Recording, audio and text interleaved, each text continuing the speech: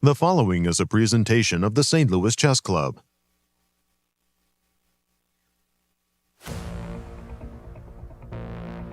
Elite Grandmasters gathered once again to showcase their otherworldly talents at the Super United Rapid Blitz Croatia in Zagreb. The final European leg of this year's tour kicked off with the pomp and circumstance befitting such a prestigious event. French legend Maxime Vachier-Lagrave looked strong out of the gate, taking an early lead after the first day of competition. However, it wasn't long before reigning GCT champ Fabiano Caruana took over, decimating the rapid time control, even sweeping his opponents in the final 3 rounds to give him a significant leg up going into the Blitz section. But impressive play from his countryman Wesley and the imminent threat of speed demon Alireza Firouzja meant a group of dangerous opponents was hot on his heels. Following a rocky start and a disappointing loss to the aforementioned French phenom, he quickly regained his composure and never looked back, clinching the title with 5 rounds remaining, tying the GCT record for most points earned in a single event, winning back-to-back tournaments following his dramatic playoff victory in Bucharest. The tour now returns to the States, where the players will tackle the 4th leg of the Grand Chess Tour, the St. Louis Rapid Blitz.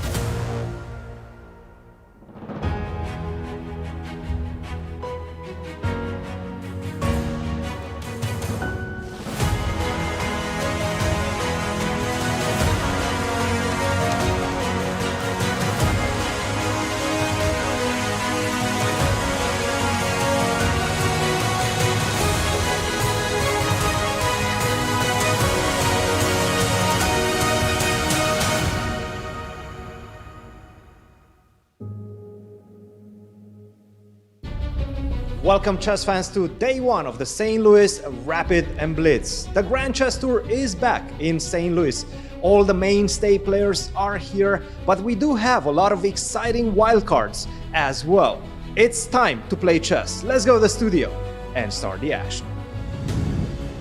The Grand Chess Tour has returned to the St. Louis Chess Club, and it's the fast time formats. Stand by for day 1 of St. Louis Rapid Blitz, starting right now. Hello and welcome everyone. I'm your host, International Master Nazi Paikidze, and I'm here with Grandmasters Yasser Seirawan and Peter Svidler. Nazi, Peter, delighted to be in studio with you both. Hello everyone, and welcome to our show. The Grand Chess Tour has made a return to St. Louis, and we couldn't be more excited. What a roster of players we have.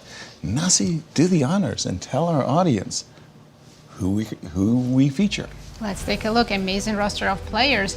And as you can see, these are current live rapid ratings. Right. The rating favorite, Fabiano Caruana, closely followed by Levon Aronian.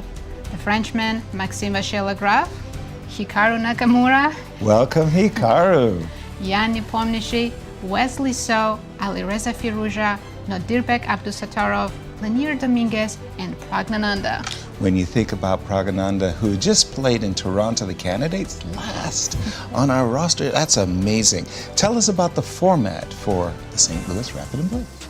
It's a 10-player round-robin tournament. In Rapid, time control is 25 minutes with 10-second increment. In the Blitz, it's going to be 5 minutes with 2-second increment. And the Rapid game it's single round-robin, but players get 2 points for a win, right. 1 for a draw, and 0 for loss. In Blitz, it's going to be double round-robin, and 1 point for a win, 1/2 for a draw, 0 for loss. And tell us the schedule. We're going to have 5 days of Rapid and Blitz. First 3 days, players will play Rapid games. Last 2 will be Blitz, and we'll have playoffs if necessary. Oh, on Thursday. Nice, thank you, Nazi. And Peter, you're going to tell us about the wildcard players. I will attempt to. And yes, the 3 wildcards in this tournament have 2 things in common. They all hail from America, and they all, in the current top chess landscape, they're all decidedly middle-aged. Which is cute. Which is very pleasant for me as a representative of what I'm told is still middle-aged somehow. We begin with Leinier Dominguez, who was born in Cuba but now represents the United States. He is 40, current URS rating 2720, as you can see on your screen, and a 2008 World Blitz champion, an extremely well-established player in the faster time controls. There you see him on your screen. and an all-round fantastic guy. I always very much enjoy meeting him and seeing him again. We don't see each other very much these days. Moving on to Levon Aronian, who needs very little introduction, also representing the States these days, 27.57 URS. And he won this event twice, in 2017 and 2019, so this is a very happy hunting ground for him, expecting good things from Levon. And then we come to, last but not least of our wild cards, Hikaru Nakamura, who is an absolute beast in all the shorter time controls. 36-year-old now. I met him when I think he was 12, which dates both of us quite well. It's kind of striking to think that he's already 36. Has won pretty much everything under the sun, in particular in faster time controls. Won this tournament in 2018 and 2021, and there he is looking ready as ever. Absolutely. Thank you, Peter. And it's my pleasure to introduce the fourth member of our broadcast team, Cristian. And Cristian, you're going to tell us about the youths of the tournament. Absolutely. Good to see you guys from the studio here next to the playing hall, next to the World Chess Hall of Fame, and great to see you back in the studio, Peter. It's been a while, and you talked about the middle-agers, as you call them. I'm going to talk about the youth, and let's take a look at the three players that I'm thinking about. I'm going to start with one Alireza Firouzja from France, the best French player right now on planet. 21 years of age, URS rating 27.75. He's so young, yet he's so experienced, and he already has won the 2022 Grand Chess Tour as well. I remember in the first leg of the Grand Chess Tour in Bucharest, what a tremendous play in the second half of that event. Definitely, I'm all in on Alireza. I think he's going to produce some great games in this one. Another player I'm having my eyes on is one Praggnanandhaa from India. We know he doesn't have as much experience in the faster time controls, but he's an absolute beast when it comes to classical. Definitely looking to hone his skills with every single event, every single Rapid and Blitz event. He's getting stronger and stronger, and he's only 19 years of age. I'm sure Peter will tell us all about him, because we know he is his disciple. Take a look at him. He's focused. He's ready to take on the challenge here at the St. Louis Rapid and Blitz. And the third player that I'm having my eyes on is one Nodirbek Abdusattorov, also extremely young. Take a look at that. Only 19 years of age, URS rating 27.69. He also is an absolute beast when it comes to faster time control. He is twice world champion, 2021 World Rapid champion, and just a couple of weeks ago, he became the Blitz team champion with the WR Chess Masters. Just an incredible young superstar, as you guys can see. I cannot wait for the games to begin. Thank you, Cristian. I must say I feel a changing of the guard with this roster. And Nasi, do the honors. Tell us about the pairings for round Let's one. take a look. Exciting round one. We have Levon Aronian playing Praggnanandhaa, Nepomniachtchi against Alireza. Great matchups. And then all-American matchup, Wesley against Fabiano Caruana. Leinier Dominguez playing Abdusattorov. And Hikaru Nakamura against MVL. That's got to be marquee. Just again, welcome back here, Hikaru. The players going to be fighting hard these next 5 days. What are they fighting for? They're fighting for a lot of money. Total prize fund is $175,000. First place, $40,000. Second place, $30,000. Third place, $25,000. Nice prizes for everyone. Hot chocolate moment. Everyone's a winner as we see the players taking their seats for the start of the St. Louis Rapids. Ooh, it's really exciting for us here in St. Louis when the players do come to town. It's like the atmosphere gets a little bit more charged. Absolutely. And everybody's wearing bigger smiles. It's great to see, there you see Leinier getting ready to face up Jan and Alireza. Peter, jump in. What are your expectations for the first round of play? It's very hard to say. This is a very, very level playing field. There is absolutely nobody you could term as an outsider. Praggnanandhaa, with his current apparently live rapid rating of below 2,700, is a little bit of a joke. Right. But we assume it will get corrected. The more he plays, the more it will get towards where it's supposed to be. He's definitely stronger than that. And yeah, first round is very, very difficult to predict. I don't think the players themselves know what form they're in and whether they will be firing on all cylinders so from the very beginning or not. So one thing to mention is we were talking about this a little bit off air before the show started. This is the slow rapid. This is 25 plus 10, which is a time control.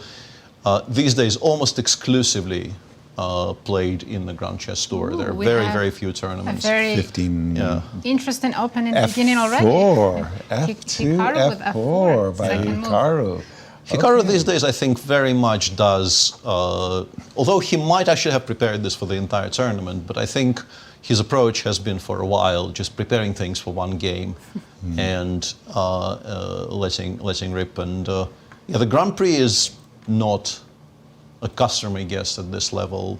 Let's see what MVL does against it. Well, I think there are already not that many games in the database in this position. Yeah, I only found 40. Really? I would have thought a little bit more. The knock that F4 has always had in a Sicilian is that it's given black this opportunity to play D4, D7, D5. And the idea is that after you capture, oftentimes, for example, a line that features knight F6, and if you were to play C2, C4, this is considered a gambit that's actually very good for black. Black gets active play, I want to say, for the pawn. So therefore, we saw bishop B5 check. Development really fast for that pawn. Exactly. And in blitz, I think, in rapid even, that would be very preferable for black. And I would expect bishop to D7, bishop takes D7, queen takes D7, D2, D3. Now this is actually an invitation to go into an ending if you want. And maybe it's not that great an ending. And the ending I'm referring to, of course, is to capture and capture on D1. White's king isn't terribly placed on D1, and it often finds a home on C2. Jump in on this one, Peter. F2, F4, not a frequent guess. Yeah, the Grand Prix these days, I think, is much more played by after C5, starting with knight C3, waiting, I think, in particular for D6 and then playing F4. Right. As you've stated, yeah, preventing D5 has always was the idea that it's much better because you're going to be playing knight C3 in almost every single case anyway. Right. So your idea is to play F4 and develop the other knight to F3, but this one always belongs on C3. So by doing this, you cut down on black's options quite well. But Hikaru goes the other way. Hikaru goes with the immediate F4, which I think has basically just surprise value. I don't think it's stronger than knight C3. I just think that he expects that MVL will start thinking. And bishop d7, I think, is an autopilot move here. If you want to be more adventurous, you could consider playing knight d7, e5, knight f6, going for the same kind of play that you've described. After d5, knight f6 immediately, let's say, if knight c3, we can play a6, and then if the bishop goes away, we can go knight b6, knight takes d5. And here we are probably going to have very, very good play, because you can't really hold on to this pawn comfortably with b5 and bishop b7 coming out. Right. And if after knight f6 white goes c4, as usual we go a6, bishop a4, bishop a4, b5 seems like black gets a lot of play, so you would expect white to take. We'll probably take with the queen, play a6 next move, and have decent play for the pawn. But once again, this is a very committal decision for black to take on move 3 against somebody who's obviously quite well prepared. After a delayed reaction, we did see bishop to d7 by MVL, immediate captures, and the surprise value has paid early dividends, 3 minutes edge. I mean, at 25, maybe it doesn't matter that much. That much. Yes. You were mentioning that this is the long rapid. By that you meant it was 25 minutes versus the 15-minute and 10 seconds that you might see on other rapids. Yeah, and in my personal experience, and I'm not a tour member, I occasionally, because I come to St. Louis to commentate, I'm sort of first cab off the rank if somebody drops out at the last minute. So I've played some tour events. Right. And in my experience, I was genuinely kind of confused what to do with all this time. I don't know whether the players feel exactly the same way, but I remember when I played in 2021, I thought, okay, 25, well, how am I supposed to spend this? It's like, there's too much time for me to think about things. But obviously, it does allow you to really delve deep if you need to, maybe even more than once per game at this level. 25 minutes is Exactly. oodles of time. Talk to us about the current position, Peter. Well, black should be fine, but I think this is why you play 4 bishop b5 check. I think Hikaru is also going to be quite happy about this. This is a very playable position. Lots of potential ways it could develop. Black could even consider castling queenside in some cases, although it doesn't look that great currently. But it's definitely an option because it's just sort of much faster than castling kingside. Castling kingside needs to be prepared. You need to spend time playing knight f6. I'm guessing e6, bishop e7. Playing knight f6 currently is very awkward because after e5 you probably have to go back. We're here, yeah. You're not very unhappy about the closing of the center, so you could actually invest the 2 full tempi on going knight f6 and then knight g8 back just to force white to release the pressure in the center. But it's a committal decision once again. So just very much a game, a position which Hikaru probably has some idea about in MVL. I'm guessing less so. But he is good enough to figure out where to put his pieces. As Absolutely. we can see, Hikaru's not at his board. He quickly made the moves and is walking around while MVL is left to figure out what to do at the board. It's talking about walking around. Let us have a walk around the playing hall Let's and check take a... Nepo's game against Firouzja. It's also a very interesting opening. Absolutely. Very unusual position, I would say. Okay, it starts from an English, a 4 knights English with g3. d5, all very conventional thus far. Bishop c5, a move that Alexander Grishuk has popularized. Knight a4. Is that the new move? Well, it's certainly a surprise for me. Knight a4. Bishop drops back to e7. I'm kind of confused. What is our knight doing on a4? Castles. e4. Alireza. Punish knight a4? Exactly, taking advantage of the fact that the knight no longer is patrolling the e4 square there. He pushes the pawn with a tempo against the knight. The knight drops back to e1. Bishop f5 protecting. Then knight came back to c3. But I heard from Dariush that maybe Nepo should have played d3 here, with some ideas of probably going e4. Yes. So like d3, captures on d3, e4 would be a nice little way of exploiting the, oops, excuse me, I'm going to get my arrows a little bit sharper, exploiting a double attack. So that's a good question. Why not d3? Yeah, how does black continue after d3? I mean, you're almost obliged to play knight f6, aren't you? I mean, e3. We can't sacrifice a pawn because it right? sacrificing a piece as well. Exactly. So knight would f6. probably go back to f6. Then we come back knight c3 maybe? Knight c. I'm also considering queen to b3, knight to c3. Yeah, and we could get some position like this. In this particular case, I must say that, and you'll support me on this one, as a Catalan player, you like your bishop. Loving that bishop, yes. Loving it. Didn't happen, however, because instead what happened was after knight e1, bishop f5, there was no d3. Jan brought his knight back, knight c3. Funnily enough, if you play knight f6, we could transpose back to d3. Yes. But Alireza said, no. Knight takes c3, b takes c3, queen d7. And for me, this is a prelude to wanting to castle long. Even though b file is open? Yeah, I would. I realize I'm taking a big risk. But anyway, queen d7. He's trying to, I think he wants to also take the sting out of d3. Oops, excuse me. He wants to take the sting out of d3. He could also be just thinking rook d8. Peter, weigh in on this one. Knight a4, a little bit off the beaten track. Yeah, knight a4 is an interesting, fresh idea here. My immediate thought was, I became interested in the question, can we even play bishop takes f2, king takes f2, and d4, with the ideas of queen f6, queen d4 check. And the machine says we're not even losing immediately, but it's not great. Okay. So bishop e7 is a sane reaction, castle e4, knight e1. And here, once again, this is, I mean, obviously they both know, but my screen does suggest that I'm not insane.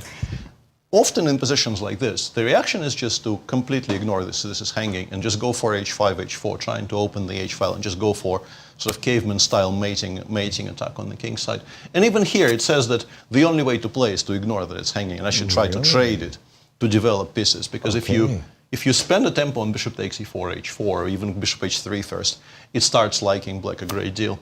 But Jan is playing very quickly, so my assumption here is that he knows that he is very much aware of this idea of playing knight a4. Now the knight returned, and we have the current position. I think queen g7 is a useful move because it combines all the things you want to combine here. I think h5, h4 is still very much on the board if white decides to play something slow. But in case of something like d3 or rook b1 or queen a4, having the queen on d7 is going to be very useful because, for instance, after rook b1, we can definitely consider castling long. We can consider playing b6 and not being afraid of queen a4 as much because the knight on c6 is protected. So queen d7 is a very flexible move here.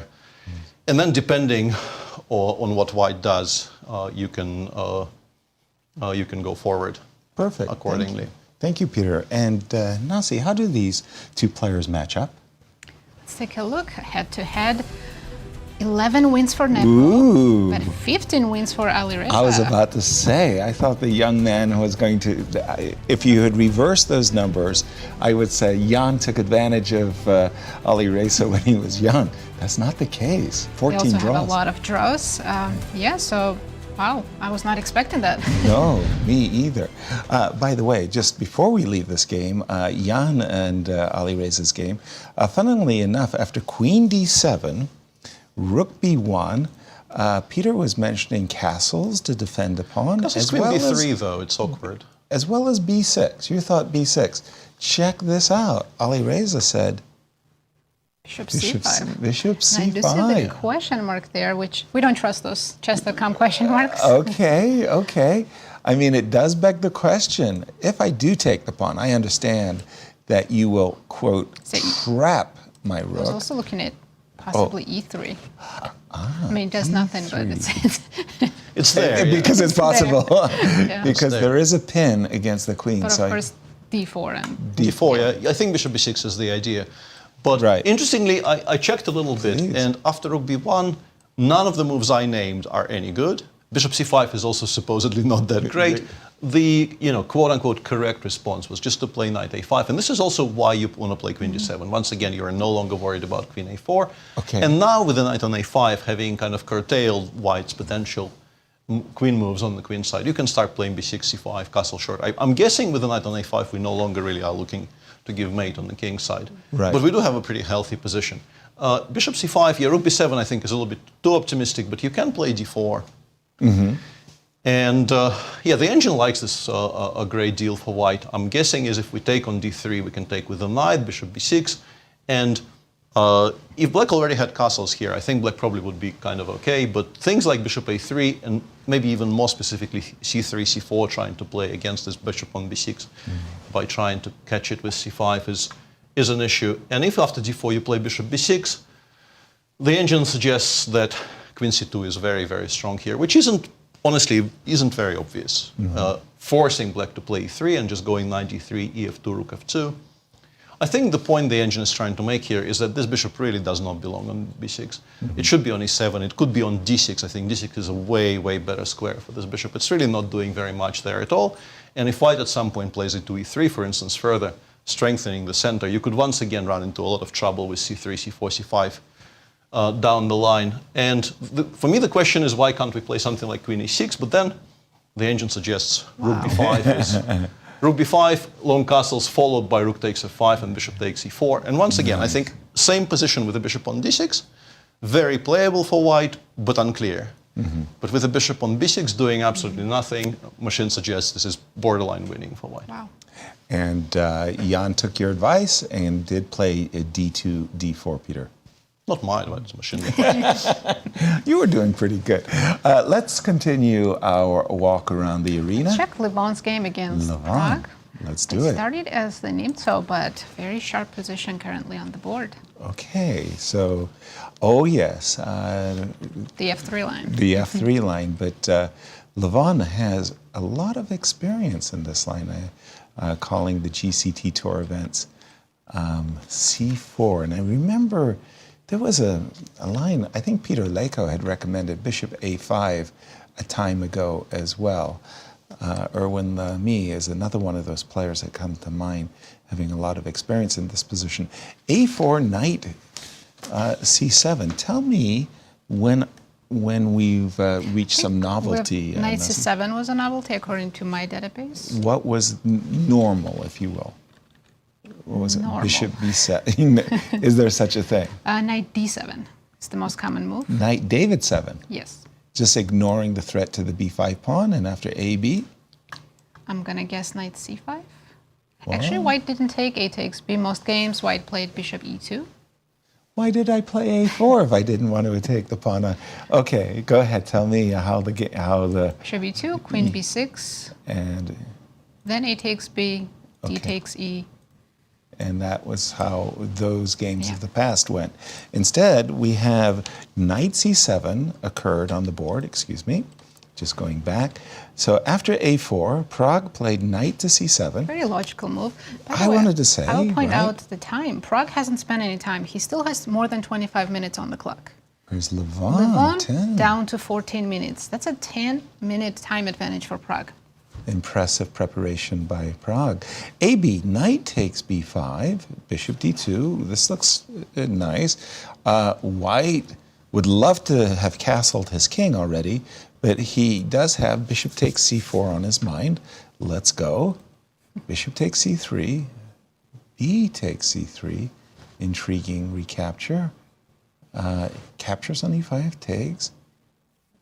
Knight E4. Yeah, Knight E4 I think is a very important move here because I think this entire line revolves around white comfortably finishing development without losing too much of their center. Right. Because if that happens, I think black is just completely busted with three pieces still completely undeveloped. And if you imagine white completing C4. C3, C4 and castles, black will be in desperate trouble.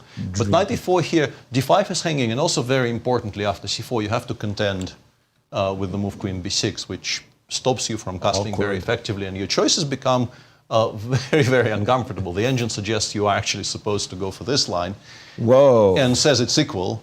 But considering that Levon has already burned 10 minutes, I would guess he doesn't know. And if you don't know, because like Bishop F5 and it continues, like you have to continue making quiet moves here. Like it goes Rook F1 and then like the line currently on my screen is something like this, allowing Knight F2 check and Bishop takes B1 in every single position. So, good luck deciding on this. Right.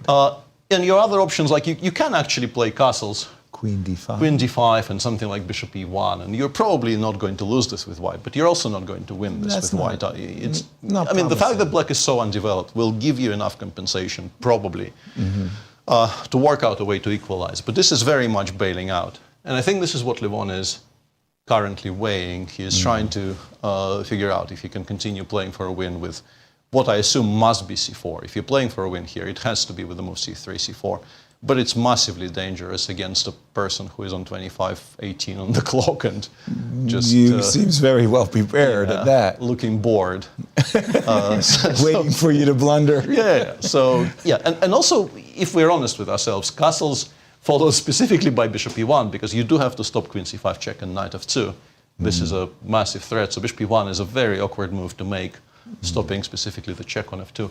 If this is your best option, it's not very easy to settle on. So Levon is no, I wouldn't be enthusiastic. In some trouble, I think. I wouldn't be that enthusiastic about that Bishop E1, but the castles, Queen takes D5. I thought that I could in this line potentially. You could, Queen C5 check. Knight D4. Yeah, the idea of it. You have Bishop F3 in the end. Yes, that was my idea. That I have Bishop F3. But many things are still hanging, so I could consider, including Bishop B7 here, perhaps, and Knight C6 actually. Is actually awesome. Just going after the material straight away. Because Bishop E3, Knight takes C3, at first glance works out very well for black, right? Because more things will be hanging on the white side of this position. I'm quite sure. I think, I'm quite sure. Where did all the white pawns go? Okay, Nazi, where would you like me to go next? Well, let's check with Wesley and Fabiano Caruana. Definitely more calm position compared to the last three we have looked at. As we all know, Fabi is a triumphant return from his European tour where he Fabi is currently leading the Grand Chess Tour by a significant margin. A5, A4. Again, these Joko piano positions, so hard to decipher them. But A5, A4, pausing any Rook A5. Rook A5. Guess an idea is B5? B5 and bishop E6 as played in the game. You're preventing the bishop from escaping via the B5 square, and then you are trying to run it down and either exchange it or force it to D5. Or So to be clear, in case here of I think I'm playing E6, bishop B5 in a hard. You're yes. giving the white Yeah. the option of avoiding the change, but Rook A5, doesn't that strike you as? It's a very kind of modern and fashionable way of playing these positions with white. The A5, A4 plans have become very mainstream, and this is often how you follow it up. My goodness, modern chess. What can I say? B4. Here we Hard go. to keep up with it. It's tough. And D4, and Fabi's knight is on G6, and we've got kind of these doubled pawns on E5 and E6 that are actually rather commonplace. Fabi has a little bit of a time advantage as well, 7 minutes at the moment. Okay. How do you like White's position answer? Do you think Wesley got any advantage out of that? I don't. I'm looking at the position. I'm rather loath to capture on E5 and play bishop E3. So I probably would play bishop E3 just, I don't know, prepping myself. I don't like my bishop on D2, but I don't know what my plan is as white. I really don't know. Let's take a look at, having mentioned the GCT Tour and our current standings, and here we have it. Yeah, this is standings after Croatia. So Fabiano Caruana in the first place with 22.25 GCT points. It's comfortable. It's very comfortable because Alireza, who is in clear second, is more than 5 points, less than 5 points behind. Right, needs to have 2 good results. Then Pragg in third place, Gukesh in fourth, MVL in fifth, and as you can see, Anish, Nepo, Wesley, and Nodirbek accordingly. Yeah, rather surprising to see Nodirbek at the bottom of the table there, because as we know, he's such a powerful player, a force, as we get a good view of Wesley and Fabi. Wesley, listen to your advice. He played bishop e3. But again, I mean, I'm good at one-move chess. I'm just a little bit curious. What's White's plan? What would you imagine Wesley would like to accomplish here, Peter? Yeah, these are very tricky positions. They arise quite often from all kinds of Joko pianos these days, and they're very difficult to navigate, because White does have a little bit more space, but you do have to watch out for Rook takes F3 ideas. In particular, I think the move 97 kind of hints at some Rook F3, Knight H4s somewhere here. Right. What you want to achieve is, I guess, you almost always want to play B3, B4, to gain some time to further, hem in the bishop on b6, to hint at maybe in some positions of trying to push for c4, c5, to open the idea of playing queen a2 and attacking the e6 pawn that way. But it's really not a question not the answer to the question you asked. It's not a plan. It's a slightly strengthening move. Right. As for plans, I'm not entirely sure. You just shuffle. Some trades might be slightly better for. I think probably removing one pair of knights, and if you could take the knight on g3 and any of black's knights off the board and play g3, king g2, maybe you feel slightly better about life, because you've removed off the board the one piece that you really don't know what to do with currently. But yeah, I don't think I have a comfortable answer for your question here. And we do, as you suggested, a slight hint that rook on f8 takes f3, and as you said, you imagine that exchange sacrifice followed up by knight h4, and Nasi, you kind of have some awkward feelings, right? Uncomfortable. Yes, with White. Exactly. Yeah, okay. Fabi's looking very comfortable. Let's check with one game we haven't looked at yet. It's Dominguez against Nodirbek.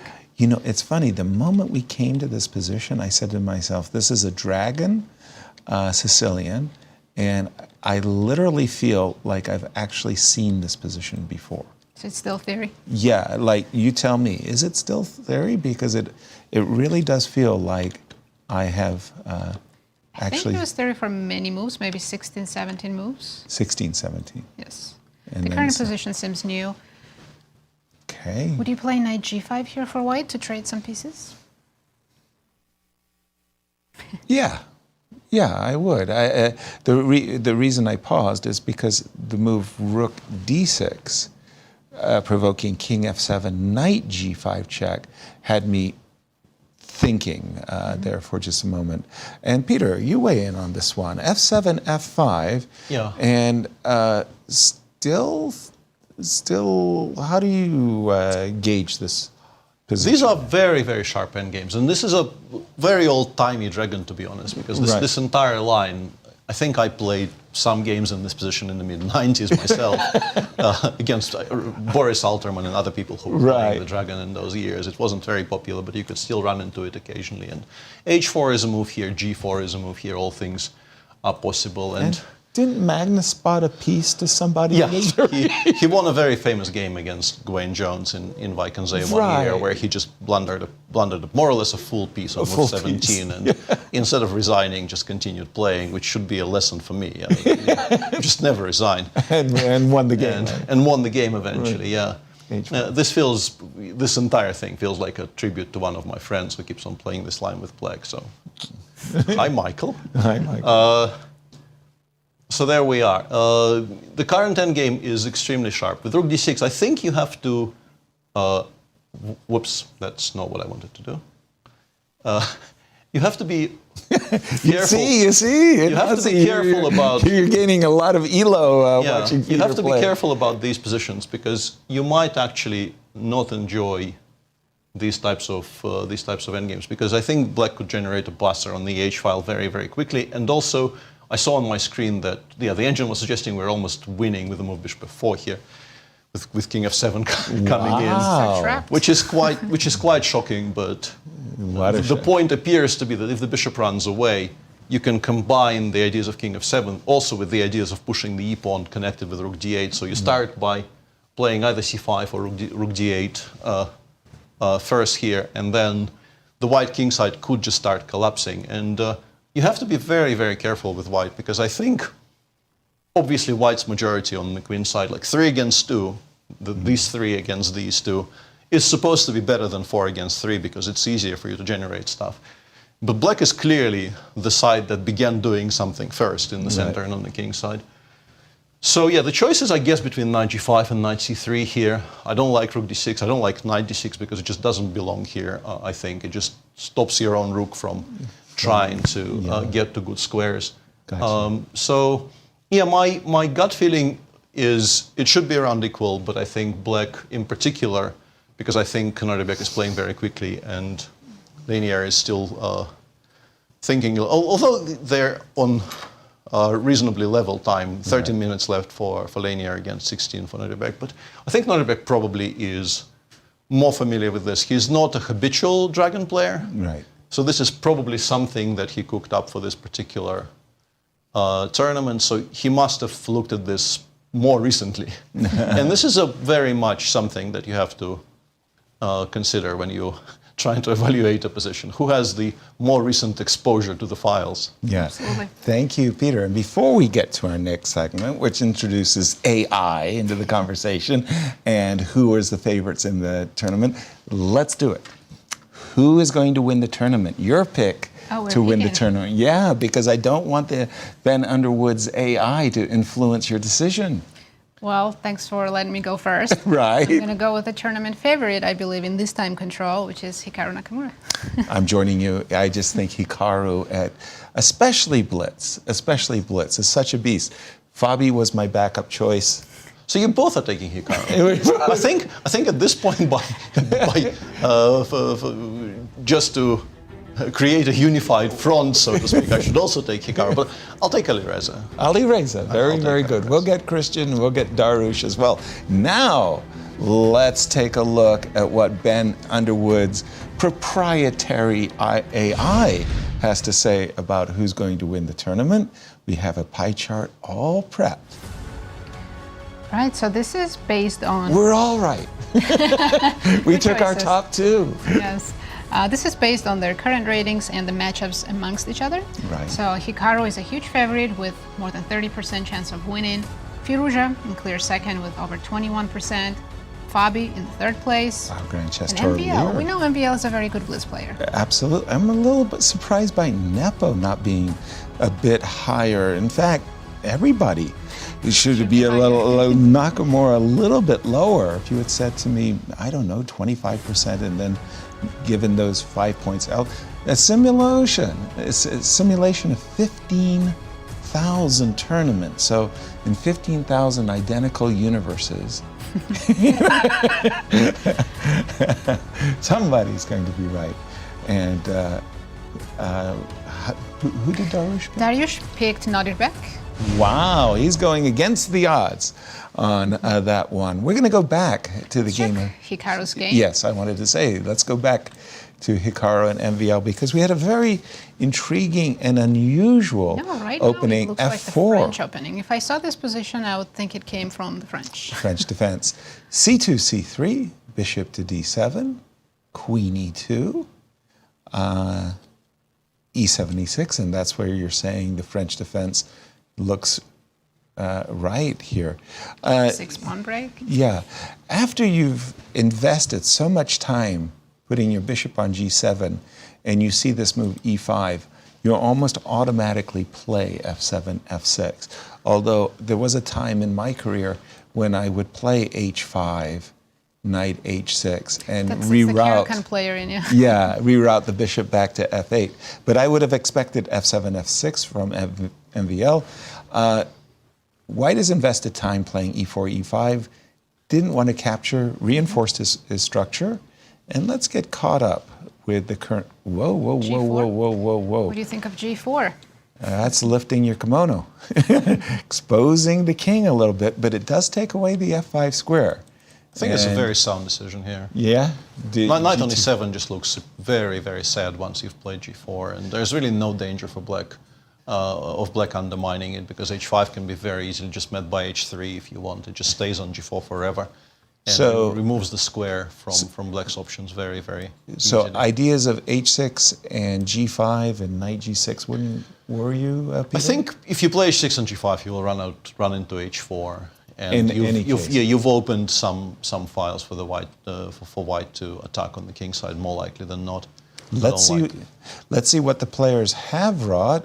The knight. Hikaru's knight made all the way to D6. Excuse me, but that is a very handsome-looking devil on the D6 square. On the But other hand, MVL's rook just got on the second rank. just a second. Wait a minute. Knight B4 introduced a counterspiel. Rook to C2. But can he keep the rook on the second rank? That's the question. Wow. To my mind, this is an extremely sharp position because obviously this rook is relying upon this knight. E3 is a threat. Yeah, A3 is a threat. Bishop to D2, potential threat as well. In the meantime, this knight on D6, while it doesn't really bother anybody, it does reach into the position and it prevents, let's say, a natural Doubling doubling of the rooks, yes. of the rooks. Peter, weigh in on this one. 15 minutes to 9 minutes on the clocks, but what about the position itself? This looks very nice for white. Interestingly, after B5, the engine was suggesting, and also if you consider it for a second, I think you can translate it into human language as well. Knight A3 is not a bad move. It's still very decent, but the reason the engine is critical of it is that developing it the other way actually creates A stronger the threat of putting it on a square. D6 is very beautiful. C5 is deadly. If it lands on C5, E6 probably just falls, because you will actually run out of squares to protect the E6 pawn from. Like if you make a couple of really bad moves to illustrate, like something like this is just lost because it's hanging. If I need to, I can attack it with the other knight as well. It's just black position starts collapsing. So knight BD2, knight A3 looks sort of more forcing, more aggressive, but knight BD2, black would need to make some very, very uncomfortable choices because if you play C5, C4, yes, you've ruled out knight B3, C5, but your counterplay on the queen side now is completely, well, it's not dead, but it's stalled because you have to play B4, you have to take on C3, put something on the B file. It takes a long, long time. Whereas for white, you can already start trying to find some incursions on the king side. Rook F2, Rook F1, knight G5, knight F7. Black really is cramped on the king side, and if you play something like CD4, CD4, you really have to stop knight b3, knight a5, and if you have to play something like knight a5, we can even just play b2, b3 here and say everything is completely under control. White arguably is better on the queen side, better on the king side, more space, more plans to improve your position. Just a very, very nice dominant position for Hikaru here. In the game, in this position, night before, I understand MVL's desire to put the rook on c2. But the engine was suggesting going knight a5, knight d6, and something like, let's say, rook b8. I think with the intention of just going knight c4, more or less immediately, even if it costs you a pawn. Right. Once again, just for illustration, something like rook f2. So this is what I think we kind of want to get here. As black. Suddenly the knight on e7 got a very, very nice square on d5. Yes, it cost us a very healthy pawn, but our by far the worst piece we had, the knight on e7, which had more or less no moves, is now dominating over the board. We have files on the queen side to launch some kind of a counter-attack. Most endgames, I think, will be fine, actually, because of the bishop will come back into the game via the f8 square. This bishop is going to be quite passive. It's very restricted by white's own pawns. So this is, I think, the way it should have been played. The way it was played night before, and then instead of knight d6, immediate bishop d2 was maybe even stronger. Okay. Because according to the engine, it actually prevents rook c2 altogether for reasons. I'm guessing queen d1.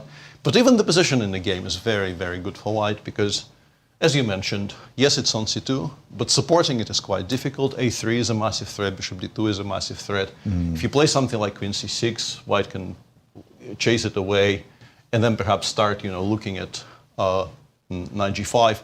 Or even supposedly this move knight e1 is extremely strong because the rook actually kind of runs out of squares. This is very funny. Wow. We can actually chase it and catch it over there. Because the rest of the black position is just completely unconnected to this rook. It cannot be supported by anybody. So I thought king g3, but unfortunately it's kind of more brute force here with bishop g5. Right. Black is in trouble. In the current position, could MVL play rook b2 and try to keep the rook on the second rank? Yeah, rook b2, I think, this is maybe a bit tricky because the engine suggests doing this a little bit two-step. And now I'm guessing we remember suddenly that we're playing a Grand Prix. And in the Grand Prix, the idea of playing queen h4, knight g5, and just giving mate on the king side is very, very prominent. And suddenly, it's very much on the board again. Because if you imagine, a5 is a bad move. I'm just trying to illustrate.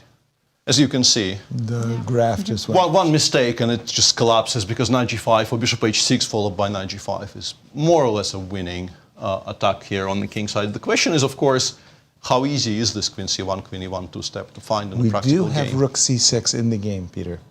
Yeah. Whoops. Once again, that's not the move. In many cases, I think you would maybe even want to sacrifice this exchange on d6 just to get rid of this octopus on a very, very strong square. But black is kind of, I think, ill-prepared for it here. This is not going to be fun for MVL. And MVL down to 5 minutes already. I was about to ask that. Tell us how these two players match up. And talk about world-class players, too. They must have played each other. You could write a trilogy on their matchups. Look at that. 55 draws. Wow. Stop and with that. 12 more wins for Hikaru. Yeah, it's 39-27. Those 27 losses. Wow. These players know each other too well. Indeed, and there you see their rankings as well. Rook to c6 on the board, and you were just telling me about the clock time. So, what was it? 13 and a half minutes for Hikaru. 13. And 5 minutes for MVL. Okay, and so Hikaru could potentially now start playing against the clock as well. Exactly. The move rook c6, at least what Peter said, and you notice there that in Peter's description of the position, he was talking about being a pawn down with the knight on d5, and my knock against Peter is he's only happy when he's a pawn down and has the play. But this sacrifice, rook takes d6, has my attention. And by the way, Hikaru is also looking at knight c2, which is a little bit annoying. You're getting forked. The bishop on e3 requires protection. He played knight g5. Wow, wow, wow, wow, What's wow. the idea after knight c2? That's my... Did I I steal was your gonna, question? yeah, that's not fair. I was going to ask you that first, but you got it. Okay, I guess rook it's takes rook f8. f8. Yes, Bishop takes, and I think Hikaru probably thinks he's giving mate with queen f3. right. That was my intention But as well. Look very scary. Seems like it's holding barely. You have to play knight c8. It might actually be the absolutely only move in the position because you have to stop queen f7 check. Right. And rook f1 now. Right. And it does look unbelievably threatening, but already hasn't happened actually. He's already played knight c8 first, which is also Looks just very okay-ish, scary yeah. for black. Yeah, this does look scary. By the way, it happened very quickly. MVL's short on time. Knight g5. There's a certain moment that you trust your opponent. Everybody can see knight c2. Right. Hikaru didn't respond to knight c2. You kind of say, okay, I trust that knight c2 is not good. Peter, knight c8? Was that... Actually, a very solid choice as well by MVL because in the same lines that we were discussing, f7 is now covered already, so you can no longer really go for these types of sacrificial plays with rook f8 and queen f3 because black will just take on d6 twice and say thank you very much. Right. Which means that you kind of have to beat a retreat or maybe trade on c8, but this is obviously a very heartbreaking development for white, trading this fantastic knight on d6 for this, stupid, Maybe most stupid of horse. Hikaru's advantage is gone now. Yeah. Queen d2 here is an Queen interesting d2. move. Yeah, Like an in-between move. It defends e3. Well, I mean, it does ask the question, if you take on d6, at least I have an option. Well, I can still play knight c2. Yeah. But if I'm taking, if you take, I Take don't on b4. think you want this, do you? Knight I mean, c4 or even knight e4 in some positions just to Yeah, get I rid of don't this like knight this. on g5. yeah, All of a right. sudden, like, what is my knight doing on g5? And True that, and what Peter was just mentioning too is knight e4, and somehow white's g4. Ah, you see, see, coming back to haunt you. But I liked your queen. Just a Me too. moment. Let's think about this. If Hikaru was dead set, I mean, he really wants to checkmate. No, rook f7 is I was thinking to put some piece on f7, but right. it doesn't look good. Knight c2 is still a threat, which is an issue for Hikaru here very much, because if you play rook f7, I will take, and then I will go knight c2, Exactly. and this will cost white material. Look at that. Correct. MVL seems confident. He just walked away from the board, even though he has less than 5 minutes on the clock. Exactly. Ooh. I think after knight c8, he No. can finally breathe. You know, his position's not in immediate danger anymore. Peril, yeah, exactly. And,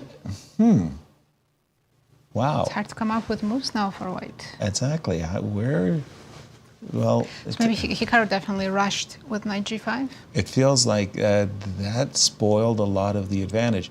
Let me just investigate those queen f3 ideas once more. Takes. Take I'm with the not- rook. Yeah. Queen f3, intending. After Oh, but h6, it'll h6. cost you, yeah. I lose a piece. It'll cost you a bit. Indeed, I don't have time for rook f1. h7, h6, queen f6 takes a piece. I'm not convinced. It's not. No, Peter. It feels like this move knight g5 actually spoiled much of the advantage for white. Does feel like that, yes. Yeah. Let's go back to that, yeah. Wow. Okay. I think Hikaru's gonna take a long thing here. Okay. We check with Nepo again against Firouzja. Let's do it. We're going to jump to the game between Jan and Alireza. For a second, there's I a thought white rook on d5. Wait, Stuck on d5. like, what's going on? Okay, so when we left it, we had left it in a very intriguing moment. After d4, bishop went back to b6. And while the bishop is very secure on the square b6, it also really lacks possibilities. a4, bishop h3, I don't know, but as an English opening player, I would really like to play white in this position. And rook d5, bishop a3, c4. I like what Jan has done. I like it more and more. I mean, You're not worried about your rook getting trapped somewhere in the center? no, I've got rook d6, I've got rook e5. Rook e5 is actually not great at all. Rook d6 was more natural and much stronger, it seems. Yeah, Rook e5 d6 is a slightly mystifying choice here by Jan, because now it will actually run out of squares. If black plays knight e6, you have to suddenly start worrying about the idea of bishop a7, b8, and the rook will get dropped. I'm pretty sure Jan is intending to follow it up with d5, but for some reason, suddenly black starts developing a very strong attack here. For instance, after bishop g2, you can play rook e5, queen e5, and play f5, f4, and I'm getting strategically, scared. I think white is still doing quite well, but it doesn't really matter if you get mated. We do have a first result, sorry to interrupt. This was a draw between Dominguez and Nodirbek, or I think one of them claimed the draw. Okay. I think there's a threefold in there, just checking with the arbiter. Or Let me just bring that. maybe repeat one more time. Yeah. Oh yeah, it was a piece. Oh, bishop f8 check is very cute. Right. Bishop f8 check. Bishop f8 check is a very And then cute move very there nice. a by perpetual. Leinier. Yeah, that was the perpetual. And Yeah, they're just repeating it. It's going to be a draw. would you like us to do it one more time? Asked Leinier Dominguez. And a draw in this game. And Yeah, back to the game. Firouzja did play knight e6. We might just see all this analysis that Peter was showing us. yeah, I also had that, and I was very perturbed, I want to say, by this move f5, Actually, Nepo didn't play Oh. d5. Nepo didn't play d5. Nepo, I think, realized that things have gone slightly Something, pear-shaped. yes. Yeah, and he is now gambling because he's gone bishop g2, which takes much of the sting of from this idea of knight g5 followed by f4. Bishop b8 is a very natural follow-up by Firouzja. And this is an interesting spot currently because the rook isn't hanging yet. If we just, I don't know, do something, yeah. Right, can't take the rook. You can't actually take it because your own rook has no squares. Right. But it will start hanging eventually. There will and be a black, moment. Black will find a way to give it a square somehow. Exactly. For now, you can maybe play something like rook b1, indicating to black that you still have to worry about this pawn on b7. And the responses the machine likes the most here are, I think, quite difficult to play in a human game because my top line on the screen currently is bishop c7, No way. with the idea of meeting queen takes b7 with rook b8. So you can sort of explain it to yourself once you've put it on the board. Right. But I think the biggest challenge after rook b1, if rook b1 indeed is played, and it has been played by Jan, by the way, Right. the biggest challenge here is actually landing on the move to bishop c7 as a candidate to think of. Would never come Exactly. to my mind. Exactly. I would be looking at f4 maybe. Yeah, F4. the issue with f4 is that you're inviting knight g4. And then the rook on f6. Yeah, and then once again you either have to give white this trade, which is not that bad because like white obviously very much welcomes the idea of being able not to lose this rook but to trade it for something, or you can take on e5 and this knight progressing from e3 to e5 is once again something that white I think welcomes quite a bit. Well, especially if I can win the e4 pawn, right? I mean, I drop an exchange, but I pick up this really beautiful e4 pawn. This one is, I think, heating up very, very nicely. 7 minutes against 4 in a position where there's plenty of pieces on the board, a lot of very sharp calculations to be made. I'm really enjoying this game. This is going to be fun to watch the last 10 By the minutes. way- of. Game on 3 results, anything can happen. Absolutely. Bishop c7, by the way, is a move I would come to when I realize there's actually no good way of protecting b7. Right. And then the thought that, well, if you take on b7, I can play rook b8, starts to make me think, well, bishop c7 might be my only move, in fact. I think that currently the second best move the machine suggests is much, much more human. Is a move queen f7, d7, attacking the pawn on d4 and intending to play queen takes d4 after queen takes b7 and just starting some mess in the center. Gotcha. That is a Alireza far more human move, isn't Down it? to 3 minutes and 20 seconds. It's a very tough position to play with no time on the clock. Exactly. But now I'm thinking about queen d7. Nasi, jump in on this one. I like queen d7, the counterattack on d4. I know, that's very annoying, actually, isn't it? How do we defend that pawn? Well, that's my annoyance. Yeah, the engine goes queen b7, queen d4, bishop b2. Queen b7. Yeah, queen d4. Queen Bishop b2 is a very cute move, protecting the rook on e5 and also chasing that queen away. And here, currently, the suggestion is to play Queen A7. Continuing to play this kind of really strange geometric. And our rook is still stuck on E5. Yeah, it still has no squares. And you know, the crazy part is if you show me this game, I go, yes, of course, this was played in the Computer World Championship. I mean, it's such an alien-looking way of playing. The rook on E5 is somehow the Alireza down to mysterious. less than 2.5 minutes in the meantime. And That's a huge clock advantage for Nepo, more than 5 minutes now. has Hikaru answered the issue that MVL has laid for him, the challenge? He had played knight g5, and whoops, I do see a trade of the knights, and I do see a knight sitting on c4. And Peter will tell us this is a remarkable transformation for MVL's position MVL. has improved a lot. That knight on e7 transferring itself to c4. It's a dream come true. Yes, it is. It really is. And for Hikaru, the clock time's kind of He's catching up with MVL now. evened out a little bit, right? Hikaru's down to 5 and MVL 3 minutes. White is still completely fine, but The trend. Not winning. Considering how dominant it seemed, prior. Hikaru was in the earlier stages of this game. This is very much a downgrade. And again, for those of you joining us late, Leinier, Dominguez, and Nodirbek have already made a draw. We have 4 games in progress. I want to go to By the way, Wesley. if I'm not mistaken, Levon is down to 13 seconds. 13 His game against Prague. Seconds. So Let's his have a last move look-see. must have been made with 3 seconds. Wow. Starting slowly. When we left it, Levon had a challenge. Knight e4. He played knight g5, a move I must say, did not look at, and I'm quickly catching up with the players to try to understand why Levon has taken, well, he's down 2 pawns, down but it's 2 opposite pawns. color bishops. Yeah.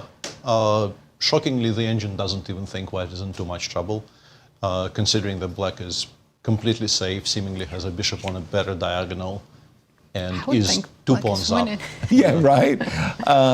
Yeah. But you Okay. probably can't actually keep both of them, because a7 is hanging, your bishop on b7 will be hanging in some positions, and the pawn on g5, I think, is very, very, queen b7, queen c3 is what I think Levon missed. I must confess that it took me a while to see queen c3. It's obvious the moment you put it on the board, but at the time I was playing queen b7, you know, like, what the heck? I think c4 was just a mistake, because I don't think Levon intended to be 2 down and also to trade his bishop pair for...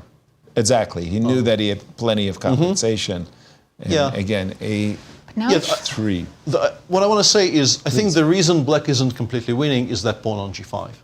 Because black will find it very difficult to comfortably solve the back rank issues and just, safeguard the king. Because you definitely do not want to be playing g7, g6.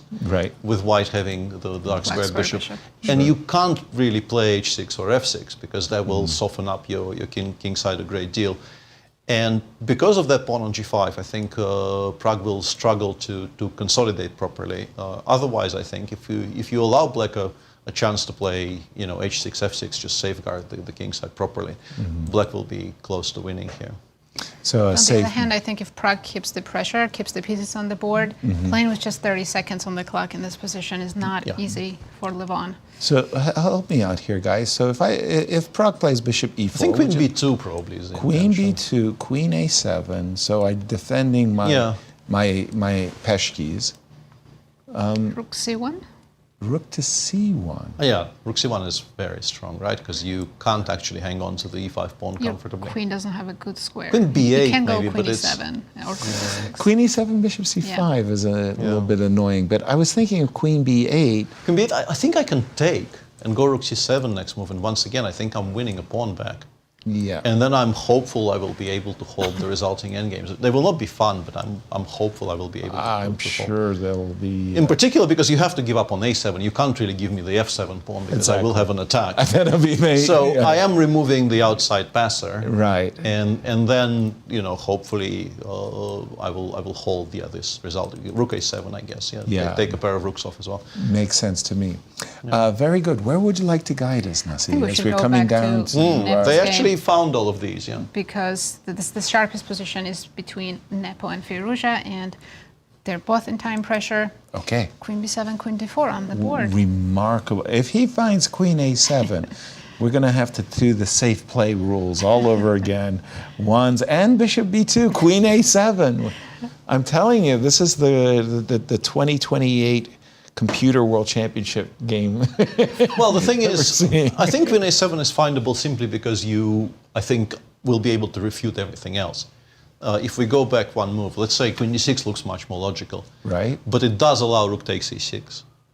It does allow, pardon me? Rook takes e6, because g7 is being x-rayed. Oh. And white suddenly solves all of the issues of the pieces being currently stuck in the center. Yes. You have to take with the queen. Yes. I will take on f6. You have to take with the queen again. Yes. And I can even play rook b6 and start just picking up Some pawns. your king side. Oh, sorry, queen side.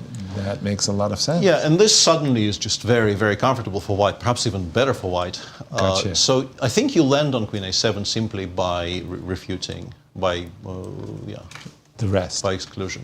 So we're analyzing Nepo's game against Firouzja. On the screen Right. at the moment, we're seeing Levon against Oh, Pragg. yeah, we should be switching cameras there. But after the move queen a7, what we have on our analysis board, once again, wow.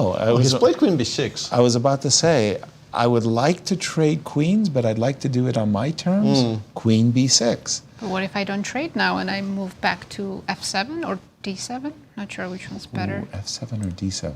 Yeah, the engine very much likes the idea of queen f7, followed up by either the immediate f4 or bishop takes e5 first and then f5, f4. And once again, just trying to launch something on the king side more or less immediately here. Queen a8. Queen a8. Okay, that is a little bit too too fancy. Well, I was going to suggest that after queen f7, I would take the pawn on a6, inviting. Bishop takes e5, f5, f4. I might feel a little bit more dismayed by. Oh, oops, but I wasn't afraid of bishop takes e5. Queen a8, look at that. Yeah, queen Not a6 is just expecting completely unplayable if we can. Oh, it is unplayable. Yeah. Okay, queen b. Oh, let's do this again. Queen b6, queen f7. You cannot take on a6 for a very prosaic reason, unfortunately. Please. I'll take on e5 and go knight c5, and I'm just collecting everything. Oh, that's a tempo. Bishop's hanging, yeah. That's so annoying. I have no. Oh, thank you, Peter. That was a blind spot, as we say here in St. Louis. Good morning, St. Louis. Queen a8. What do you think of them apples, Nazi? No words. Queen a8. I can't other checkmate the queen, can I? Queen d7. Yeah, I think for us, in particular for you and I, Yasser, for the old fogies, there is a huge temptation here to launch into the kids today monologue, because I think it's very much a move of somebody who's sort of conditioned to look at everything. There are no blocks in Alireza's mind about making awkward or even ugly-looking moves. Yeah. So my guess is, had he seen that queen takes a6 is impossible after queen f7, he would have played queen f7. Right. But he hasn't, and queen a8, yeah, it looks odd, but he wants to play bishop c7 next move and drive the queen further back. It's not a bad move, it's just that it's worse than queen f7. Yeah. But the larger point here is that a lot of people would not have considered queen a8. Yeah. Because of just how... Aesthetics. Yeah. But aesthetics don't play, I think, a very large part in the way kids today calculate. This is something we don't see often. Nepo has less time than his opponent. He's down to 35 seconds. Wow. Against Firouzja's 2 minutes. But by the way, I mean, the move queen a8 does throw down a challenge. It throws you off also. Yeah, bishop c7 is the threat. Rook to d1 on the board. But bishop c7 is a threat, kicking the queen away.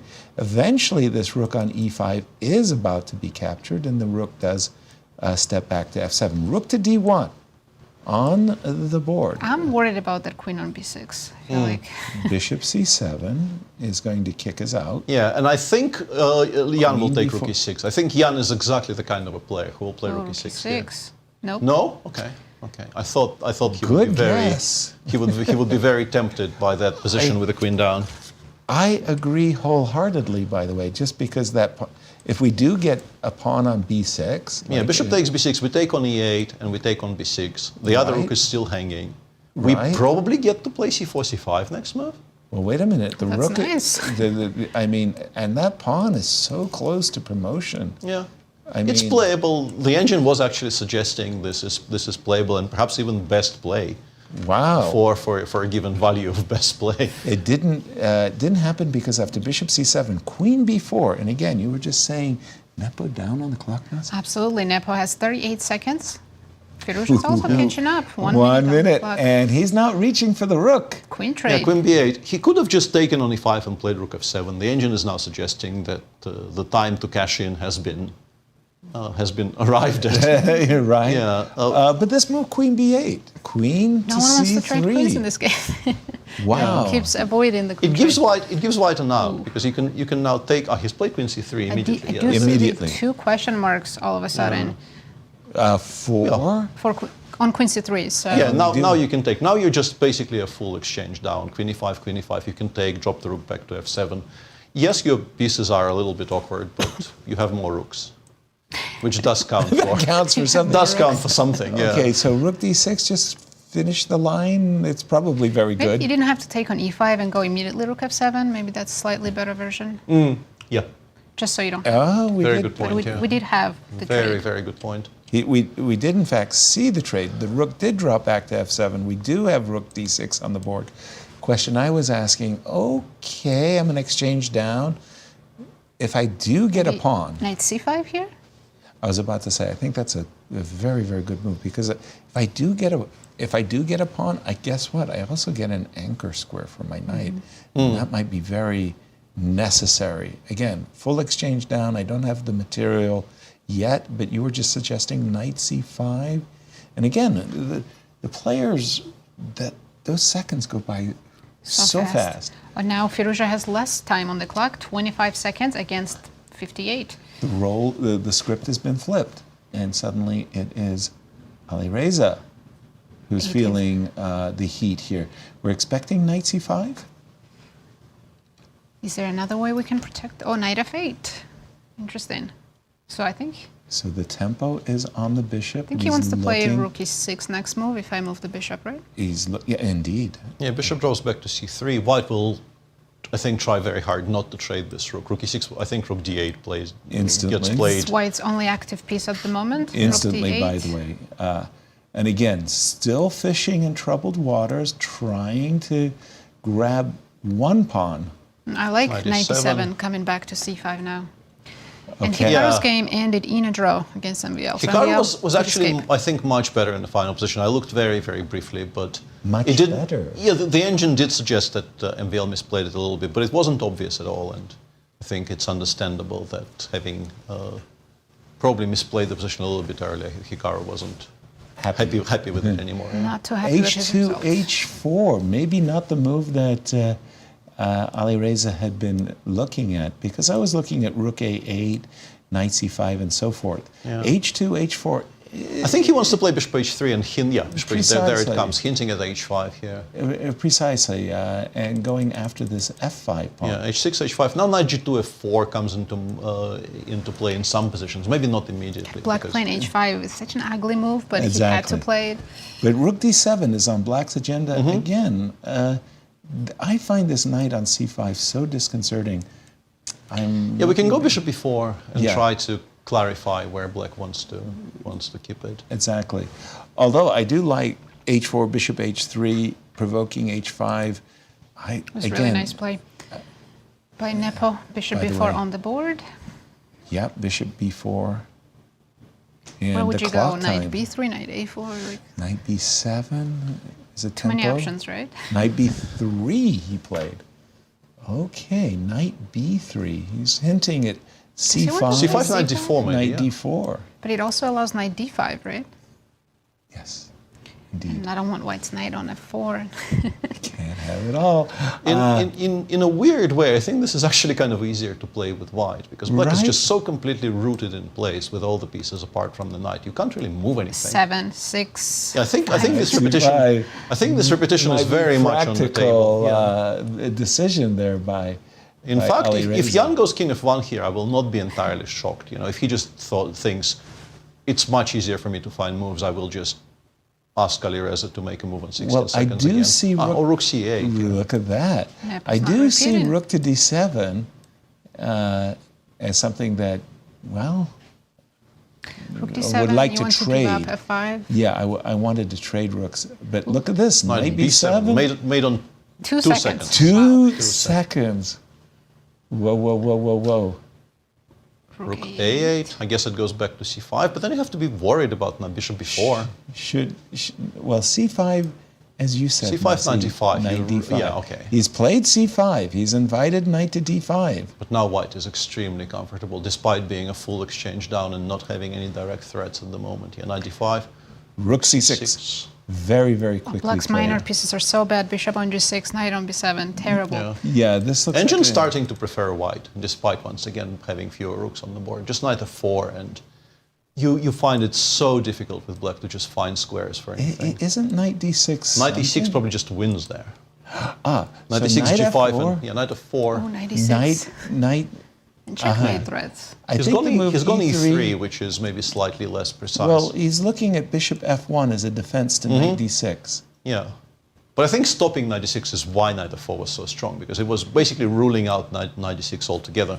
And this is a huge deal, because this is where the knight needs to be. Right.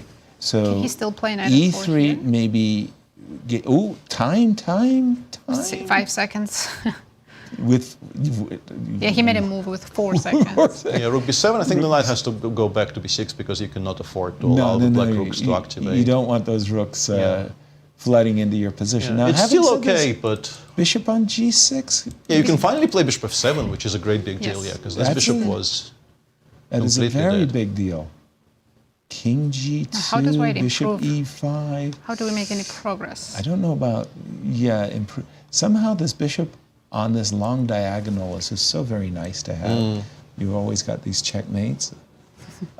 Rook takes a6, knight takes c4 yeah. is an issue. I think we've reached a kind of an impasse on the queen side. Right. Black definitely with the bishop on e5 does not want. Oh, okay. I wanted to say Whoa. black does not want to give this exchange, but Alireza clearly disagrees. Yeah, takes. Rook a7, king g6. I guess he sort of stabilizes, but yeah, with this bishop on the long diagonal and the rook as active as it is on a7, black is never better.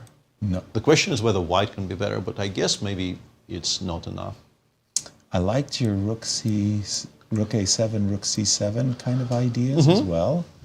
I mean, but hold on again. I think the reason it hasn't been played yet. Whoa. Oh, didn't Yeah. see that. Maybe rook c8 now? And rook c8 now. Yeah, this equalizes, but For a moment there, I was wondering, wasn't white a little bit better?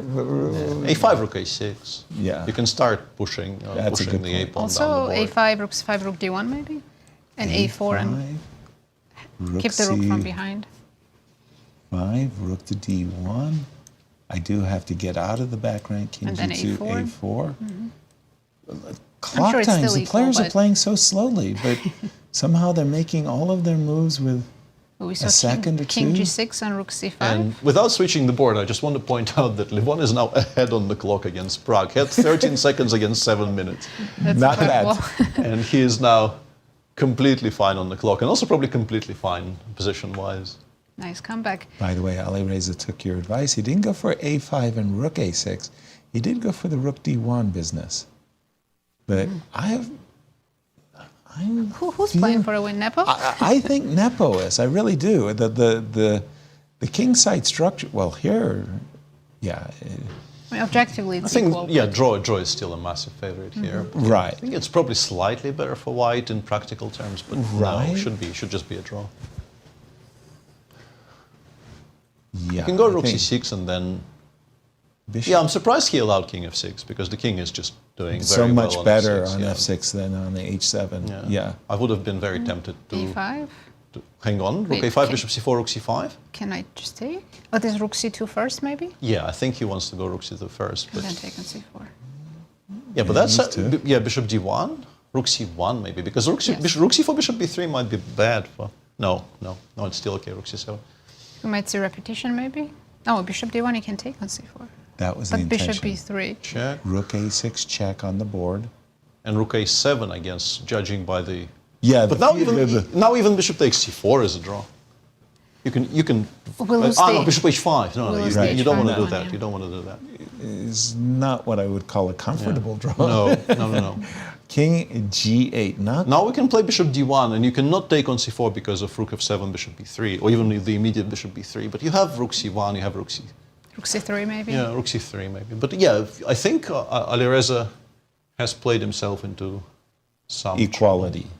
some Rook. slight trouble. Rook c1. I was going to say, I didn't see any answer to rook c3 followed by g6. Yeah, but I guess he will do it next move because bishop b3 has to be played, and we can play rook c3 now, True. and then we can play g6 next move. No, rook c3, yeah, rook b7. Yeah, it's still fine. Just take on... Even just simply king f8 here, the engine says you will never be able to push c4, c5. It's just Wow. the pieces are too tied up to be able to What move forward from here. What a complex game this was, where the rook was seemingly floating on the e5 square for so long. There's so many tactics, such dynamic play, and both Right. players in time trouble. Yeah, the way to misplay this, bishop a4 here is actually a bit of an issue for black. Why Bishop can't A4 black now? take rook c4? Oh, there's rook rook f7. F7, bishop F7. the question is bishop takes c4, but I guess we go king h2, yeah, and this is winning. And We sidestep probably- bishop f1 check, and then the pin will actually cause black King mistake. So bishop a4, ooh, g4. So what? Whoa. Whoa, did not see that coming. g4. I think I would play rook c3 here, though, I must confess. But wait a minute. What's wrong with taking? Taking the pawn, wait a minute. King g3 is Yeah, he slow. wants to run towards the Oh, king f6 goes to square. f6. Yeah, but Yeah. that's so slow. Rook Yeah, I C3? don't know about this.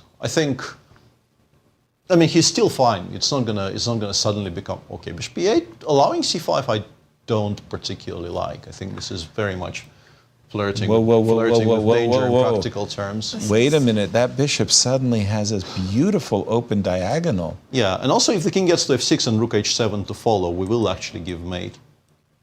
Yeah, this I think, like actually king f4, king e5, king f6 here. Although f5, f4 might be an issue. Yeah, maybe we don't Immediately. rush.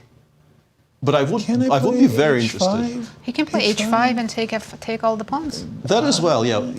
You are allowing h5, h4 check there, and probably the f2 pawn falls, but you will collect most everything, yeah. Right? 25 seconds. There's a lot of But- calculation here to be done. Okay, Yeah. he repeated once. Yeah, I think he wants to replace it on d5. Yeah, he wants to put it on d5 and then re-ask the same question. Because now you also have to contend with the idea of playing c5, c6. Exactly. But yeah, C2. my feeling is c6 is not really that much of a threat. Okay. Very clever. Your He wants- turn. Yeah, he wants black to be Your turn. the one to make a move here because every single option is somewhat suboptimal. If the rook goes anywhere, you allow c6, although once again, I'm not sure if c6 is a threat. I think the way to pass here is rook b2 or rook d2. And we do have a result. We have a draw Between- between Wesley and Fabi, king versus king. Exactly. I wanted to say that the bishop on e8 somehow is nicely placed. It's Yeah. defending the king, it's protecting f7, but also supporting g6 in case of h5, right? Bishop b5 and asking. I want to play king f4, king g5 so much, but I don't know if it works. King. Like I really want to do it, but it might lose. Okay, but on the risky. other hand, It might lose. the you might be G-pawn. rewarded by. Yeah, I don't know. F4 immediately or g3 followed by f4. It becomes hugely committal. It's a difficult decision on 10 seconds. 10 seconds for Nepo. Oh, he goes King for it. King f4. Is that your boy? I mean, look at Yeah, the courage. I know my Look at my the colleagues. courage. yeah. Probably F2. g5. Ooh, e5, And f4. and look at ooh, Rook f7 takes f4, but that is nice. but now you go g3 though. I don't know if No, we should be happy about G3 this. G3 I don't rook know if we G4? should be happy about this at all. G3 Rook rook G4? G4. Yeah, maybe. Yep, he's played rook g4. I think White is winning now. Because we do have ideas of still rook takes g6, king d6, rook g8, mate. Yeah, absolutely. And Black only has one pawn left. I mean, e4 is ours. Yes. This is Yeah, I like the way you said and the way- hours. Together we could do this. Yeah, the way Black was supposed to play was to have absolute ice in his veins and go king e5, g3. This game also ended in a draw between Levon and Prague. We're seeing a lot of draws from positions. I had expected victories galore. By the way, g2, rook takes g6 came quickly. King e7. Just push the H pawn now? Yeah, you can play h5. You can play bishop d5 maybe, but yeah, why not play h5? Black seems to be completely incapable of attacking any of our pieces, so why not just push the passer further? Rook c2, I guess, is the one thing Black can do proactively, but I must confess, I think I would have taken the long rook g7 check myself, but no question. Now rook check and g7 h6, check, I guess. and h6 almost plays itself, doesn't it? yeah, we're just completely winning now with white. Yeah, Oh, Yeah. the pawn's unstoppable now. total dominance. The pawn on g2 cannot really progress, and the pawn on h6 Rook is a g8. massive trump. Looks like this will be the only decisive game for the first round. Boy, we what a time 9, for us to 8, pivot 7. and focus on this one. Wow, Nepo really outplayed Firouzja in this I endgame. feel that's been the case. I didn't think from the start it was a winner, but check this out. He's played it really well. Rook c2. Can We can go just. I think we can go rook g8 h7. an right? H7, right? Yeah. Rook takes c5. Everybody's king anywhere. happy making a queen. Rook g8, king e7, h7, rook There's takes also some- c5, And bishop Ideas. d5. Yeah. Yes. And bishop d5. Okay. and bishop to d5, and coronation is Bishop around the corner. f7, but it doesn't do anything. We can Yeah. still put a queen on the board. Coronation on the corner. Yeah, Firouzja just one tempo behind. Done it. He's played the movie. h7 on the board. Yeah. Expecting. You don't really have anything apart from rook c5 check here.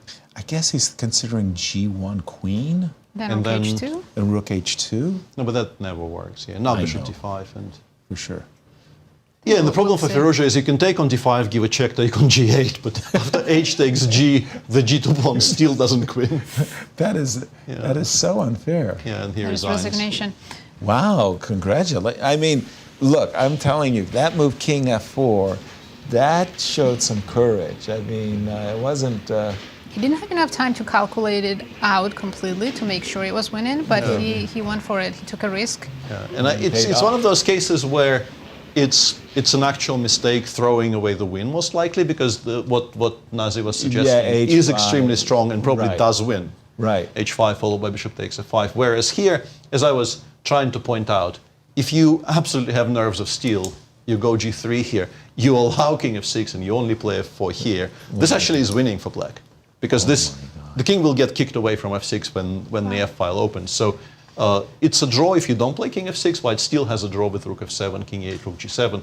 But this is clearly a much improved version compared to what he got in the game. This is like a few tempi up for black. But on 3 seconds, to just play g4, g3 here and allow king f6 is not easy. Let's bounce over to Cristian.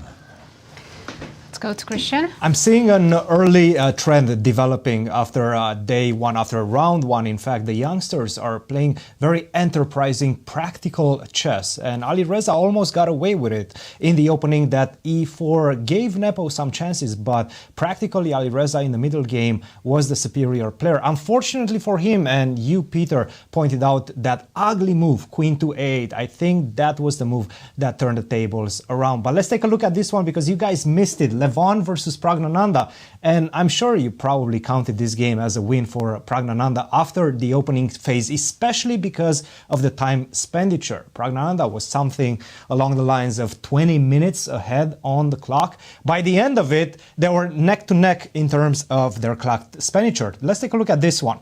Rook to g3. And black is doing amazing. 2 pawns up, we're entering the endgame. Absolutely no problems converting. And he played a really good chess. Rook to f5. Forget about the question marks in the position. This is going to be a slow squeeze, and you're going to win this game with the black pieces if you maintain control of the position. Bishop to d2, and this was the problem. After rook to g4, as you can see on the king side, white is really trying to get something, is really trying to open up the position, try to get to to the black king.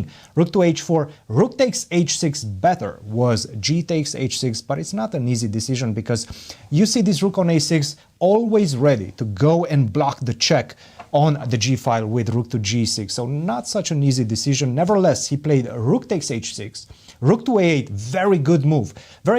And after rook to d6, he should have stayed the course. Now, what am I talking about when I'm saying staying the course? Do not exchange rooks. Do not allow any exchanges of the rooks. That's why you played rook to a8, shied away from that exchange. It was time to continue doing exactly the same thing with the move rook to c8.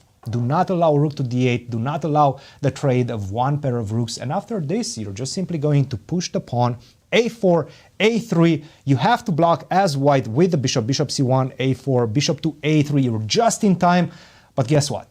I have another one. Now I'm going to simply go e3, and unfortunately white is completely lost. Praggnanandhaa was very close to winning this game. He played a4, which allowed the trade of the rooks, and unfortunately this is no longer that easy because I have this very powerful rook on a8 defending the advancement of the pawn on the a file, but also keeping an eye on the king on g7. So definitely a difficult conversion right now, still better for black, but this was not easy. And in fact, okay, he almost lost it, but not really. The exchange sacrifice, rook takes d4, rook to d6, and this position, you know, you shuffle the kings around. At some point, if you want to do something with the black pieces, you have to push forward with the e-pawn, and that's exactly what he did. But Levon was ready to trap that pawn just in time. King to b2, rook takes e3, and now black is the one who needs to find the repetition, or perhaps just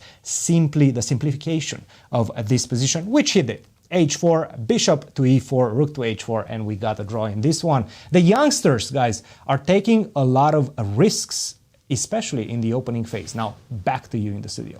Thank you indeed. Cristian, tell us our standings after an exciting first round. Indeed, we're expecting a lot of decisive results. Some games fizzled out into a draw, but we have a sole leader after round one, Jan Nepomniachtchi, with his win over Firouzja.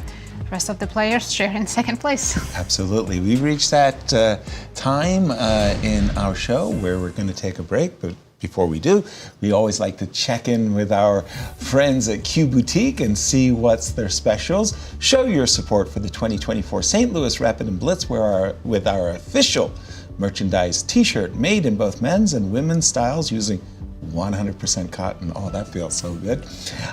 This shirt features the iconic St. Louis Chess Club logo on the back and the tournament logo on the front. Wear it and show your love for chess in style. All your chess shopping needs can be met at qboutiquestl.com. And as we go to break, what can the folks expect? Anastasia sat down with one of the top names in professional chess, Hikaru Nakamura. So take a listen and we'll be right back.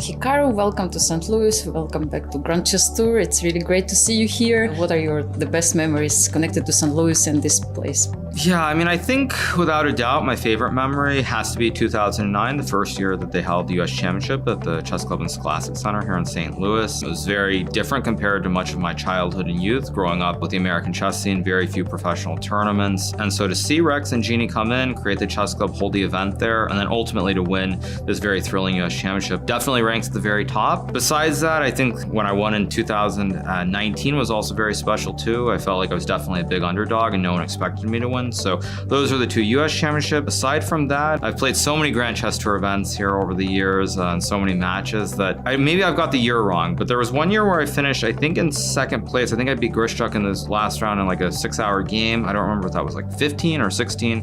Not 100% sure which year it was, but that was also very special in the Sinkfold Cup. Definitely so many memories, but are you looking forward to this event?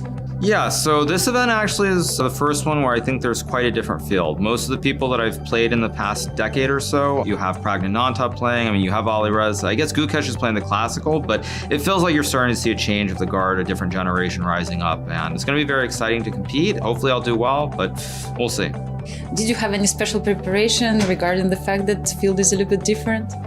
I mean, I basically looked at the list, I think, yesterday for the first time. I was talking to Peter Svidler, who was on the same flight as me from Chicago to St. Louis, and he said he was doing some seconding, and at first, because I don't pay super close attention, I was like, are you here seconding Jan Nepomniachtchi? And he's like, no, Prague is playing. That was the first wake-up call, and I think that probably says a lot about how much preparation I was doing before the event. But I have a general idea of who's playing, some general opening thoughts, but nothing too crazy. Have you been following, I was wondering, the previous events of this Grand Chess Tour, and who was the most impressive for you so far? There were already 3 events. Yeah, I mean, obviously Magnus's performance, I believe that was in Poland, was very impressive. I mean, Wei also had a very good event there as well. I think recently I saw that Fabiano, I don't know if he actually set the record because I didn't follow the last game or two, but yeah, Fabiano's performance was phenomenal. It's kind of interesting to see the way that he started talking more and more about Rapid and Blitz and liking it over classical chess, whereas, say, someone like myself, I would say it's the opposite. I actually like classical more than Rapid. Blitz I still like, but definitely I like classical more than Rapid these days. Fabiano is definitely someone to watch to see if he can continue to play the way that he did in the last Rapid and Blitz event. So I'm very curious to see how Fabiano performs. Are you going to do your usual recaps of the day during this event, and why do you think they get so much attention? Well, I mean, I'm not sure what I'll be doing in terms of recaps because there's this guy, Levi, who's playing a tournament right now in Italy, and those recaps do a little better when I recap his games than my own games, so we'll see how much I do. I mean, I will obviously do some recaps, but I'm not 100% sure how many I'll do. I'm sure people still looking forward for them. And again, my last but a little bit philosophical question, where do you see yourself in 5 years' time, like also as a player or as a public person? Yeah, I mean, I think that's a difficult question to answer at the moment. I would say from a chess perspective that I hope to play 2 more cycles, I would say, try and qualify for the candidates both next year and then maybe 2 years down the road, or 3 years from now, down the road potentially, 2025 and 2027. Beyond that, I think it's very unlikely that I'll still play classical chess professionally, I would say. Rapid and Blitz will always be there. I think it's very unlikely, for example, that you'll see players making these blanket retirement statements the way it used to happen. I mean, Gary obviously did it, and then he started playing Rapid and Blitz. I mean, I think Kramnik at some point did it, and he started playing Rapid and Blitz as well. So I think it's very unlikely that I'll ever completely retire just because Rapid and Blitz is so much more important now than it ever used to be. But in terms of classical chess, very unlikely that I'll play beyond 2 more cycles. As far as, being a public figure, being a live streamer or content creator, remains to be seen. I don't really know. That could be a couple of years. That could be, a decade. It's really hard to judge right now. Yeah, we'll see. Thank you so much for the interview and all the best of luck in the tournament. Thank you.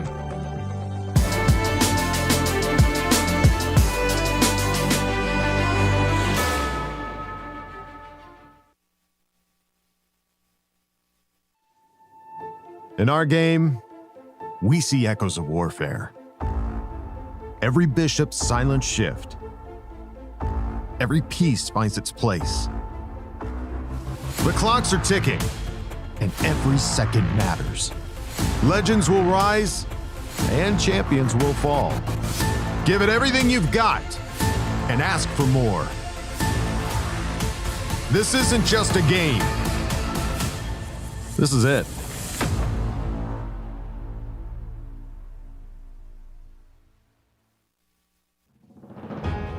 The 2024 Grand Chess Tour returns stateside for the St. Louis Rapid and Blitz, followed immediately by the illustrious Sinkfield Cup. Elite grandmasters from around the world will leave it all on the boards in the capital of chess in America.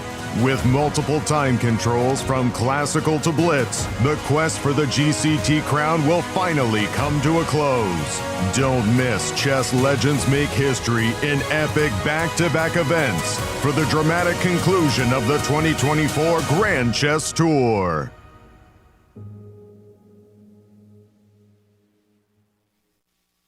We are here to celebrate what the Chess Campus does and collectively make a difference to St. Louis through the artistic, cultural, and educational endeavors of chess.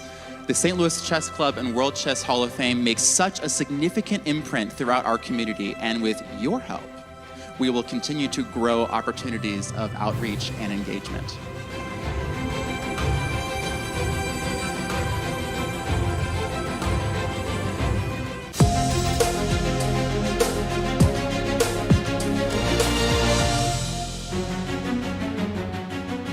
Welcome back, everyone. We're about to see the start of round 2, but before that, let's take a look at our current standings. Indeed. We have a sole leader already. Nepomniachtchi won his game against Alireza Firouzja. Rest of the players drew their games and they're sharing second place. I'm so anxious. Tell us about the pairings for round 2. Let's take a look. We have Alireza Firouzja playing Wesley, Fabiano Caruana against Leinier Dominguez. Fabi's starting the tournament against all American players. Exactly. Prag will be playing MVL.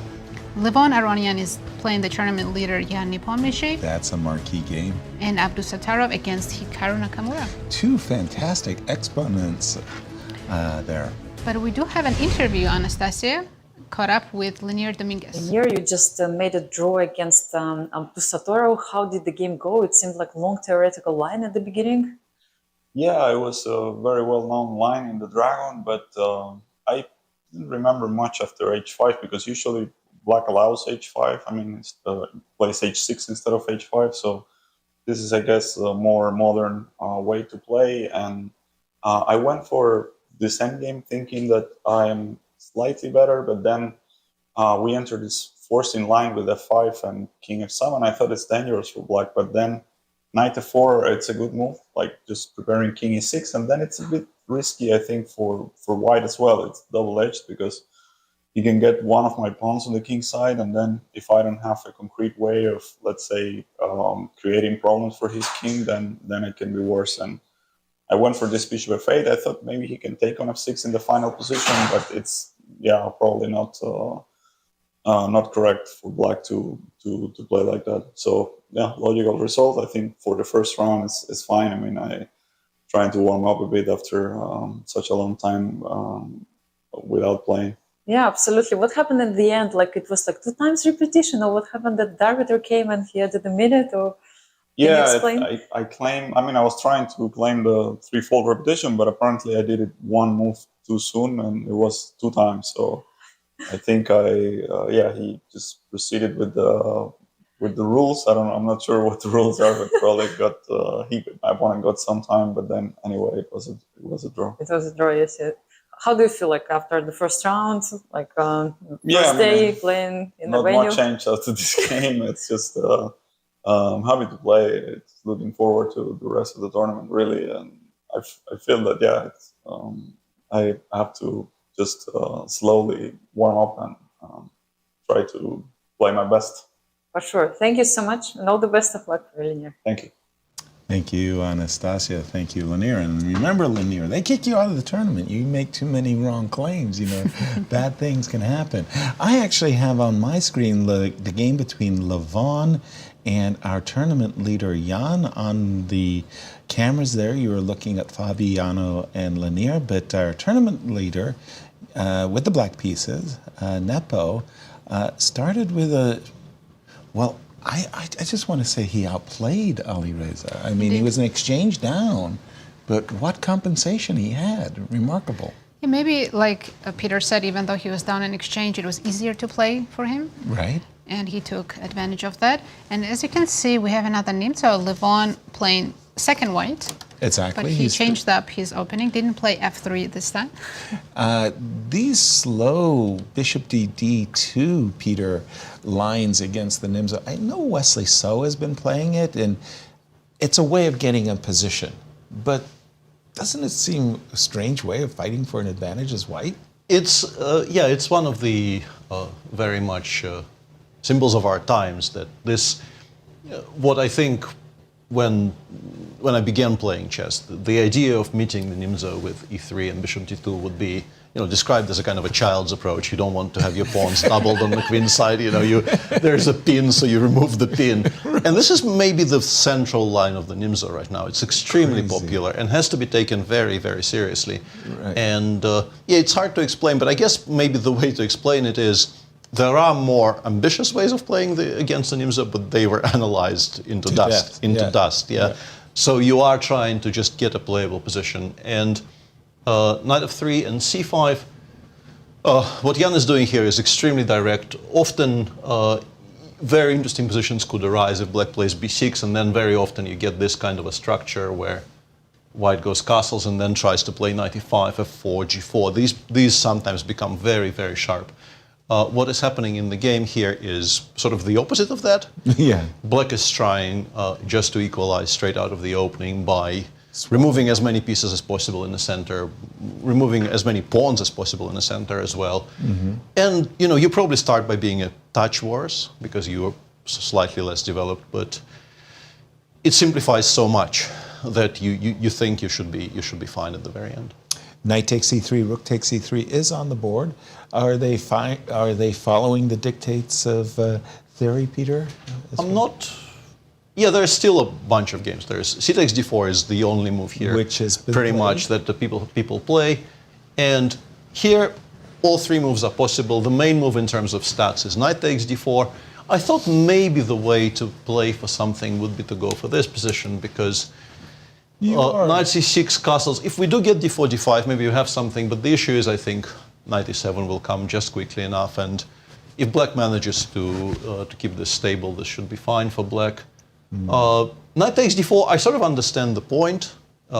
This looks very, very level, but on the other hand, you have more pieces in the center, you have more control, you should be slightly better. But the way people normally treat this is you play bishop d7 here, you try to play knight c6 next move, and no weaknesses, nothing really for white to play against apart from this temporary development advantage, and it will dissipate quite quickly, it feels. I don't really think this is much. In the meantime, queen takes d4, the one move I didn't mention, has been played by. Good for you. You're really, yeah, I'm on fire. Yeah, on fire.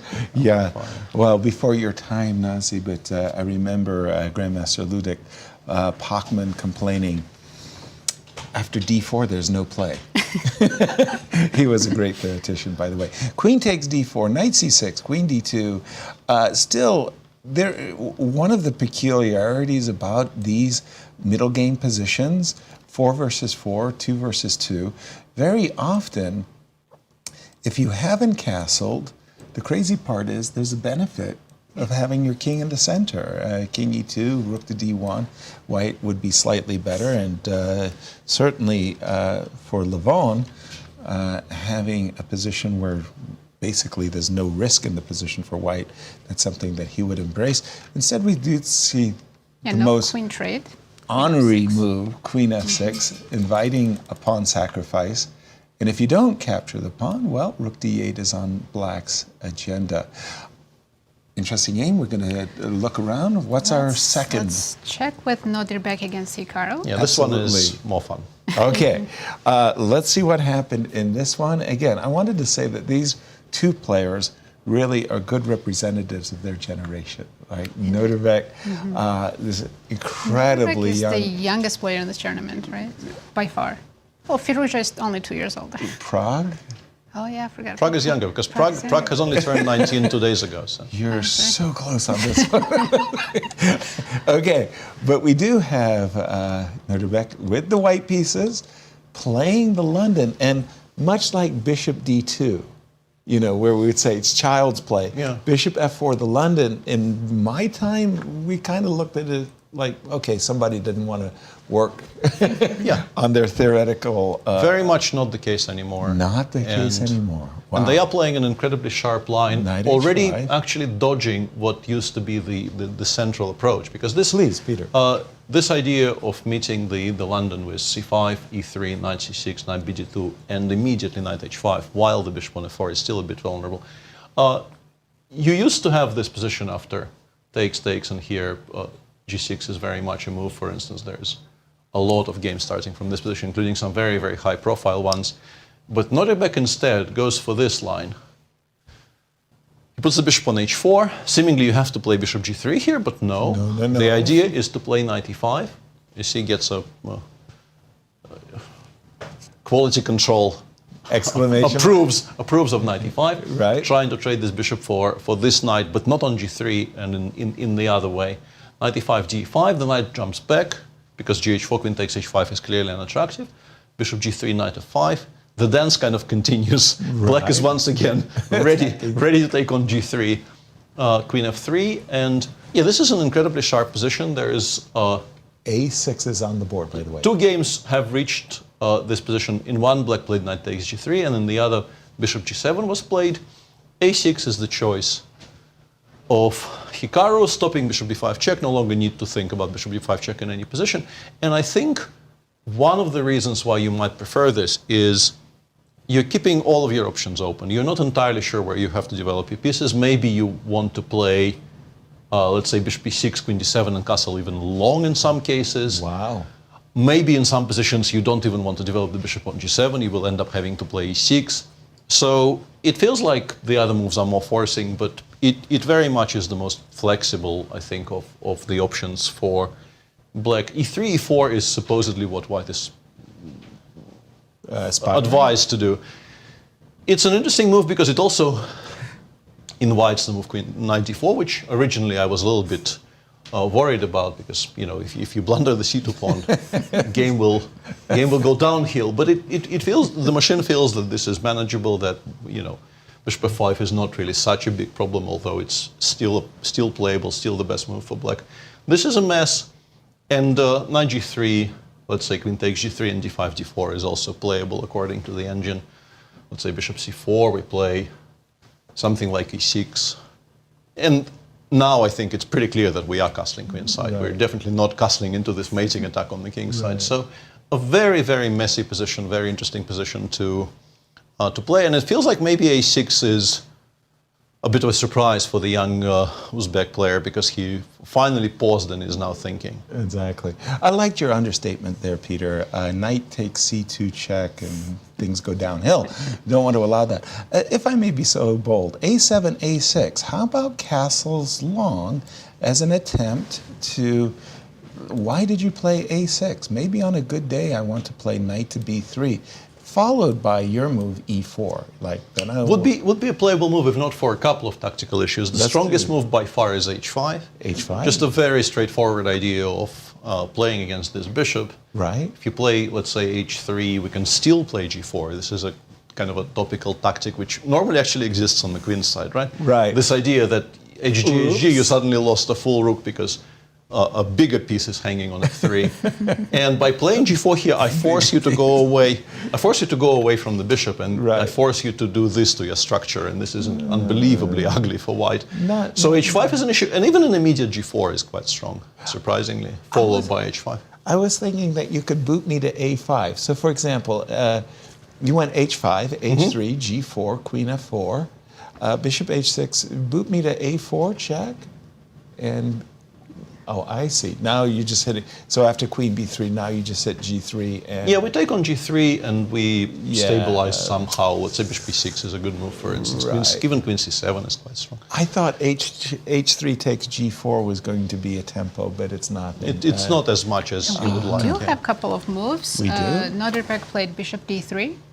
No long castle, no e4 yet. So bishop d3, by the way, that was much more forcing, because that just meant no h5, no g4, and after bishop d3, knight g3, queen g3. Queen g3 on the board. Okay. Now, maybe queen b6 to see if white's still planning to castle alongside. Makes sense, right? Asking a very straightforward question. A lot of moves here look logical. You could. Am I courageous? Not your style. But Not my style. Yeah, but b3 is not attractive. Maybe castles is... Yeah, we're probably gambiting this pawn on b2 somehow after queen b6, I assume. Actually, it goes long castles, which is a move I really did not want hesitate. to play. Because I thought like c4, c3, a6 will just kind of be mate. But it appears not to be mate for some reason. It just goes knight b3 and says, chill, it's all good. It's all good. It's all, well, do it for a given value. It very much likes putting the bishop on e6 for now, once again hinting at potential long castles somewhere. And it turns out that it's quite difficult for white to open the king side comfortably. You can play f4, but now after c4, bishop e2, and let's say this, it likes black a great deal because you want to play e6, and then this king, generally, castling queenside into this type of structure with the pawn on c4, restricting every single white allied piece, is generally very, very dangerous. So queen b6 is playable. The immediate bishop e6 is also playable, keeping our powder dry, keeping all of our options in play. Surprising moves on the board. Hikaru went immediately c4. No queen b6, but c4 at once. Bishop drop back. Bishop dropped back to e2. I guess he wants bishop f5. I think the way to explain it to ourselves is he likes to develop this bishop to the best square immediately, but it does allow e3, e4, breaking the structure open. I think maybe this is a bit of a relief for Nodirbek. I think the other lines were scarier for white than this. Much more so. Absolutely. I suddenly start to get excited for white's position after I get in the move e3. I think after bishop e2, we can even play h4 and try to play on the king side. Yeah, Black doesn't have h4. g4 anymore. H4 is a possibility, but I do like this break very much. And again, when the bishop was on d3, that move queen b6, bishop e6, c4, c3, boy, I have been victimized. I've been traumatized, I want to say, by those. And we're back in that territory because Hikaru played c4 followed by queen b6. And the best line here for, at least one of the two best lines in this position that the machine is suggesting is the move long castles, returning us straight to that position where c3, knight b3 I think was. practically speaking, long castle just is too dangerous. Yeah, I think it's not. I would, especially if you have choices. If you didn't have choices, you would force yourself to make that move. But you can play b2, b3 here. b2, b3. It also looks awkward, but you can play b3, and then of course he will be castling kingside. But you do, I think, get to castle kingside. I think maybe Hikaru wants to at least consider something like queen a5. Yes, exactly. That's what I. But this is now entering very, very committal territory, right? Because you are, having to give up some material to do this, and white probably still ends up managing to castle kingside. But aren't you stuck? No, seriously, here, Peter. If you capture on c4, let's ask. Let's ask the engineer. Let's ask the all-seeing eye. It says b takes c4, and nothing much is happening yet. It's playable for black. It's not horrible at all, but white is still okay. You go rook d1 next move, and then you try to castle.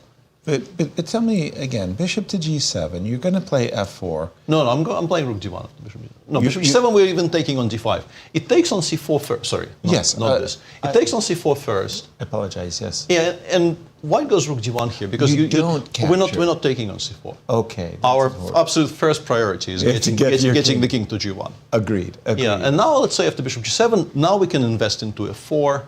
Or we can even play. The issue with castles is that black will bail out with queen takes e5, and it probably equalizes quite comfortably for everybody. So if you want to play for a win here with white, you go f4, and then you castle next move.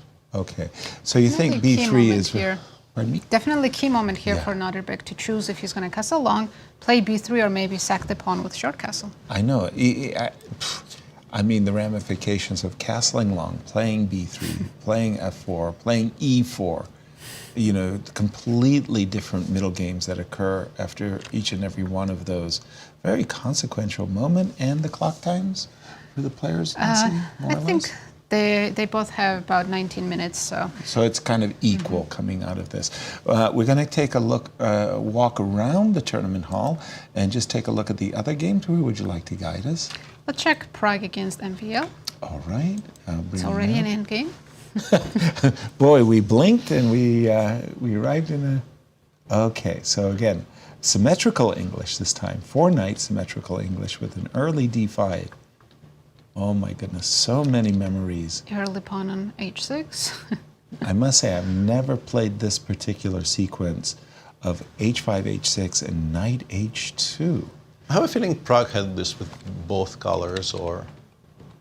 This is a very topical position, like shockingly. None of this is new. This has been played in very strong grandmaster practice, and this is all quite well known. Fantastic. And knight h2 back to f3 because... It did its job on h2. It did a job. Whatever that job was, it's well and done.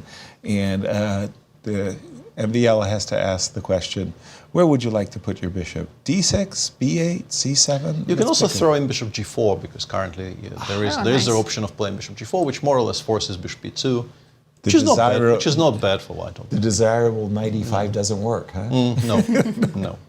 Knight E5. There are some tactical issues. Some minor issues. Right. But if you move the bishop, yes, I do have some knight G5 jumps. Yes, exactly. I mean, I guess it's Rook not DF8 that big is deal. more or less forced here. Right. Not bishop E8. I think rook df8 is probably, because we do want to play f7, f6, and bishop e8 would be less well equipped for that. Yeah, you don't want to allow us to jump into e6. I think bishop h3 in this position is logical once again, trying to fight for the e6 square to prevent f6 from happening. And it becomes quite concrete. But I think if we're choosing between bishop c7 and bishop d6, this line that you're showing, let's stop here for a second. Rook f8, bishop h3. We take on h3. Yep. We play king d7. White goes bishop e3. And then white plays bishop d1, rook d1 check next move. I think this, is what I wanted to say. It's a good illustration of why you probably would want the bishop on d6, so that rook d1 is not a check. Gotcha. All things being equal. Starting position is like one of those things where you want to encourage e5, go back to c7, and then the pawn on e5 is weak for... e5, even bishop c6 needs to be considered. I'm not sure e5 is a great move. I don't think so either. So bishop d6 might be the answer here for MBL. Let's go to Fabiano. Let's check. Our Grand Chess Tour tournament leader, as he's up against wildcard player Leinier Dominguez. And let's see what we got. Another one of these Joko pianos, which mystify and challenge all of the players. Takes on e6, queen c2. And I think it was really Wesley So who was, a trailblazer for white in this particular setup. Very concrete. c4, we're just taking space on the queen side. At the same time, white gave up the d4 square. Which is precisely what Leinier is targeting. I mean, it's very nice if the knight is already going on to g6, because then in some cases you're playing c5 and maybe you're just, shuttering the bishop in. But knight c6 looks like a very correct decision. Rook to b1. Would you play a5 here with black to provoke b5 and then control the black squares? Very much so. I'd really like to toss in but a5. Can we do it, or does white get c5 in time? Let's go. a5, b5. Do you want knight d4 or knight b4? Indeed, both. Both are tempting. I think you probably take with the bishop, right? And now, I think the issue here is that you have to contend with ideas of knight f5, rook b3, rook g3. So I start with knight f5. Right. And then if you pass for one more move, I think the rook lift could actually become quite awkward for black. Yeah, something like this. Now rook b3. And suddenly the very, very simple idea of putting a lot of pressure on the g7 pawn could become... Although bishop c5 is a good move in this respect, because you can play king h7 and bishop f8. Right. But how happy are you? You were fighting for the d4 square a moment ago, and now, all of your pieces that were controlling the d4 square are all the way back. I have seen Magnus Carlsen leave his bishop on f8 and say, "Come and get me, boy," and nobody has been able to. So it safeguards the king side really, really well. But on the other hand, you have completely relinquished all control over the dark squares that But you also mentioned a5b, and I'm intrigued by the move knight b4 as well, Peter. Yeah, because I think the best square for this piece is weirdly not d4 but c5. So I'm trying to think, queen has to go somewhere, either b3 or e2, I suppose.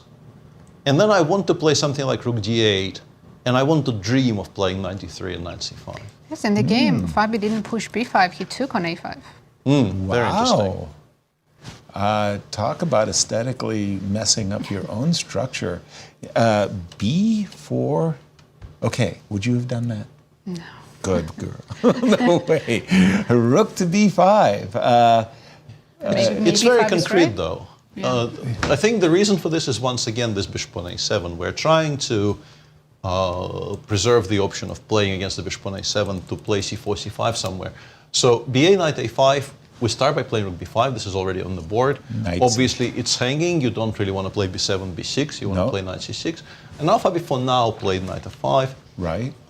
I thought the idea was to play c5 immediately, and actually the engine didn't mind that. But knight f5 is also quite logical. And currently, black probably needs to calculate the variation starting with knight d4, knight d4, e4, e5, and let's say knight d7, which looks a bit scary because white is kind of pushing. But the pawn on e5 is hanging. If we need to, we maybe can kick the rook away with c7, c6 in some positions, once again, to get to the pawn on e5. And the rook on e6 does a very, very good job of making sure we don't get mated, because without the rook on e6, you could start considering things like bishop takes h6, and then once again all of those rook lifts. Or in this case, rook. What's the opposite of a lift? The rook drop from b5 to b3. Yeah. Parachute. Yeah, but this is playable, and this is perhaps why knight f5 was not the strongest move in the position. But it's very, very committal. Other options exist. You can try playing something like knight d7 once again. Notably, we're pretty much never worried about rook takes b7 because, as we've seen in round 1 in Jan's game against Firouzja, you don't actually want to do this to your own rook. Right. So black does have some options here. Knight d4 seems playable, knight d7 seems playable. The third best move on my screen is queen f8. I will lay very, very good odds against this ever being played in a Grandmaster game. I must admit that with the queen on e8, I do find the move knight d4 very attractive, because then the queen on e8, the rook on e6 are working very nicely together. Yeah. By the way, knight d7 was Leinier's choice. I think that's a very solid choice. You're kind of covering h6. Any checks along the g file, you've got rook g6, but the knight is aspiring. Yeah, he still keeps knight d4 as an option. Absolutely. Yes, yes. We're going to keep this one on tap. Where would you like to guide us? We haven't checked in Firouzja's game against Wesley, and that game seems to be heating up. Firouzja if you look at the current position. Oh my. Trying to figure out. I see a lot of pieces on pre, but I'm looking at this pawn on f2 as well. About to win a piece? Well, there's this pawn on f2. Rook takes f2. Rook f2. Oh, okay. First of all, let's just see how we got here, and I'll go as quickly as I can. This was again one of those Joko pianos. So ooh, whoa. Last 5 moves. G5, and tell me when we're out of. I have no idea. No idea. When the ended. Oh my gosh. This looks like a computer generated. Sacrifice the piece. We're getting the piece back. Yes. So there was no rook takes f2 here. Rook f2 loses. Loses. And I think it's findable what it loses to, because you don't have any choice. It just straight up loses to rook takes f2, bishop takes f2, king g2. Oh, that's cute. Yeah, and then I will start collecting all of the things you left unpraised. Yeah, all the like the carcasses around the board get picked up. Nice, king g2. It's the only thing that works, but it works extremely well. Hence, we have the move queen h3. Yeah, dc6 played. d5 takes c6. Yep. And what's the pawn situation? Is black up? Well, let's count. No, it's equal, right? 2, 4, well, if 6, it's equal, 7. then why it should be better? The structure for black looks terrible. I know, but those bishops on those diagonals, they can be so very, very troublesome. Yeah, I think that the reason b takes c6 hasn't been played yet is, of course, Wesley is trying to figure out if he can take on f2. The answer is no, and once again, it's quite striking. You can start, I guess, with any capture, because the reply will be the same. I take twice. I just take twice, queen h2, king e3. Just go towards the center of the board, yeah. Queen g3. And it's completely winning for black, because queen g3, queen f3, the checks will run out very quickly. And rook f8, queen g1. I suspect maybe even more than one move here, but queen g1 is very, very strong. Because there's just suddenly no more checks to be given, and white is a pawn up, a piece up, and by the way, has all the control that he needs. Yeah, queen g1 really is one of those moves that it stops mate, defends the pawn, and does it with tempo. I mean, that's a very powerful defensive move. By the way, rook f5. He's going for the mate. Check it out. Okay, first of all, it basically says we're not afraid of c6 takes b7, and I think he's going to double, right? Rook f8? Exactly. Capturing the rook with a check, I don't think that's allowable, because I will get to, if you play rook h5, my new queen will drop to g2. So I think you're absolutely right. I think Wesley's intention is here. Now, Peter, weigh in on this one. That pawn on b7? Yeah, b7 is not great. What the machine suggests after rook f5 is we play king h1. King h1? Yeah, we need to prepare to set up with f3 and king queen e2. Okay. And I thought at first, why not rook h5 first? Because I think the knight on f3 is quite awkward. He would prefer actually for white, in terms of safeguarding your king side. It looks like here, you might just blunder rook f8, rook takes f3 and resign. But the issue is, even after rook f8, I suspect, even here, this really cute move more or less wins on the spot. Very nice. Because we actually captured the rook on h5. It has no squares. You cannot take on g4 with the queen because this pin immediately ends the game. And the somewhat scary looking rook takes f3 is not really anything, because now you can't really create any threats. You're down a lot of material, and white is just completely winning. If needed. Yeah.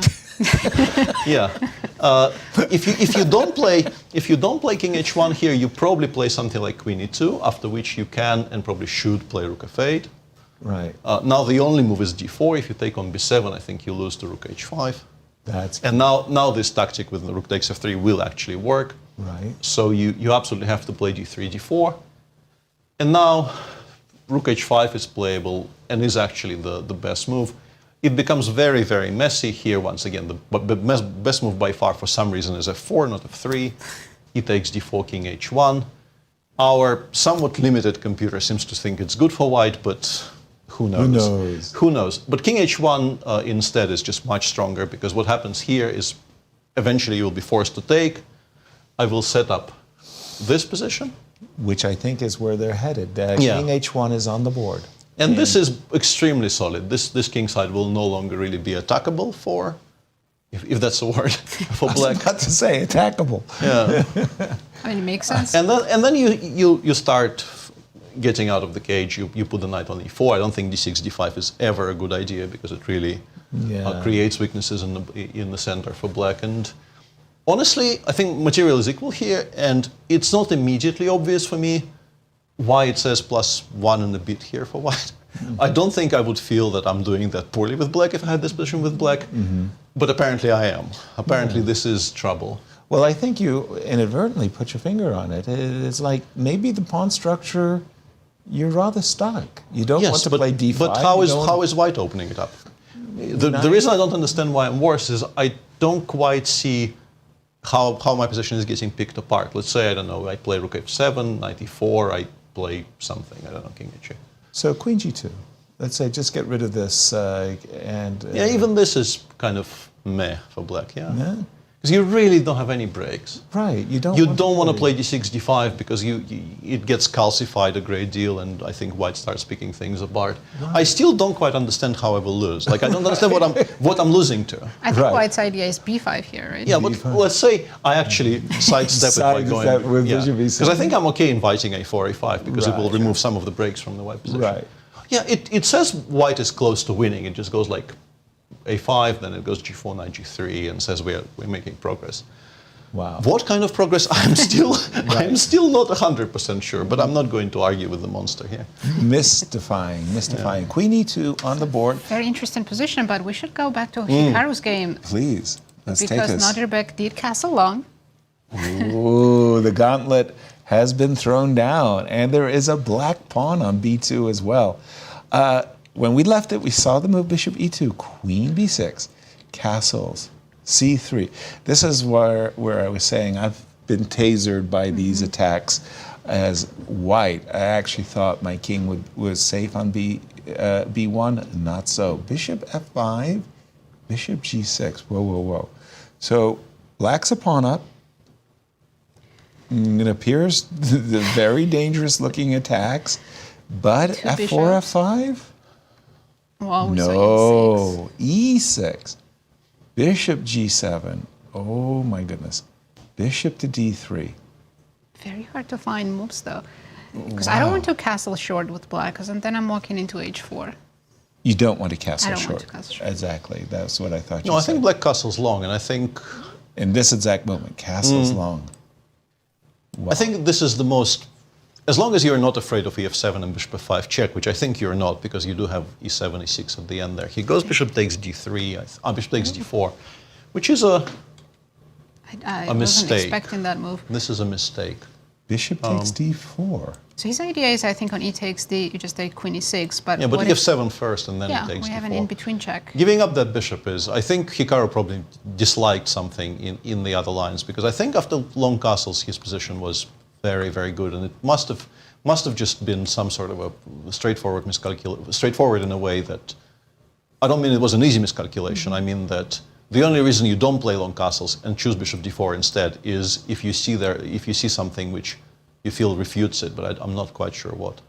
So the E6? yeah, and E6. well, e6 is forced, but was he? Maybe he's worried about something like rook d3 And I can here. take on f5 and go to d7. Exactly.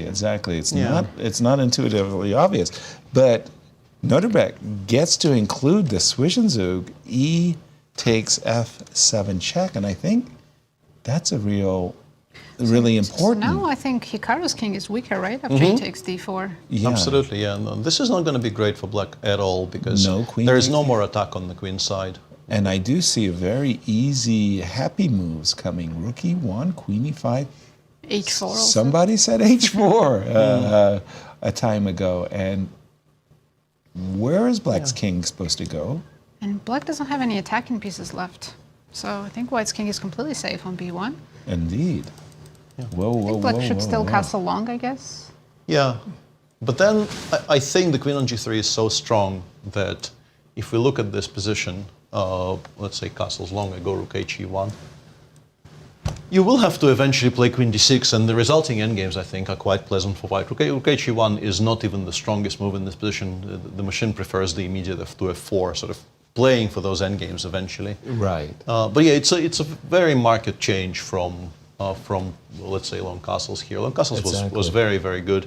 The other move the engine was suggesting is a somewhat mystifying bishop g7 f6, just saying, okay, I'm going to keep everything in place. You don't actually have any threats. Make a move, sir. Kind of a Wow. But okay, this we don't expect. The big question is what had Hikaru seen after long castles, which he disliked so much, because I think the choice between long castles in this position, if long castles is playable, has to be pretty clear to Hikaru is a fantastic attacking player. He knows, how painful it is to trade this bishop away. Exactly. And just briefly, your idea of a 4 here was extremely playable. Yeah. Was very, very decent. E6 is not a mistake, but in this position, the engine it didn't like bishop d3 at all. It was suggesting something like this with very unclear positions, because you probably have to abandon the pawn on g5 here.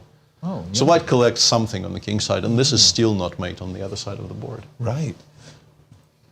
Very nice. Thank you, Peter. And where would you like to Let's check take with Prague against MVL, that end game they're playing. It looks like Prague's doing really well. When we left it, we had just seen this move knight f3, and we were debating between bishop d6, which we decided was best. Bishop g4 we saw as a cute little tactic. Bishop e2, knight c4. Whoa. Hang every piece. Yeah, put all of our pieces on pre, why don't we? Knight c4, knight g5. But it's actually quite bad for black. Yeah, I think he miscalculated something. Yeah.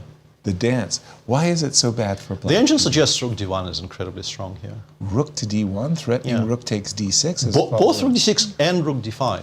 Ah. This is, I think, the problem for MVL here, that both of the rook moves are incredibly threatening here. That's a very unusual threat. Tactically, if you think about it, rook d1 is a double attack. On the one hand, we're threatening rook takes d6 and knight takes f7, winning a pawn. But on the other hand, we're threatening rook d5. Yeah, it's a double attack with the same piece on the file. But I also have a question. And you can sort of sidestep it. The best option the machine suggests here is the move rook d8. And now rook Obviously. Yeah. Well, I mean, rook takes d6 is the stronger of the two threats. So sidestepping the fork on the f7 square is more important. Okay. And now you have a choice. Rook d5 is very strong, and perhaps even stronger is the very quiet move knight f3, because basically black has to play f6.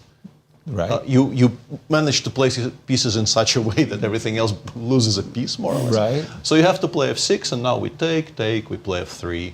This is also horrible. Yeah, it's terrible. You might actually be able to grimly hold on for dear life after bringing the king over to e6 and saying that h7 is weak, but your piece is actually kind of wrong to attack h7. You would like a knight on g5 or a light square Very bishop. much so, right. So maybe it's a very pleasant choice though for white, because rook d5. Once again, here the only move is b6, rook takes e5, and f6, not to lose on the spot. Wow. And This looks guess the grim best as move. well. Guess the best move for white. I would have said rook d5, but no. Naturally, because the knight on g5 is so strong. Yeah, it's extremely strong. So you just want to keep it. And black does not take the rook. Black takes the knight. And then bishop g5, knight f7 is actually kind of bad. So you take with the rook, and then you put it back on e5, knight d7, rook d1, and this is also very grim for black. Yeah. Agreed. But also in the current position, instead of rook d1, Peter, can white try f4, e5? Bishop f6, e5. This doesn't seem to. He takes the bishop. Yeah, but f6. now we once again we have time. squares for the bishop. So no, this would be, I think, a massive relief for black. Right. And honestly, apart from rook d1, everything else seems to sort of be holding, because if knight f3, f6 here, it's a much better version, because black will no longer allow this rook d1, d5 business. And compared to what we were discussing, it will be a much improved version. So very much hinging on finding the move rook d1 here. Yeah. For the advantage. And clock times between these two? 8.5 minutes for Prague, 9 minutes for MVL, so about the same. Pretty even, Stephen, as far as the clock is concerned. There you see Prague. It's funny because rook d1 looks like just a developing move, but it actually is a deadly threat. A dual deadly threat, indeed. Let's jump to the game between Alireza and Wesley. So when we left it, we thought that Wesley, rook f5 was attractive. Look at the momentum. Yeah, but f2, f3 shut down the attack. Yeah, Firouzja has a very good setup now. Rook g5. Walking into knight f4 with a tempo. Just a second, that is a very peculiar. Well, he wants to keep some pressure on the g3 pawn. I think he felt that he's creating a threat of d5 followed by rook takes g3. And the reason our production team is saying white is winning here is that you can actually kind of grab the bull by the horns here and go d3, d4 and go after everything. Just try to win by force. So if black takes? Requires a lot of very precise calculation. e4, I'm sure it's queen a6. Oh, I didn't even say that. Yeah, I'm pretty sure the idea is just to take on a6 and say you actually don't have any threats on the king side that I need to pay any attention to, and your bishop will now kind of have to go to b8 or be dropped. Whoa. This is some complexity going on here, isn't it? So if we go d5, exactly, yeah. For me as a human player, the big question would be how do we refute d5? Right. It goes knight f2, which is not a surprise, and then after, let's say, queen f5, you can't allow queen takes f3 check. So the only move that wins here is f3, f4, but it does win.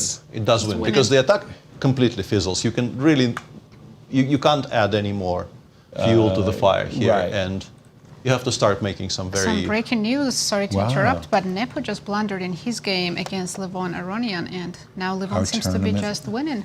Our tournament leader, let's just go back. So this was the quiet bishop d2, and this was the queen takes d4, remember? Boy, they played a lot of moves since we left. You have a lot of moves. Yeah, let me catch up quickly to what has happened. Okay, so it's a 4 versus 4, 2 versus 2. Rook h6. How peculiar. Just to get away from discovery moves, I guess. I guess. Okay, well, everybody's more or less happy, but I think white's... Oh, it's slightly better, yes. Yeah, white's enjoying. His pieces are a little, far more active. Can you predict what kind of pawn blunder is coming? Can I blunder the A pawn? Blunder the E5 pawn. No. So my question is, did he think he can play bishop takes h3 and is now realizing knight g5 check is a bit of an issue? Well, that's a wow. Oh, the puzzle rush. Yeah. Maybe he thought bishop takes h3 is a playable reply, but it's not. Usually in endings, we don't get mated this way, do we? Not a lot, no. Oh my goodness, what a checkmate. So bishop takes f7. By the way, that's a gorgeous pawn that we just... but the position was already quite unpleasant. And I think what happened in this game is something that... It's a continuation of game 1 in a way, I want to say, because Jan had a position which I think he would have drawn reasonably comfortably if he just continued trading. But he likes playing chess, which we like about him and appreciate. But he definitely went for a number of decisions in this game which were a lot sharper and a lot less necessary than the mundane d takes c4, trade queens, and slowly, you bring your king to e7, you continue trading. And in this particular game, it backfired, seemingly, because, this is... I'm looking at the... Not good. Normally, you blunder a pawn, but, like you were saying, bishop takes h3. If there's not bishop takes h3, there's something. Here, I don't see anything. I think it's just yes, you can play like rook c7, but then white just picked up a very healthy pawn. You can just move the bishop somewhere. Yeah, put it back on d5. Back on d5, back on h4. I mean, white has the open file. Yeah. Bishop d5 is fine, but I like to keep it open and kind of thinking, you did play rook c7. Played. I'm interested whose approach Levon will prefer, because both moves seem very, very strong. So I'm curious. I'm going to go with bishop b3. Yeah. By the way, just to split the tie, right? Bishop to d5. Levon, along with Vasil Ivanchuk, is the player that I have the most difficulty, predicting their moves. Levon comes up with some outrageously interesting ideas. He's a very, very creative player. Vasily as well. How do these two match up? Lifetime, I'm going to guess they've played a lot of games. And you guessed right. No. So 36 draws, 40 wins for Levon, 32 wins for Jan. So only +8 for Levon. Wow. I mean, it's a big plus, but if it wasn't, we're talking rapid chess. How do you beat Nepo 40 times? Like, Nepo is an unbelievable player. 40 victories. By the way, he chose Peter's move, bishop d5. Okay. Well spotted, Peter. Rook c7, bishop d5, a5 on the board. B takes a5. Yeah, it's you really have to commit some huge mistakes from here on out with white not to win, because you... Well, you're threatening maybe to pick up some other... as we were mentioning, even with the pawn on f7, this was a very unpleasant position to play in practical terms for black. And f7 is one of the most important pawns on the board here, because the king is now very unsafe. The pawn on e5 is massively weak in every single position. So it's just bad. Yeah. Well, Levon, having saved his game with Prague, a victory here would make his life. He'd suddenly be in sole first. And taking down the leader. Something to relish. Let's go around the arena and tell me where I'm supposed to go, Nancy. I think Alireza is doing really well. Let's check in. He found all the right moves. He did indeed. But he didn't play the move f4. It's a slightly different line, because black did not take on d4 when we were taking on d4. Wesley played immediately d5 after d4. Yes. So the line we were looking at was e5 takes d4, queen takes a6. Instead, Wesley played d5, knight f2, giving the queen the old heave-o. Queen drop to f5, knight to g4. I really like white's knight on e5 now. Looking gorgeous, we're taking knight c6 next move with the tempo. What I like the most about this position is that you think the rook is hanging, but white is just completely not uninterested in the rook. We're always taking on c6 and not g6. Exactly. I'm almost thinking that it's time to go d3, but why am I d3, queen takes d3. d3 is... queen takes d3. Yeah. The issue is... Pardon me. Your endgames are just unbelievably grim now. True that. Especially with the pawn structure in the... Okay, just a second. Okay. How bad is it? It's very bad. Okay, we're going to go takes. We take on c6 here, and we take on a7. Exactly. Yeah, you can gamble like this. You can play something like rook g7 here, knight a7, d4. Whichever rook. You choose a rook. Well, the knight one I was A7, thinking was maybe if I could get an e5, somehow the knight... I don't know if the knight is stuck or not, or if the pawns honestly, I think you have to play for something like this just for nuisance value. I think it creates the most weird looking of all the positions you can give white to convert from. So some real practical chances if white's down on the clock, and they're both around 5 minutes. Okay. Again, we're going to keep our eye on this one. I'm just going to it's like a car wreck. You got a rubberneck. What is going on between Fabi and Leinier? When we left it, we saw knight d7 on the board. A lot of pieces on the board. Bishop a3, bishop to b6. This isn't great. Engine was suggesting you absolutely have to play knight d4 now. Because, by the way, isn't Black's pieces kind of getting very cramped. Seriously cramped? c5? c5, bishop a5 on the board. Wow. It feels like black pieces cannot move, but at the same time, it's not obvious how white continues. Well, I see a kind of a lonely centurion over there. Knight to c4. Or to d5 even. I think b7, b6 is the only way to solve most of our issues on the queen side, and it has to be played more or less immediately because black needs to return those pieces into the game. So you play b6, you play b takes c5.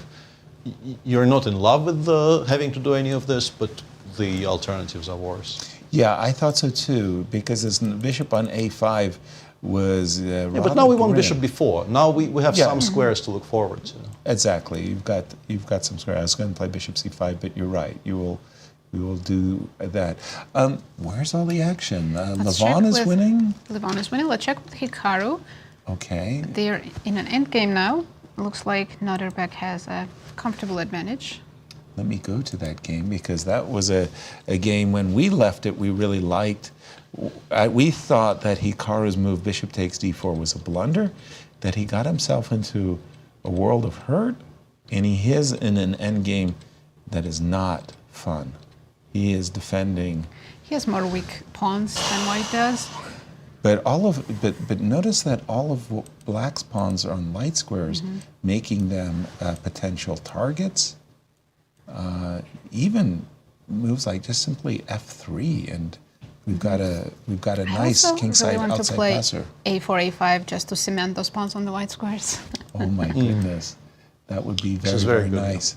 White can play on every side of the board. It's very nice. Indeed. Easy. He's down on the clock, however, 3 minutes against 6.5. Sorry, Nodirbek has 3.5? Yes. He's enjoying his position, but the clock might be. But you're not very upset being down to 3.5 in this position. It's very comfortable to play. You know you run zero risk. Exactly.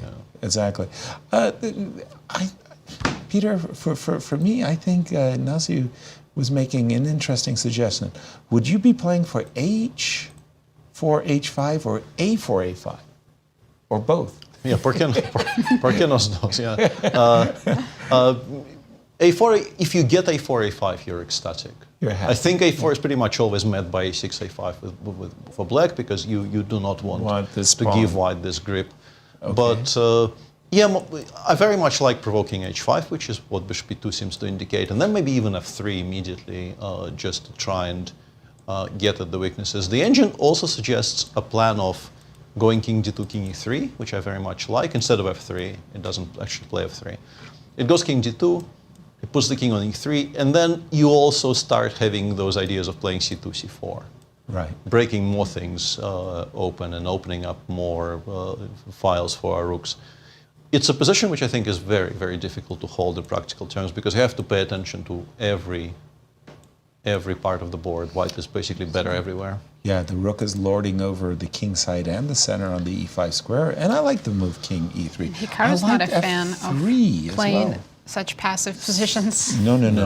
That's not his bread and butter, not at all. Well, very few people are, to be honest. Yeah, exactly. Who likes these passive positions? Ulf will defend this position with vim and vigor. Bishop e2 on the board, and where's the action? I want to see some tactics. Everywhere. I think Alireza is completely winning now, so let's check with Prague and MVL. Prague, okay. When we left it, we liked. Did rook d1 appear? Yes. It did. And he did win the pawn on c5. And instead of rook e8, he played rook d7, which is similar, and the resulting positions are also quite similar. Check. So you do get to win the pawn back, but you have this really, really horrible structure. And yikes. We've got a4 on the board, intimating that I'm a pawn grubber. Bishop takes a7 might be In the case a6, then right. a5, so black has to play a5. Exactly. But then I like rook a3, rook b3 also, looks very scary. Which is, I'm sure, part and parcel of what the whole a4 move was about. Not just gaining space, not just threatening bishop takes a7, but really looking to anchor the rook on b5, go after the e5 pawn. It's not as bad as it looks, I want to say, because... It can't be, because it looks terrible. Yeah, but just to talk about this a bit more in detail, I think the reason why this might be, I mean, not okay, this is not okay for black, but the reason it's maybe playable is that we do have a lot of pawns on the light squares, which means that the bishop on e3 can be nullified to a degree. Like, the engine actually does suggest a5 is by far the best move, but for me, if you play, let's say, a6, a5, and you play something like king d7, you want to put the king on e6, put the knight on d6. And it's incredibly passive. You're very open to eventually, well, let me make some moves, I don't know, c4, king e6, b4. So if white eventually gets to play b5, creates a passer on the queen side somehow, obviously a b5, cb5 is winning, but black will never be reacting to b5 in that fashion. And you are consigning yourself to passive defense for the rest of the game. You will never have any actual counterplay, so to speak. But it's very, very solid. And this is not the light piece you want to have. Like, if this bishop was on g2, black would be resigning. Kind of resigning. But it's a dark squared bishop. And it's not going to be an easy conversion at all. It's a very pleasant position to play for white. Once again, you're in full control. You're never going to have any problems. But getting from here to a full point is not very straightforward. Some work. Seriously, thank you for that, Peter, because it goes to show that even in those positions where, you know, life is terrible and you're just looking and you're going, ugh, you know, like, well, why did I wake up this morning? There are reasons why you would look for what is good in my position. The bishop looks terrific, but as Peter is saying, it's not the light square piece you want. The pawn is on h6, bishop on g2. It would mean surrender. Absolutely, yeah. But maybe the bishop on e3. Pragg is down to 48 seconds. Ooh, giving MVL every reason to hope for mistakes. a7, a5 on the board. Would you play rook a3 quickly? Or would you be doing something else, Nasi? I mean, rook a3, rook b3 looks very good. I'm threatening bishop e6, rook b5, going after your weak pawns. We do have a result? Resignation by Wesley. So Firouzja came back after his first loss against Nepo, and he just beat Wesley. So you didn't mean to say first loss as much as round one, losing in round. It's like, I have more losses in store. Okay, king c6 on the board. And okay, we were thinking that the knight might end up parking itself on d6, but king e6, how are we dealing? Okay, we go immediately back, knight to d6, got it. 16 seconds for Pragg. What do we play? Check? Check, king c7, yeah? And should I be playing for b3? b3, c4, yeah. Right? Does seem quite promising, because if the knight goes somewhere, you have to contend with rook e6. Mistake, apparently. What was good? This is a mistake. Maybe you could play c4 immediately, actually. Very nice. This is a cute tactic. c4 immediately. Oh. It's a very cute tactic. And the idea, of course, is that if you go knight takes c4, we've got rook here, and oopsie daisy. King d5, rook d3, yeah. Yep. And if you don't want to lose the knight, you can lose the rook. But rook b6 check. How could you criticize developing, penetrating with the rook to b6 and you knight d4 holds here, and MVL instantly found, by the way. Yeah. So it's just this one tempo, because black is now threatening to play rook d6, just basically correcting all the structural issues that you've had earlier. So you have to start giving up material. Yeah, Pragg, realizing that allowing rook d6 would immediately end on a draw. He gives up on c3, but this is a relief, yeah? Yeah, huge relief, because now, by the way, no king f3, because that would I'm a bit surprised with that. Yeah, I think I would have played king f3 without thinking, just put it on g4. Exactly. He went king f1. And now you can go rook d1 check and then play knight d5, and it really no longer even looks like a problem for black. Absolutely. I was about to say that, who starts playing here? I mean, this pawn on b3. Especially if you're on 20 seconds against minutes. You can very much imagine how you lose this with white, which would be quite heartbreaking considering where we were a moment ago. Indeed. I mean, you put your pawn on e6, you leave your knight on d5, you go after the b3 pawn, and who is I think playing? MVL is very interested now. Who is playing? Yeah. Oh, he's going to play knight d5 immediately. back. It's also fine, yeah, but... By the way, bishop d2 came instantly. Well, he needs to play fast. He needs to accumulate some time on the clock so that he can think when he needs to think. Okay, so MVL is thinking about taking over the b file after b6. Rook c file, rook takes king up, and rook c8. The knight on d5 is a fantastic knight. Yeah, but you could also have the same position with the rook on d1, which I think would have been an improvement. So yeah, I'm a bit for black. Yes, I'm a bit surprised that MVL hasn't done that. Exactly. By the way, king update, e2. Yes. Hikaru Nakamura is now completely losing. Ooh, for those of us who chose Hikaru, let's take a look at Hikaru. What has he done? I think he knows this game is over. You can see his body language. He does not look like a happy cat. Ooh, those doubled rooks on the b file. I'm just going to go from the current position, the live position, to what happened after bishop e2. Rook g6 was Hikaru's move, and his position did not improve whatsoever. So he traded e-pawn for the h-pawn, but that allowed Nodirbek to double the rooks on b file. Yeah, and the issue is you would like to drop the king back to c8, but it always loses to bishop takes a6. a6. Yeah, you can throw in bishop e8 check at any point, but it doesn't actually help. Rook e8, king d2, and if you take on a6, you lose the rook on g7, not the one on e8. You lose the one on g7. Check with this rook, and the same rook goes back to b7 and picks up on g7. Ouch. So 3 seconds. Oh, he just made a move with 2 seconds. Yeah. Well, he did it with a check. Not much choice, so very difficult to make a mistake for white here. Yeah, and king c8, bishop a6, unfortunately, white is a pawn up with a continued attack against the king. So yeah, king c8. I'm sure Nodirbek knows he can take on a6. I guess rook takes h6 is also winning, to be honest, but why not start by picking something up on the queen side and leave all the other trumps in play? That's exactly. You just said it so nicely. That rook on the pawn on h6 is such a trump. You can pick it up, it seems like, at any time. But bishop takes a6. Forcing rook e7. Yeah, if you force a rook e7, and the bishop is... Why not pick up h6? h6 immediately. I'm all for it. You know me. I mean... He's going for it, I think. Yes. Yeah. Bishop I think it takes a6. Yeah, rook f7. Rook f7. That came very quickly, too. Hikaru's leaving b7 hanging. Okay, that is... Can I take with either pawn or the... I mean, pretty sure you can. Rook b7 looks very tempting. It does. I'm just rook wondering... f2 clearly is the idea. And then we hide the king somewhere. King c3. Rook e3. Should I go up? Hold on. Let me catch up to you guys. Rook f7. What would you like to do? Rook b7. Rook b7. Rook takes f2. Okay. King c3. Okay. Check. On e3? And here I was thinking, should I go up to b4 or or bishop d3 or king b2? Lead your army into battle, but I don't know. Bishop to d3?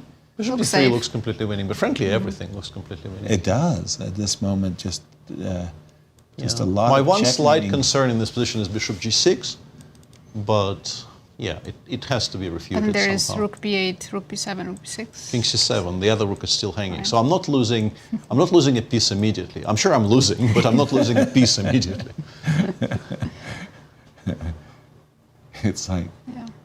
Yeah, but also bishop takes b7, and then after king c7, I thought this might be a way to go. And you just said... He took the central pawns, and now... By the way, this bishop on d5 is doing a great job. And you can't even give a check to this king on d3 because the g6 square is covered. Yeah, this is very strong. And you're threatening somehow rook b7 check, king to d6. Rook 1, b6, and then c4 mate. Can Hikaru double the rooks? Rook e2? Spoken like a true Puzzle Rush champion, I must say. Bravo, Peter. Yeah, he's going for it. That's his rook only e2, chance. c3? Something has to be made here. c3, And No, There's so many moves. check on b7. You have to go back because king d6 we know Clear. loses to mate in 2. Check Yeah. on b8. yes, You have to go to e7 because c7 loses to. I think Caruana lost his game. This looks like black has won, judging Must by have the been some big by the blunder, king's position. because in the Papi center. was much better. We'll check this up. Yeah, says black won. I have no idea what happened. wow! Congratulations to and our apologies to Leinier as he's taking down the reigning Grand Chess Tour champion, leader. Pardon me. Why did I say champion? Apologies. That's what we're trying to determine who's going to be the champion of the Grand Chess Tour, and it looks to us like. Nodirbek is just putting on the finishing touches of a very, very well-played game. Rook b8, rook b7 check. I'm assuming the king has to go back C8. to c8. And then just C3 simply. c3 simply, rook a6 simply, Rook where? rook a6. Oh, just a thread and mate. Rook b2 simply. I think everything's winning. Yeah, greed is good, as we know. Rook b2, just keeping all the peshkis. Is good. Okay, bishop A4. Bishop a4, But now he can give rook H8 check. which he has done. Oh, yeah, there's this is mate just on mate, D8, yeah. right? You have to go back to e8, but that's not really a way to play. Otherwise, chess, rook D8, rook D7 checkmate. Exactly. Actually, that's a very nice checkmate. Again, In the middle of the board. a pattern that We don't see very often. right. I mean, it is rather beautiful, eye-catching, let's say. And for style points, you can go rook h6 in that position, right, instead of rook d8.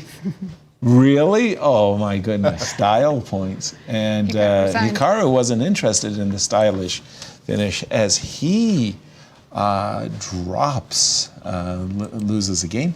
Where are you going to take us, Nasi? Let's check. I think Levon's about to checkmate or finish. Levon is Jan about actually came very close to saving that game. Really? He's now back to being lost, but for very specific reasons.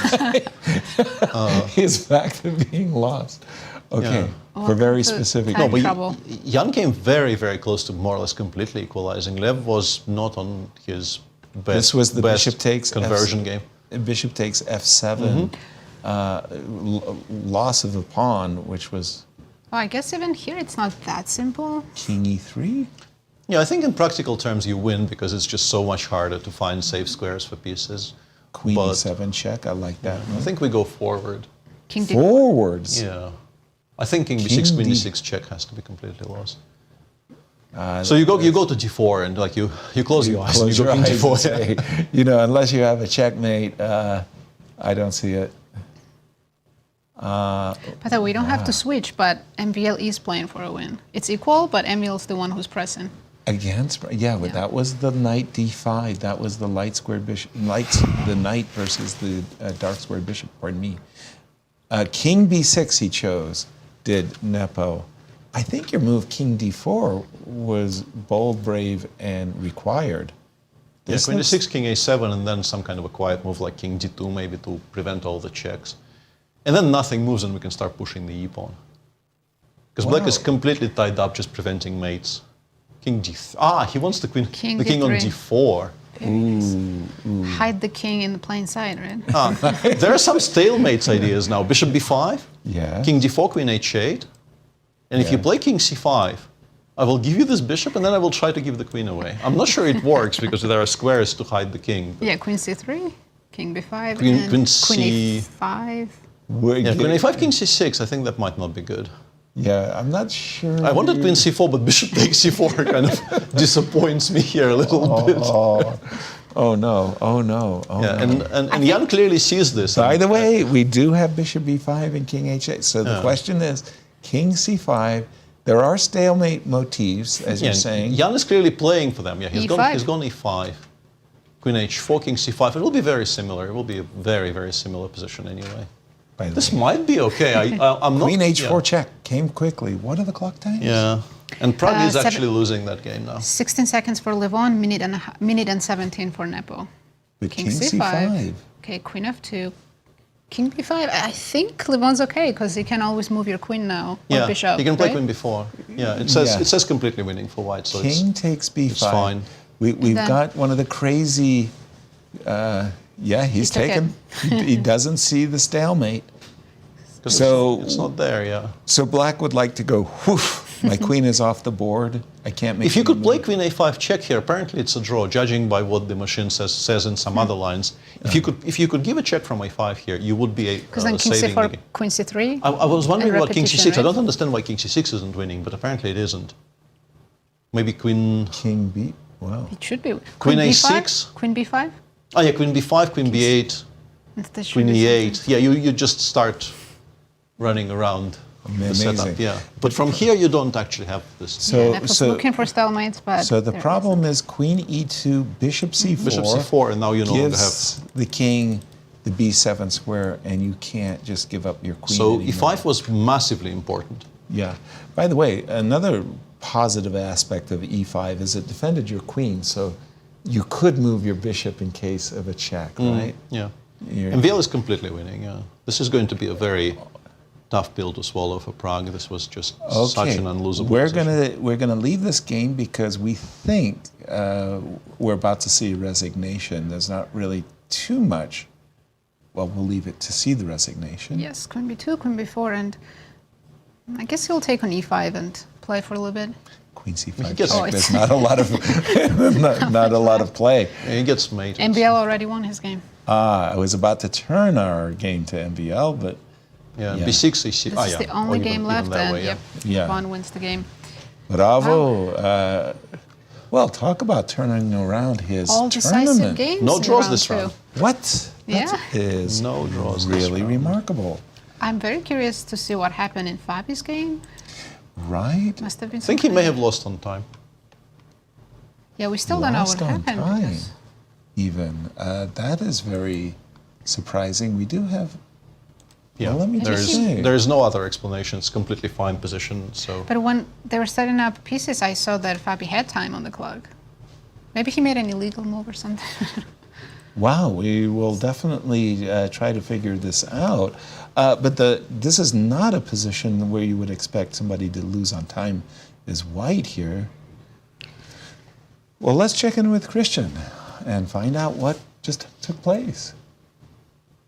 So what I'm hearing is that the position that we have on the board on the screen is not the final position, and in fact they played many more moves after that, and Fabiano just simply lost on the position. But what it was, it seems to have been a time scramble gone wrong for Fabiano. This was a very tense game, by the way, all the way from the middle game, and this is, you know, a clash of players that know each other so well. They've looked at this type of position so many times with each other. Dominguez was part of Fabiano's team for the preparation at the 2018 candidates and the World Championship as well. So definitely they know each other very, very well. And I have to say, Fabi was putting the pressure. Look at this knight coming to f5 around the black king, but black knew exactly what to do. Knight to d7, I really like this move because the rook on e6, finally it's ready to control and defend the king side as well. Potentially go rook to g6. Also, what white will need to time correctly right now is maybe rook takes b7, but you cannot really take on b7 that easily because of bishop to b6, and that would just simply trap the rook on b7. I have knight c5. By the way, this knight to d7 not only opens up the rook, but also prevents rook takes b7 because of knight to c5. I really like the way Dominguez played this game. Bishop to a3, very controlled from both sides. And the position that we have on the board at the end, this position, is very equal. But again, I was told that they played many more moves. This is not the final position, and right now it's being updated. Let's take a look at what happened. Knight takes e5 was played, knight takes e5, bishop takes e5, queen to e8, and an inexplicable rook to b1. What is that? I'm actually not really sure what rook to b1 is, just simply giving up the piece on e5. Knight takes e5. Okay, so I understand. Rook to b5, he assumed that the rook on a6 is going to be unprotected. Rook takes e5, obviously you drop the rook on a6, but knight takes e5 just simply defends at the same time the rook on a6 with a rook on e6. Very nicely played, I have to say, by Dominguez, and controlled on those last final moves, and that was very important. That was the deciding factor in this one. Guys, back to you. Wow, knight takes e5, just a brain infarction that happened there. You said all decisive games? Yes, Let's all take five a look at the decisive games. standings. I mean, my goodness. 5 decisive games? Are you kidding me? Wow. Wow, so there's 4 players now sharing first. Nodirbek, Abdusattorov, Levon, Aronian, Leinier, Dominguez, and MVL. Did anybody choose those players? Yes, I think Nodirbek was chosen. Oh, very good. And sharing 5th, Jan and Firouzja. The rest of the players falling a little bit behind. Wow, crazy. Yesterday was the opening ceremonies. It was a low-key affair, but I got to tell you, it was really nice to see all the players gather around, friendships, you know, as drawing of lots. Yes. Yeah, the players got some very attractive leather toiletries bag. And also cufflinks. Very nice. Yeah, cufflinks for their drawing of the lots. There are 4 American players in this event. Only? Or 5. Yeah, I was about to say, Yes. we're half the field. It's U.S. You can versus see the world. Them chatting. They're going to be teammates soon at the Olympiad. Yes. Some of them, anyway. Some. Yeah. Levon took Hikaru to task for not joining the U.S. Olympic team. We're going to go on break, Nazi. Right, don't go anywhere. We'll be back shortly.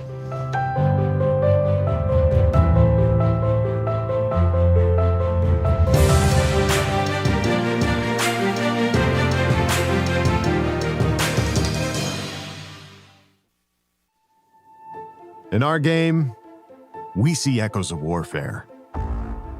Every bishop's silent shift. Every piece finds its place. The clocks are ticking, and every second matters. Legends will rise, and champions will fall. Give it everything you've got, and ask for more. This isn't just a game. This is it.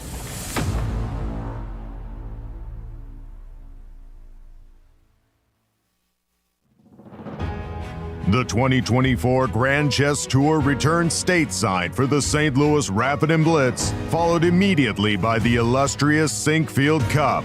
Elite grandmasters from around the world will leave it all on the boards in the capital of chess in America. With multiple time controls from classical to blitz, the quest for the GCT crown will finally come to a close. Don't miss Chess Legends Make History in epic back-to-back events for the dramatic conclusion of the 2024 Grand Chess Tour.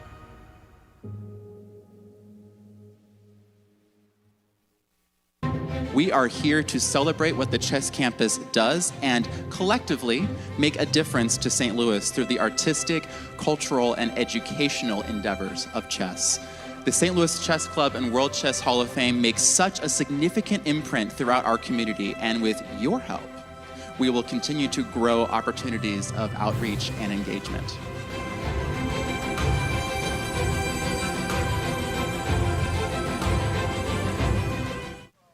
I'm Grandmaster Maurice Ashley. Join me on October 24th to 26th for the St. Louis Chess Conference to be held right here in the chess capital of America.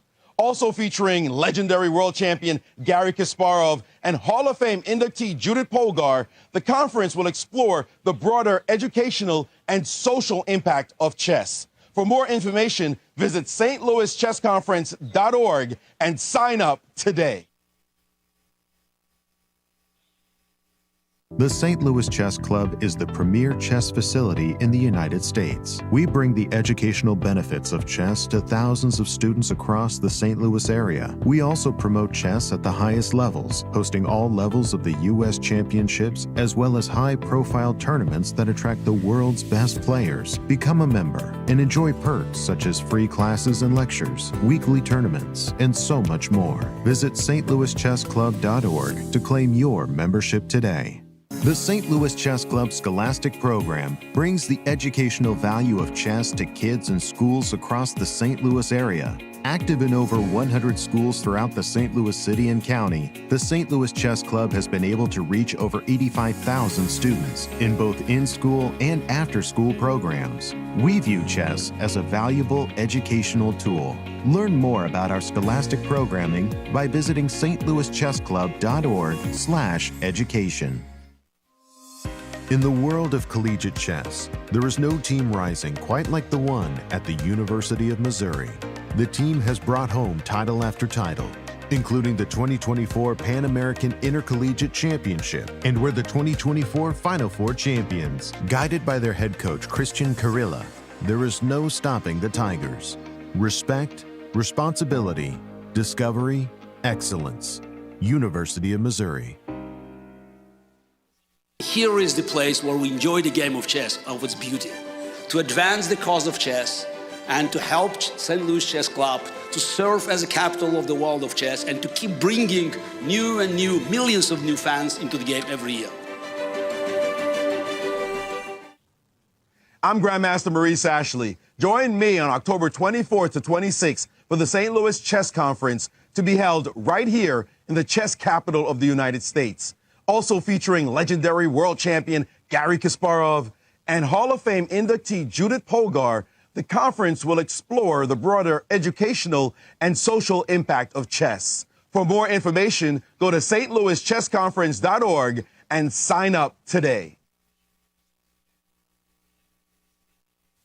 The World Chess Hall of Fame, located in the heart of St. Louis's historic Central West End. Want to know why chess has intrigued people around the world for nearly 1,500 years? Stop by and learn about the impact of chess from our 3 floors showcasing the art, culture, and history of the game. The World Chess Hall of Fame has something for everyone to enjoy. For more information on current exhibits, please visit worldchesshof.org. St. Louis, the chess capital of the United States. It also plays host to an award-winning shop dedicated to chess merchandise, all-occasion gifts, and plenty more. At Q Boutique, you can shop both in-store and online. From quirky greeting cards to luxury chess sets, there is something for everyone at Q Boutique. Enjoy a shopping experience like no other. Make sure to check out QBoutiqueSTL.com for a wide variety of gifts for everyone to enjoy. At St. Louis University, chess and success go hand in hand. Founded in 2016, the St. Louis University chess team has risen to become recognized as one of the best in the nation, bringing home multiple titles, including the National Championship in 2022. With members from 9 countries and led by Grandmasters Firouzja and Dariush Fierks, the future is bright for the SLU chess team. Higher purpose, greater good. St. Louis University. The St. Louis Chess Club is the premier chess facility in the United States and is among the best in the world. Thanks to co-founders Dr. Jeannie Cairns-Sinkfield and Rex Sinkfield, the St. Louis Chess Club is a non-profit organization committed to promoting the game of chess locally and internationally. We bring the educational benefits of chess to thousands of students across the St. Louis area, promoting cognitive development, critical thinking, concentration, and analytical skills. The St. Louis Chess Club welcomes chess lovers of any age and skill level to come and enjoy the game of chess. We also promote chess at the highest levels, hosting all levels of the U.S. Championships and the American Cup, as well as high-profile tournaments that attract the world's best players, including the prestigious Sinkfield Cup, Cairns Cup, and many more. All tournaments can be streamed via our YouTube and Twitch channels that also include over 2,000 chess lectures for anyone to enjoy. Become a member and enjoy perks such as free classes and lectures, weekly tournaments, merchandise discounts, and so much more. Visit stlouischessclub.org to claim your membership today.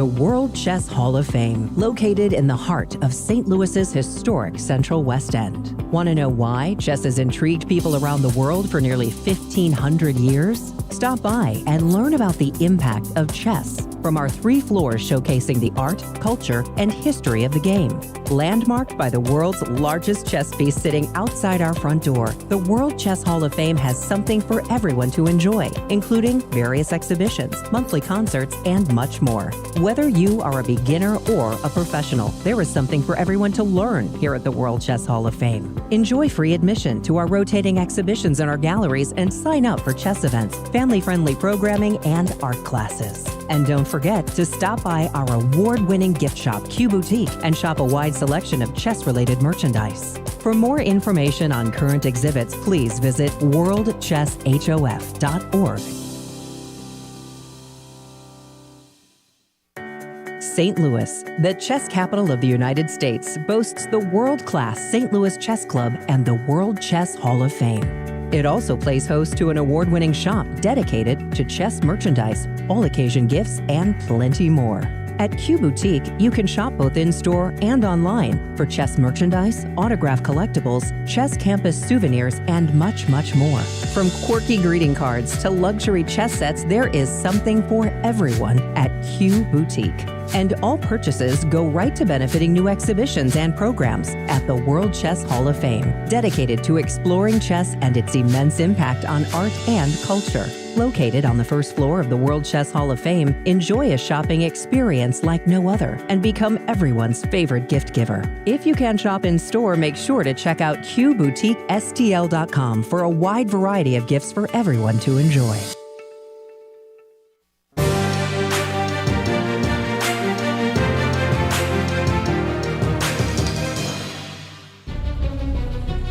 Welcome back, everyone. Let's take a look at our standings after round 2 of the Rapid and Blitz. We have 4 co-leaders: Nodirbek, Abdusattorov, Levon, Aronian, Leinier, Dominguez, and Maxime, Vachier-Lagrave. Sharing 5th, Nepomniachtchi and Firouzja. And this is crazy to say, but Fabi, Wesley, and Hikaru have dropped the bottom of the list. And Prague as well. I was going to say 5 decisive games there in round 2, and that really shook things up.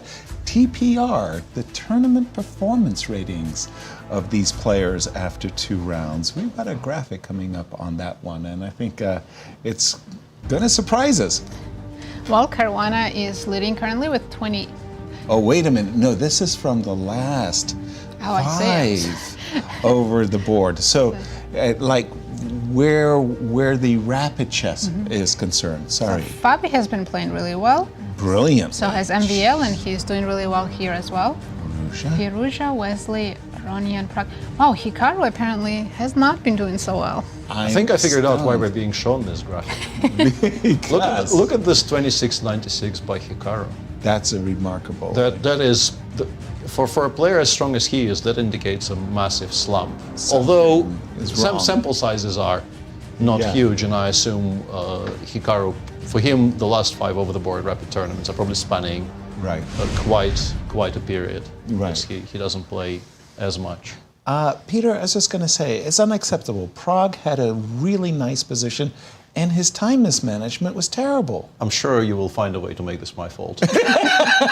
I'm working on it. I'm really pushing your buttons here, but no, seriously. It's not great. Game. It's not great. Yeah, you should not be losing these positions with white, and I think the major reason why he lost it isn't even on the board. I think he pushes himself to find the best choices everywhere, and practicality is something that we're trying to actually this is the one area where I feel I'm somewhat qualified to give him some advice. And I think when we switched back to this game where he had this option of playing c3, c4 without going into chess details, it was about move 25.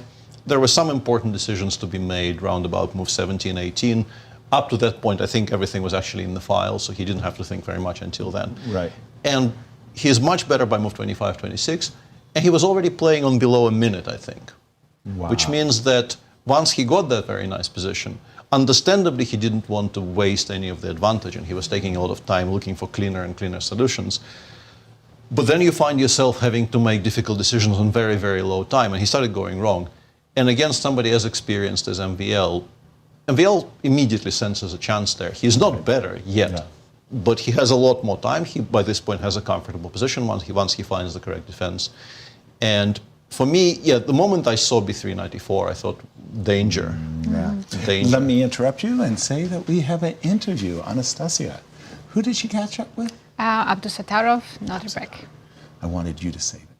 Nodirbek, my congratulations on your victory against Hikaru. Such an emotional game. What happened? Tell us a little bit about it. Yeah, I played London system. Yeah, he went for the knight h5 line, which also Nepo plays this line. I was kind of prepared. I played this bishop g5, h6, bishop h4. I went to the sharp position, which is relatively fresh compared to other lines.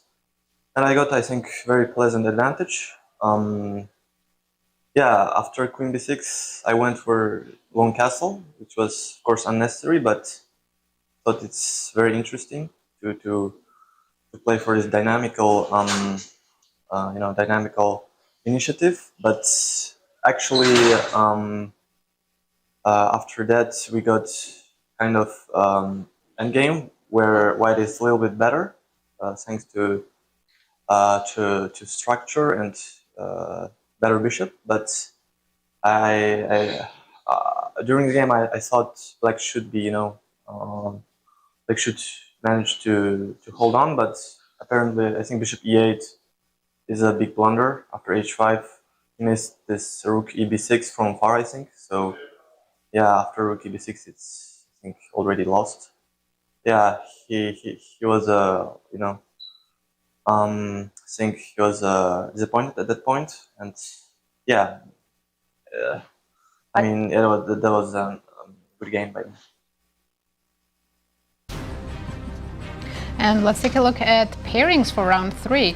We have Hikaru Nakamura playing Fabiano Caruana, two longtime teammates and rivals. Absolutely. MVL playing Abdusattorov. Those are two leaders currently playing each other. That's got to be the marquee matchup. Yeah. Dominguez playing Alireza Firouzja. Wesley against Levon Aronian. And Nepo is playing Prague. I'm just looking at that pairing once again. Hikaru Nakamura, Fabiano Caruana, America's #1 and #2, and they only have 1 point out of a possible 4. Remarkable. As we're getting ready for round 3, and I think they're both thinking about that round 2 and what happened. What happened in round 2? Hikaru coming out of that opening, by the way, with Nodirbek. I mean, he really did misplay it. Yes, Nodirbek played a beautiful game from start to finish. Absolutely. And MVL versus Nodirbek will be our marquee matchup game. And check this out. It's not every day that you find MVL on the white side of the Sicilian. Sicilian knight, or no thank you, said MVL. Bishop b5 check, knight to d7. Now, for me, every time I see this bishop b5, I think of the move d2, d4, and recapturing with the queen. But I have to note that today's players are playing it with c3. And they're playing for a different setup with d2, d4. Well, but d4 on the board. d4. Okay. And So I think we're going to see queen takes d4. People take with the knight quite a bit these days. I know, also. He has taken with the queen, but knight d4 has become a lot more fashionable than it was Which is crazy, right? Then why did you play bishop b5 check? Well, we've provoked knight d7, so there's some point to it. Queen takes d4, a6, bishop e2 on the board, and they're following the dictates of theory. And Nasi, you're going to have to tell us when they go out of the book. Would you play c4 here and go into those Marozzi type of positions? I would. I'm thinking that when I do play the move knight c3 in an open Sicilian, I need something for it. I need my pawn on g4. Oh, he just played knight c3. Right. I need my pawn on f4. I need something to justify having my queen on d4, and maybe having a pawn on c4 as justification. Guess what? You're right. Knight c3. G7, G6. Okay. Already only 5 games in the database. That I was about to say, that is a rare move, right? Knight c3 was the rare move, yes. White usually castles or plays c4. Right, G7, G6. And Peter, weigh in on this one, because if you're black and you get to play bishop g7 castles, and you've got a very favorable dragon. It feels initially like this has to be very, very nice for black, but these days they do play this kind of structures as a kind of a reverse English opening, I think is the way to describe it. Okay. And there are two very different approaches here. I suspect what MVL will do is something along the lines of castles, bishop g7, and just drop the queen back to e3. Magnus has been playing these types of positions quite a bit. Then you play h3. Sometimes you do this kind of a weird queen g5, queen h4 to play bishop h6 later. But this is not a stellar version of it, to be honest. There are better versions available from different move orders. I see. And apart from that, you can go for something much more ambitious with bishop e3 and long castles, intending to meet long castles here with e4, e5. And this is actually quite playable, because after the e5, knight e5, black cannot actually use this x-ray in any kind of a good way. So this ends up being quite okay. So we'll see how MVL approaches it. I'm a bit surprised by what he's done here, as Nazi say. Knight c3 is unusual, but he clearly has an idea. And he's gone for the immediate e5, yeah? He did, e5. Difference with what I've just shown here is you can actually take on e5. If you go back to the position I was showing, because of the x-ray along the d file, you cannot immediately capture on e5 because queen takes d8 is very strong. The way MVL has done it, I can take first and then play bishop g7 and castles. And it's difficult for me to imagine why this would be worse. I guess the point would be if black just automatically castles here after rook d1, maybe you have to either make an awkward move queen e8 or you have to calculate giving up on e7. But frankly, even giving up on e7 in these types of positions, black is so well developed and has so much just piece counterplay for the pawn. I don't think this is a problem. Right. This doesn't really seem to me like this is going to refute the Sicilian, if I'm honest with you. Well, let's hope the Sicilian days are not numbered. Knight takes e5. We'll keep an eye on this one. And where would you like to take us, Nazi? Well, Hikaru against Fabi, they've only played 5 moves, but pretty sharp 5 moves. I would be kind of stuck to guess what those 5 moves might be. Okay, so bishop e5. We have been seeing these knight g8, e7, I want to say Steinitz, Ruy Lopez, they become popular. Knight c3. Okay. This is probably the most ambitious reply to knight g7. And, the most ambitious? Yes, it's very, very central to knight g7 systems, because you play knight c3 specifically with the idea of meeting knight g6 with h4. Wow. And play becomes extremely sharp. Knight d4 is by far the best move here for black. And in reply to knight d4, you can do all kinds of things. I recently had a game here where I played h5, knight f4, knight takes d4, h5, knight f4. There are other moves available for white as well. This is very, very sharp. Knight d4, e d4, queen f3. I had a game recently. So, how did you do? It was a draw. I had some chances, but it was a draw. Okay. Hikaru, instead of all of this, plays bishop c4 instead of h5. Also a very logical choice. You preserve your bishop. You also hint at some attacks against the f7 pawn. Fabi instantly goes h5. Wow. Knight g5. Hikaru also played very quickly knight g5, and now... Yeah, there is a pause here. I'm not entirely sure why. It seems like knight e6 is the only move in the position, but I'm sure there's a reason. As a player who was raised up with the fried liver attack, I mean, at this point, I would think my opponent's I'm trying to think. There is some justice. position where black plays d5 and then bishop g4 and then knight takes h4, something completely insane. But maybe it's not here. Knight e6 to guard against the f7. That makes perfect sense. And maybe Fabi's considering d5? Yeah, the only other choice is d5. Yeah. So say what? d5, bishop takes d5, and then you go knight takes h4 somewhere, maybe here. Oh, come on. I'm kind of serious, yeah. Really? Yeah. Knight takes, oh my goodness. I mean, knight takes h4. Somewhere here, I'm not sure it's this exact position, but somewhere here this exists. Wow. Bishop takes f7, king d7, and the game continues, believe it or not. Like d3, knight takes g2, and we go on. Ben Larson would say, nobody believes you. Yeah, I know. Knight takes g2, and the game goes on. Well, I tell you just have to be so well prepared, because intuitively, you just think that black's... Yeah, it is here. It is here. No kidding. You just think that black is facing a near certain death. And no. I think rook h5 is not the move here for some reason. And maybe it could even be f3. Yeah, I think this doesn't work out, yeah. Look at this, d5. Fabi knows, You have to know these things if you play this line. You have to know these things for black, otherwise you just drift into a very, very bad position. I believe you. Yeah, d5. Yeah. Let's see how well they remember, because clearly with white as well, you don't go for this if you don't know. Right. So once again, show me the line, Peter. Bishop takes d5. Bishop d5, knight takes h4. And I think maybe they don't even take on f7, which is hard to believe, but maybe d3 first is actually stronger. d3, knight g2, king f1, knight f4, takes, king f7, bishop g4, question mark. Takes, what am I doing? Knight f7, I think bishop g4, but I'm...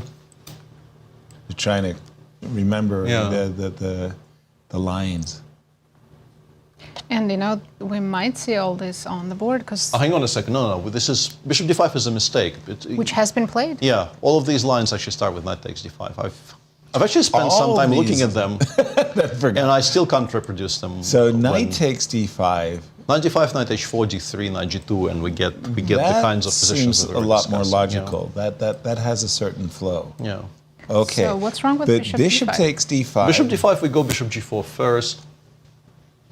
f3, knight takes h4, and this no longer works out for white all that well. f3, knight takes h4. Yeah. I'm still struggling to really figure this out because... So after 8 moves, white is in trouble? Well, that's what the engine suggests, but I don't know. Our engines currently are not as all-powerful as we're used to, but it does seem like this is maybe a little bit suboptimal.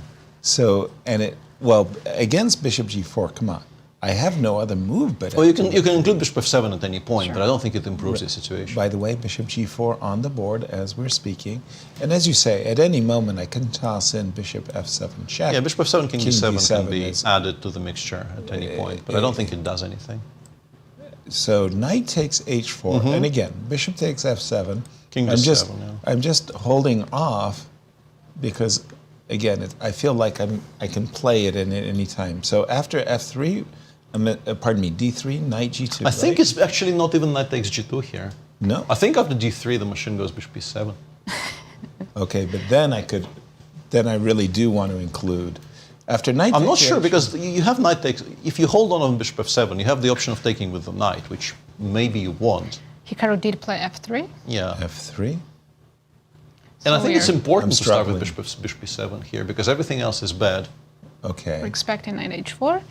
And knight h4, d3, and bishop b7 is strictly necessary. Everything else is much, much worse. But after bishop b7, the engine does suggest that black is in control. And this is a question of Fabi remembering / working this out. And I think it's very much in the spirit of the variation to never make a backward step. Like you just continue attacking pieces. Yeah, always forwards. And the reason bishop b7 works, it's actually quite intricate because at first I couldn't really understand why knight takes f7 isn't a good reply. Right. But then you go on the all-out attack. You go knight takes f3, very specifically to create the square on h4 for the bishop. Oh my goodness. And then to create the square for the queen. Oh my. And we're already one piece down. We have some pieces hanging. Couple of people.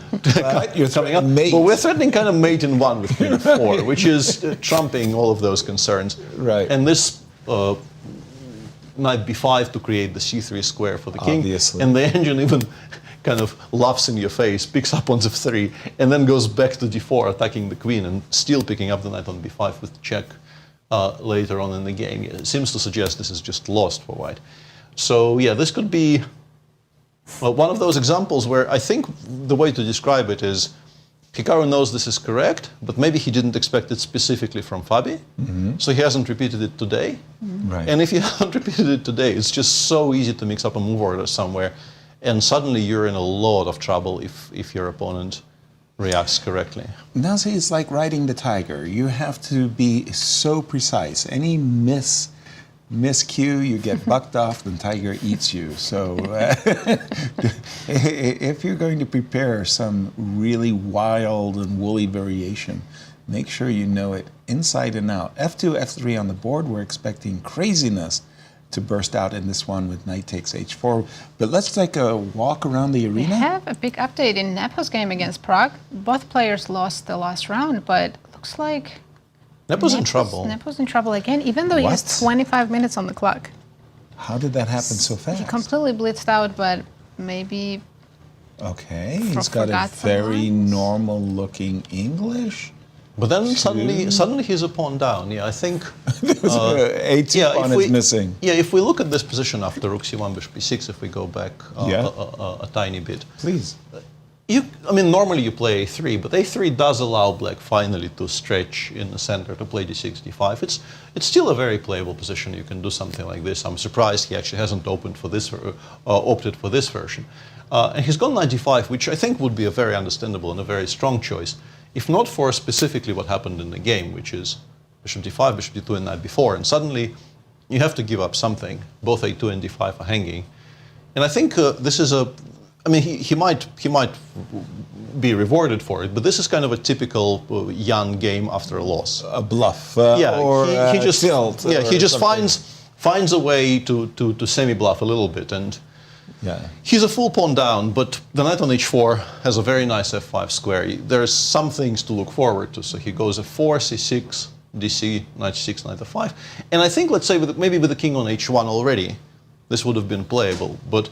The problem for Jan here is that you can play knight d4 and then you can play queen b6. That's nice. E4 probably is also playable, but this is much, much stronger. Yes. And white is just in trouble because you end up with no attack, kind of a really, really dead bishop on g2, restricted by your own pawn structure. It's just bad. Prague played rook a6 instead of knight d4. Is that still good? Yeah, it's still fine. The issue is, even let's say if you do something slow like this, it's just very difficult to create an attack because yes, you have one very beautiful piece on f5, but it's not really supported by very much. Right. And fe5, d5, you never, those sacrifices just never work because you don't have supporting pieces to do anything. Even knight d4, this is what he played rook a6 for, to connect the rook to the defense along the 6th rank. Clear. So it looks beautiful, but what you would like here to already have is like g4, h4, g5. But black will have something to say about that. This is very, very many moves away from being realized. You can actually play it here, but something like knight e7 is a decent reply. I wonder why not even knight takes g4. Knight takes g4, it says you can play bishop f3 and queen g2, at least achieving something. Even though it's not in love even with this position, to be honest. But at least you've opened up some files. I think knight d4 was very much a kind of end of attack, and would have been stronger. But rook a6 is a decent enough move. A lot of players won in round 2. Let's check Dominguez's game. He's currently sharing first, and we have Caruana. And mainline Caruana. Whoa, it's a rare guess. I'm a little bit concerned that Firouzja's king's still on e8.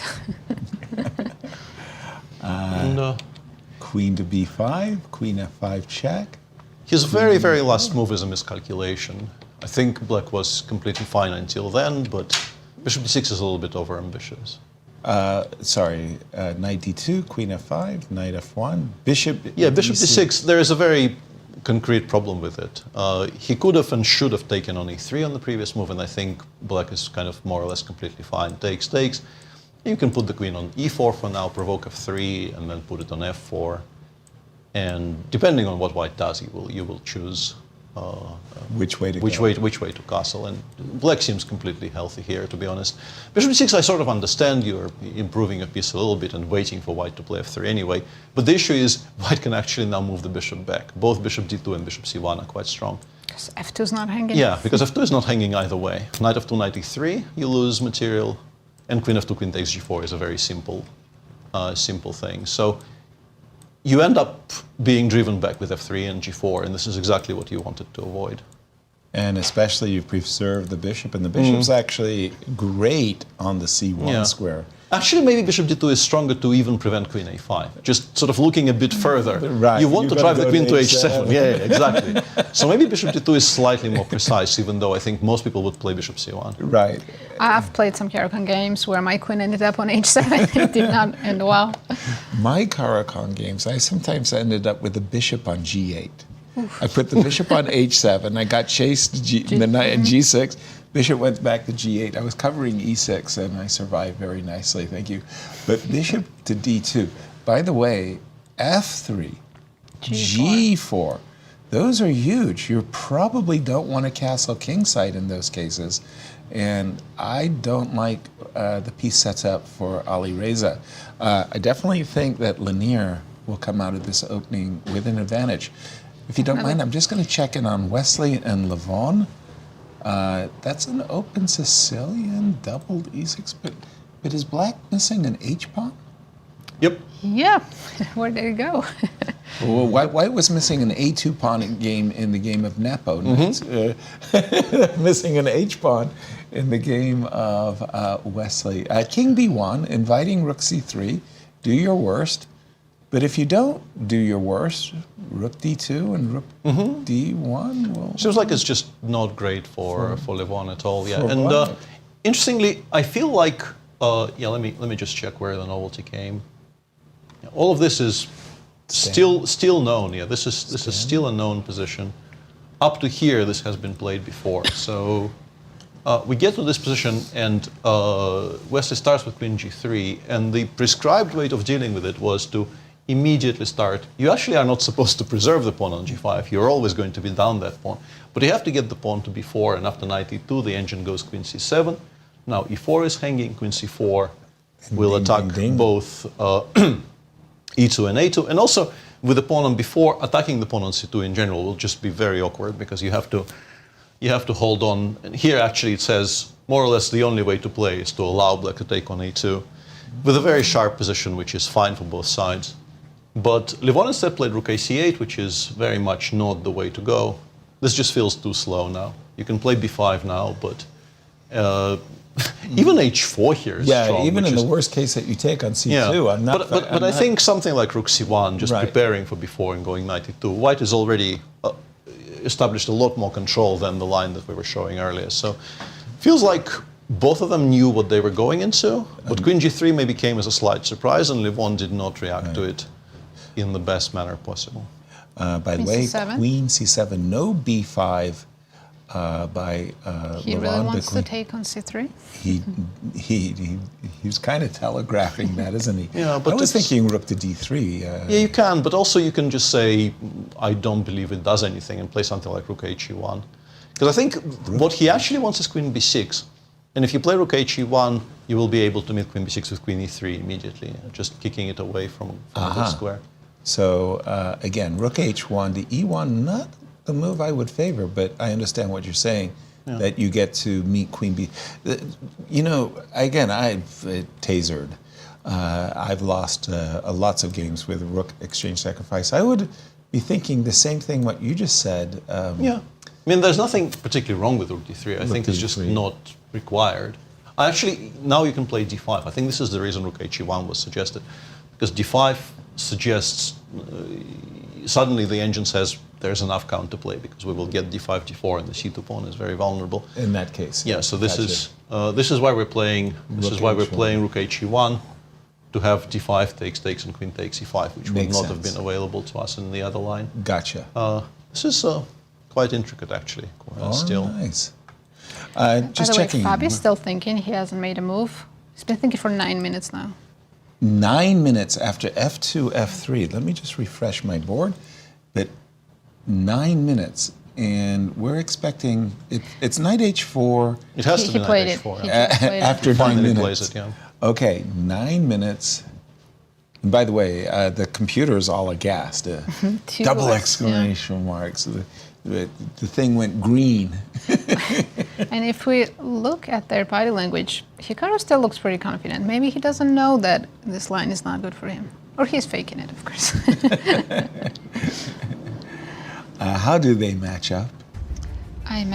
Imagine they've played. Wow, there's a second. Wow, Hikaru has a huge lead, 63 wins, only 28 losses. But That's huge. I'm just thinking, Fabiano Caruana, on classical chess ratings, the number 2 rated player in the world, you beat that guy 63 times, you're good. Wow, 31 draws, a very, I wonder if very this impressive. includes their games when they were kids. Because they were playing when they were 9 years old. Maybe. And I just saw the world ranking 2nd and 3rd in the world, respectively. Great matchup. Knight takes h4. Peter, jump in once again. That whole variation you were telling us about with knight, h4 takes f3, the king was going to c3. Yeah. Now, I'm trying to figure out how not to lose on the spot here with white. I was thinking maybe I can play rook h4, queen g5, and rook h1.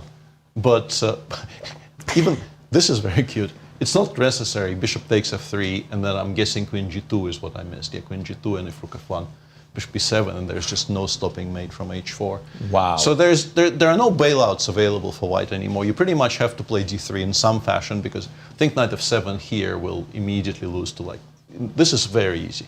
Compared to the previous line, you didn't have to sacrifice as much. Nothing to discuss. Black just breaks through on the f3 square. Right. So your choice is either the immediate d3 or d3 after the inclusion of bishop f7 and king d7. You can do this, but now here bishop b7 is not as strong, but knight g2 followed by knight f4 is extremely strong. I have a feeling I've seen this. Yeah, I think this is like a Shah Mamedjarov game against somebody. Hikaru did play d3, didn't take on f7. Yeah, I was about to suggest d3. Yeah, and d3 now bishop b7. But now can I bail out? No, but because not with bishop f7. Rook h4. Yeah, bishop g5. Rook h2 or something of that nature. Or rook h1. Plan. Yeah, bishop h4 check, king f1, queen f6. It hates it. No bailout. Hates it with a passion because you're still under attack and the position is equal material. You don't even have anything to suffer for. Agreed. Reminding everybody about the current standings, you do not see these players at the bottom of any tournament result Fabiano ever. Caruana and Hikaru Nakamura sharing last place is That's the U.S. Olympic team with Wesley So. I mean, Prague, yeah. Of course, they will come back. Yes, but right they now will. they're playing each other, so. Yeah, take a photo of that because that is very, very unusual. Equally unusual, Hikaru losing after 10 moves with the white pieces? Like, what on earth is going on here? We do have d3. I'm convinced he's going to lose. I mean, he has a huge advantage on the clock. I mean, what is the exact evaluation, Peter? Minus? It's about -2. Okay, -2. It's bad. It's not -5. It's bad, yeah. What? But it's -2 with precise play. Like Yes. you make one more mistake somewhere here, you're kind of busted. It's actually not even -2. It says you have to take on f7, you have to take on g4, bishop takes g5, you castle, bishop takes c. This is a very cute position, by the way, because equal material. There's a lot of discovered checks being threatened. Black just goes hg. I have a discovered check. Yeah, for and if you do something like, I don't know, bishop d5, you immediately lose to knight f3, and mate happens on this side of the board. Right. So instead of this, the best move is bishop h5. The king actually goes to h7 to avoid the checks, but your position is bad because eventually you just can't deal. The moment black actually recreates a threat of some kind, you're in deep, deep trouble. Right. The slow threat is just g6 followed by king g7, once again opening up the rook on h8, and then some kind of a knight f3 will win the game. Right. You can try bishop h5 immediately, hoping to remove this pawn on f3, but after knight takes f3 check and queen h4, you're once again crying, sailing very much against the tide here. Yeah. It's bad. It's bad. It's bad. Wow. You just don't see 2800s being lost or -2 with white pieces. With the white pieces after 10 moves. D2, D3, and you mentioned time was a factor. Indeed. Hikaru has twice Fabiano's times. And Fabio just went into a 9-minute tank to play knight takes h4. More than twice. And the key move is bishop e7. I mean, you might be tempted by knight g2. You might have other temptations as well, but bishop e7 is the engine's move, shall we say. He has to play that move to have an advantage. If he doesn't, I mean, Did no advantage. And this Hikaru's very risky opening works. Right. Pays off. By the way, I think Levon is back to equality. Shall we just, again, Because he go managed around to play the d5. Tournament hall and pick up on the game between Levon? It's Wesley against Levon. Yeah, Wesley played rook d3, which is a move that you absolutely want to play. It feels right to play Then rook d3. came d5. Rook he1 was actually more stable, if you will. Takes. And we caught up on the players with the play. And it feels like something like knight takes d5. I'm going to make a bold prediction here. Sure. Knight d5, knight d5, rook d5, rook c2, rook h d1, rook takes b2. Oh, so you're both is going to be the end of this game. And a perpetual. Yeah, because rook d8 check is a little bit too strong of a threat to allow, so you have to take on b2. But you do have an immediate perpetual here. Right. By the way, I think this is the first game where Levon is ahead on time. It's 20 minutes against 9. Wow, knight takes d5. It's headed Peter? Towards a draw. You're going to have to whisper your moves. I mean, I do appreciate that we're a mile away, but in our studios. Yeah. Rook takes c2. Rook d1. Rook b2. It wasn't a very difficult prediction, but I felt very confident about it. And there we go. See a handshake. There we go. Well, I think they should do like a 4-move repetition. Just to be safe, right? Yeah, right. The arbiters are very, sticklers. very strict. Sticklers. Okay, a draw in this one. I think Wesley will be a little bit upset with himself that he didn't make more out of his pawn-up opening. Wanted to go back to the game between MVL and Nodirbek, because this game, very crucial, all the games are crucial to our standings, but I was very curious to see what would happen. And bishop e6. Interesting. Rook d1, queen c8. Yeah, just to give yourself the Please. useful c8 square for the queen in preparation for rook d1, which you knew was coming. And it was. Yeah, they're playing very logically, and the current position appears to be quite balanced. Bishop to d4. That's a funny. That's a funny way of pinning a knight. Right? It's not really pinned. Well, I couldn't play 98, right? Right, but it's like you got to go backwards or sideways or something.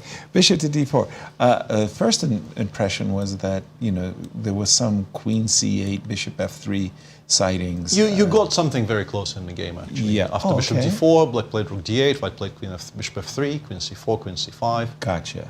Rook c8 takes, bishop dropped back to e3. And we do get this ending. Yeah, rook d1, I'm a bit surprised there were other options. This is actually now maybe you can start imagining being a little bit better with white. It's still not a big problem for black, but instead of rook takes d1, moves like rook b8 I think were slightly cleaner, not giving up the g-file quite as much. Ah.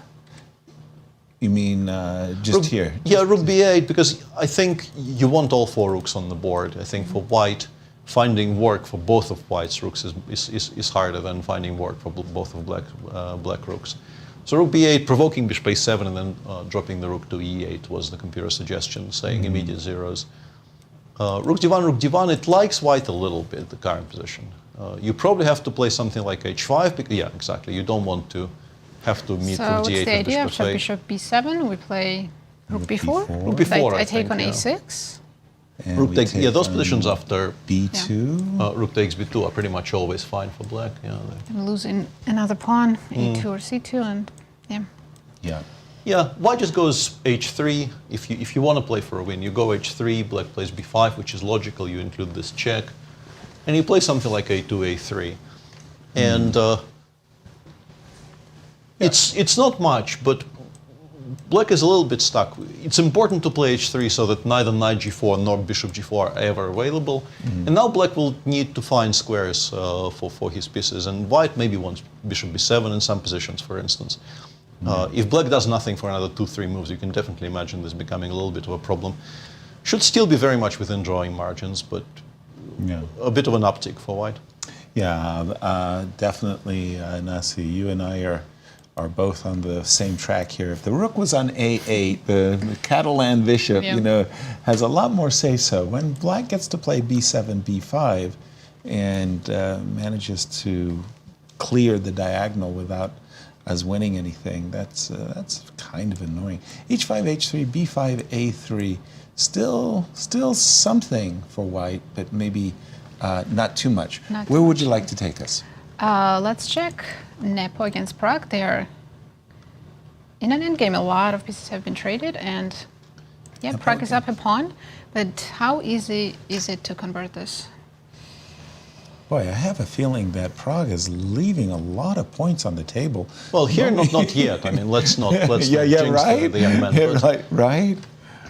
He's still quite a bit better. There was a moment a bit earlier where Jan, I think, missed an opportunity to equalize almost cleanly.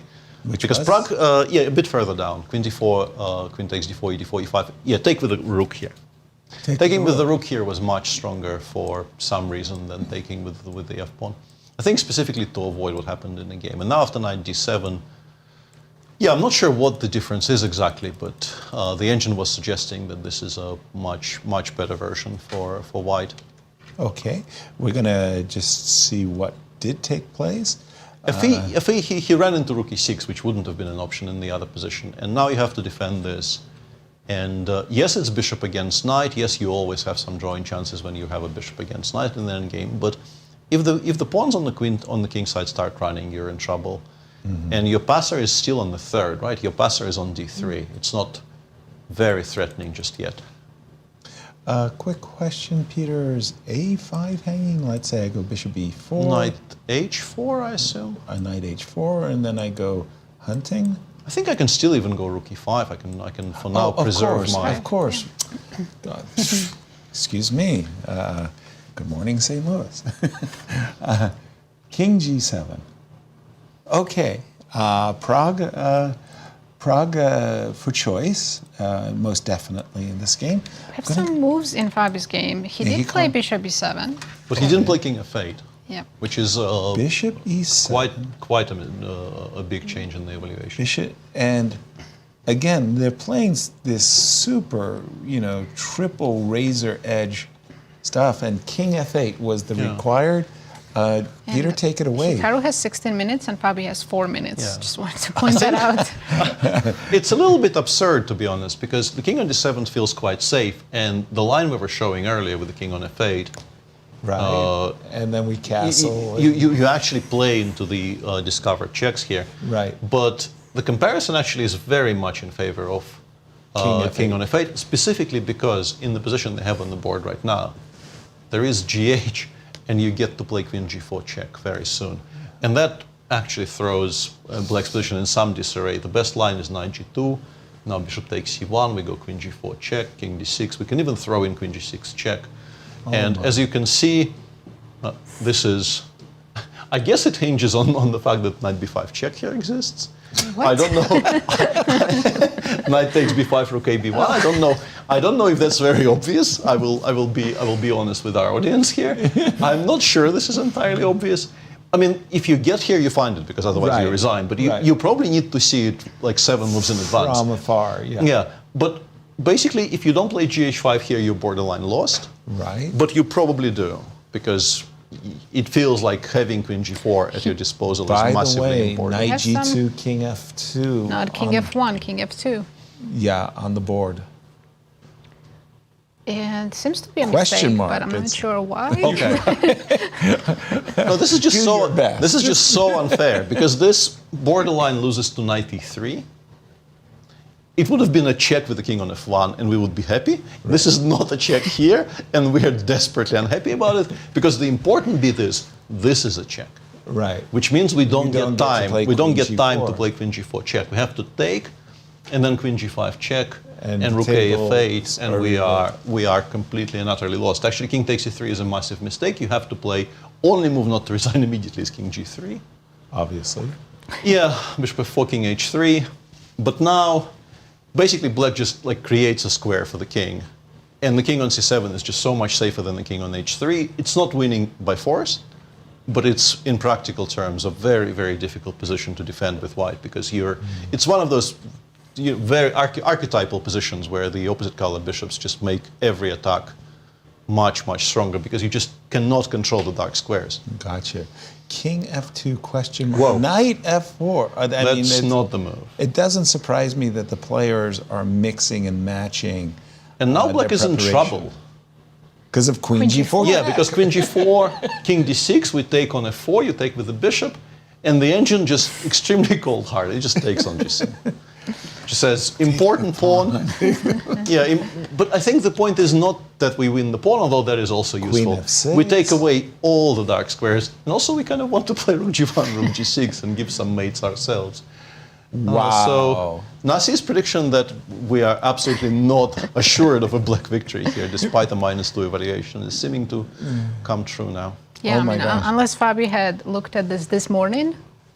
No, he it's so can't. hard. Yeah, finding Yeah, 93 on moves. 2 minutes is not a fun task. 2 minutes? 2 minutes? Holy smokes. I mean, Fabi on the back foot starting He's in big day trouble now. one. Hikaru needs to just not rush. Right. He has 40.5 minutes. Sorry, I would rush with Queen G4 check. Queen G4 check. I was just very happy. But let's take a pause because we do have an interview. Cristian is with Levon Aronian. Levon, +1 after day one, a good result for you, but it wasn't easy, especially that game one against Prague. You survived that one, but it was in game two that I really liked the opening phase, and I want you to talk a little bit about this decision to switch from F3, obviously from game one, to E3. Tell us a bit about the opening phase. Yeah, generally I think every time I try to beat Jan, I fail. So this time I was just trying to play solid, and I succeeded. So maybe this is the trick.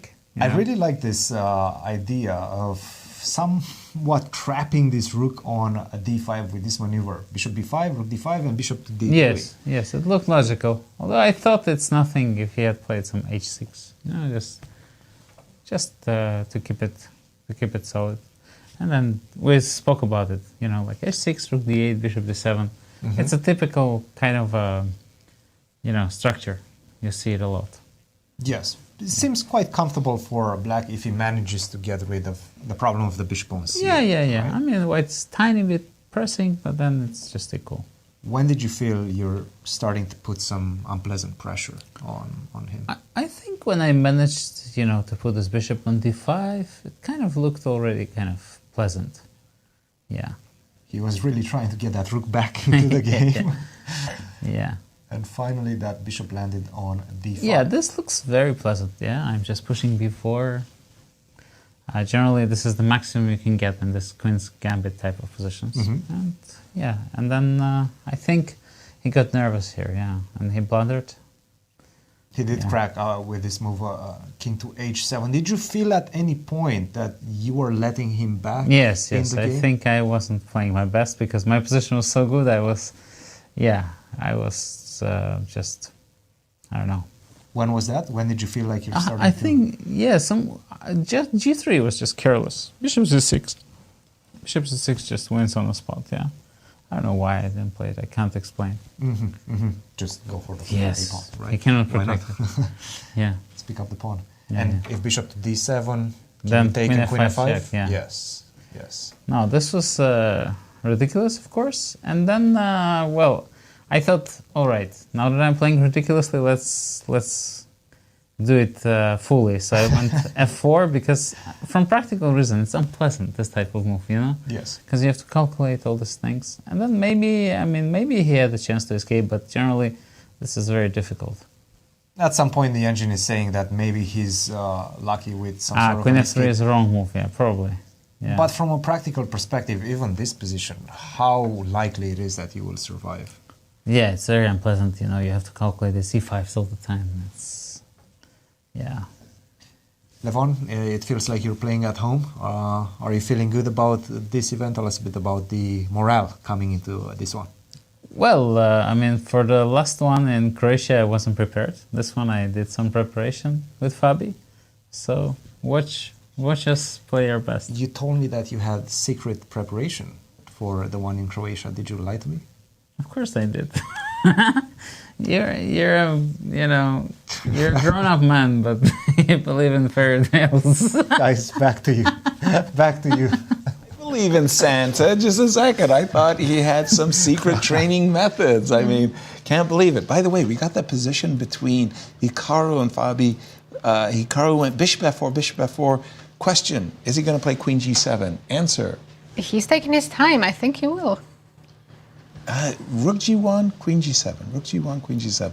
I like queen g7 just because rook g1, rook g6, as Peter pointed out, it plays itself. And the thing I like about grabbing the pawn, beside grabbing the pawn, is I'm also taking away queen f6. Exactly. Because right? on rook g1, black has queen f6. As a possible there's a very defense. cute line I just realized. Please. If you start with rook g1, all right, which is I want to very... play queen f6. Yes. And if you play queen takes g7 there. Yes, I see Bishop it. g3, check. Double check. Yes. Double check. A very cute motif which you see quite rarely because you don't often get positions like this on the board. you break the connection. It's actually not even the strongest move in the position. Bishop b3 is stronger. Because of checkmate. Because of checkmate, yeah. But bishop g3 is cuter. Queen f4 checkmate. Yeah. Nice. Bishop b3 is actually stronger, but... Yeah. Isn't that a cute checkmate? Yeah. I think all of these things are very much why you probably start with queen g7, as long as you can convince yourself that black... You give black a move and black does not have there anything. There is something to be afraid of, like rook f8, because we're pinned. Okay, yes. We'll go with the old standby routine. Let's say queen e7. And now I'm in for a penny, in for a pound. Check. Check. King. Yeah, king c5 before, right? Oof. Oof. That hurts. Wow, that's beautiful. Yeah.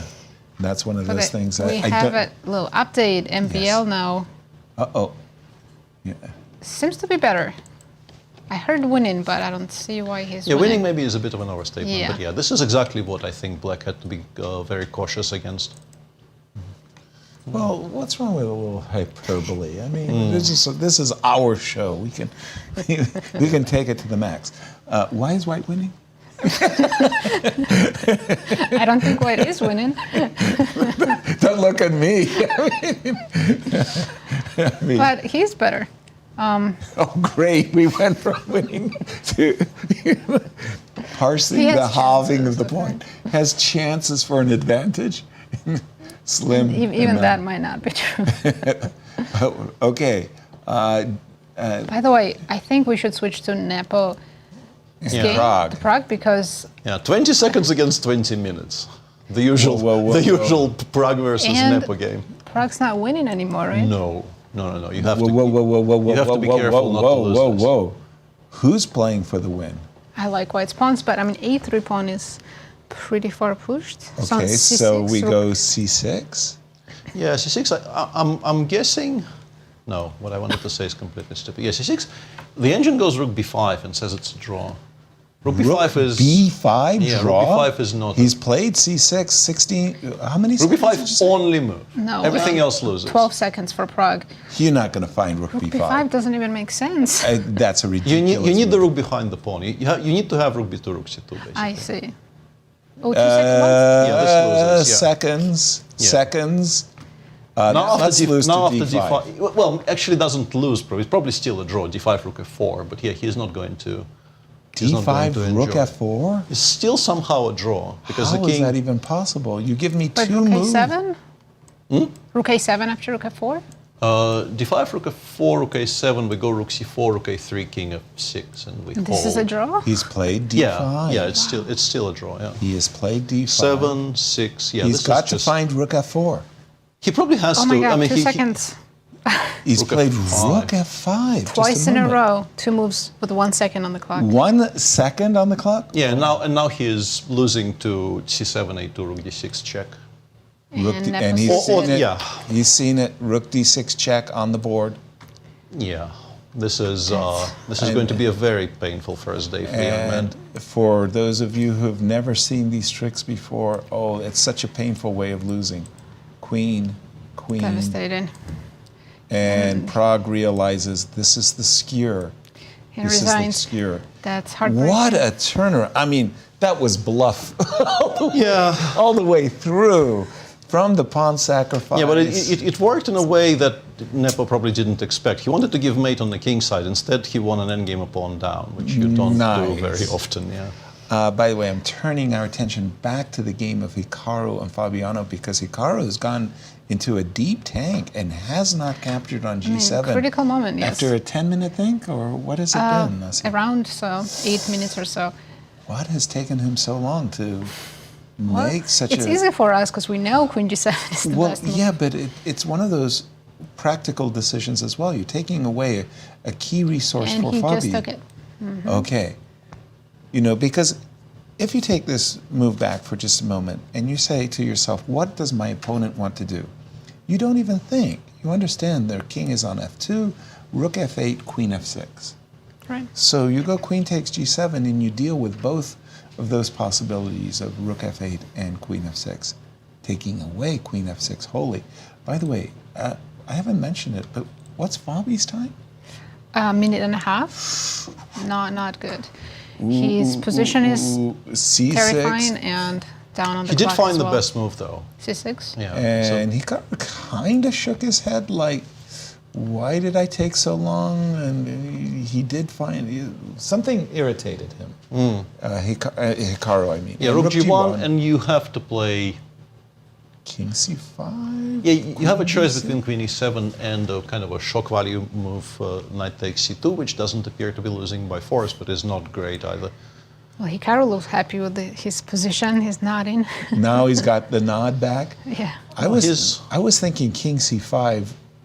I don't know even why I want to play king. It's not like my king is any better on C5 than it is on D6, but I don't even know why. I think it's probably queen E7, but the issue is you kind of desperately don't want to play queen E7 because the queens will come off. After rook G6 check, you have to drop back, and then white will just play bishop B3 and get the queens off the board, and you're just down 2 pawns for not very much. Queen but it is still the best move, and you have to just grit your teeth and make it. Then that's hard to accept. That's one of the ugliest looking games too, because isn't that pawn on our doorstep like almost immediately? Yeah. Yeah, but with the king in the center, it's the best you can do. At least get the queens off so you're not being checkmated. Right. I like knight C2 for shock value. And the best reply to it is D3, D4, which I think is maybe also not very obvious, but knight takes C2 at least has a threat. Bishop E3 check, give me an exchange, and then I'll lose with a full tummy. How is his clock? I mean, isn't he going? He's gone rook 5 seconds for Fabi. 5 seconds. Rook H6. Okay, just a second. We can advance the pawn a square with rook G6, but I think that allows queen G5 in the end. You'd probably I'd better to take recapture with the queen. Yeah. You can also start by bishop B3 because black really has no particular threats on the king side, so you can do this for now. I like the idea of bishop B3. Just defend the pawn on C2. No, not only defend the pawn, but you're also cutting off the C7 Anyone queen escape B7, route. I think. Okay, opening up some I'm nasties as well. Queen F6 here. Fabi has to play. Yeah, but then we go rook G6, and we still get those types of endgames that we were just discussing there. Right. But pawn might be better on G6 than it was on H-file, because G7, G8 is going straight. Hello, right? But it's so tempted to play rook G6 here. Oh, totally. I was looking at rook G6 check, rook takes G6, queen takes G6. I was anticipating the king going back, and I thought this pawn rolling up the board. Knight C2, and you don't want some counterplay. Yeah, if I get queen D4 check, I will suddenly become very interested in this game again. Yeah. Black might be winning all of a sudden. Yeah, I was about to close things off with a piece to D5. I was dreaming. Yeah, but it's not plain sailing. You have to calculate. You might be winning here. I would not be shocked at all if white is winning, but it's not as plain sailing as you originally anticipate. Yeah, that is why we're thinking bishop to B3 to just take away all of these chances. Mm-hmm. Bishop B3 is really strong. Yeah, by the way, Hikaru, for someone who's really, let's say, in the driver's seat, sometimes he can look and focus on the position as if he's the one who's a rook down or something. You know, like very, very hard for me to read Hikaru at times. Like, yeah, his faces are hard to read. Exactly, and bishop b3. You know, the bishop has done its job. It's pushed the Time to king. bring it back. Yeah, exactly. There's also this interesting move that Engine suggests is rook g4, just threatening rook f4. But it allows rook f6. And then king g2. I think maybe he just wants to nice. Move the king Just away hide from, the king. Yeah. Also queen f6, rook g6. Maybe there are options here for white. Because king g2, knight c2, I'm not in love with. Once again. Oh, and 93. Yeah, we don't want that. Well, again, we're still back into this. Yeah, but maybe we could have done it on the previous move, right? Right. Why did we need to encourage knight takes c2? By the way, apologies, but the other games, do we have some results? There's only one. on? No, there's two more running. Yeah. MVL is still better, and Dominguez is also better against Firouzja. Okay. And we'll stay with this all-American derby going on between, I think I'm right in saying world number 2 and 3. Yes, currently, yes. Yeah. But this is a critical moment. If Hikaru doesn't find bishop b3, maybe Fabi gets some chances. And climb back in the game. 3 minutes With against 15 seconds. 15 seconds on his clock. Yeah. And one thing that sometimes comes into consideration here is looking for a good move that wouldn't have been anticipated, right? So that, because obviously Fabiano is desperately trying to generate a reply to every single thing in this position. Right. So finding something which is maybe not the best, but equal best. 92, but which creates a problem that Fabi may not have solved in advance is very valuable against 15 seconds sometimes. Absolutely. By the way, to your point, and I must say, in so much of my tournament practice, I have looked for those moments when my opponent's in time trouble. Bishop b3, best move on the board. And instantly b5. b5. Yeah, this probably isn't great. Now rook g6, right? Rook g6 looks impossible to resist. C2's not hanging, and black doesn't have counterplay. We just push. Push. Yeah.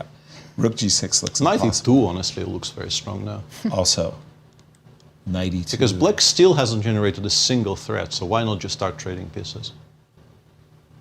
And at the same time, take a little pressure off the king. There we go. Queen b6 maybe like as a kind of a final bluff, but it probably doesn't work.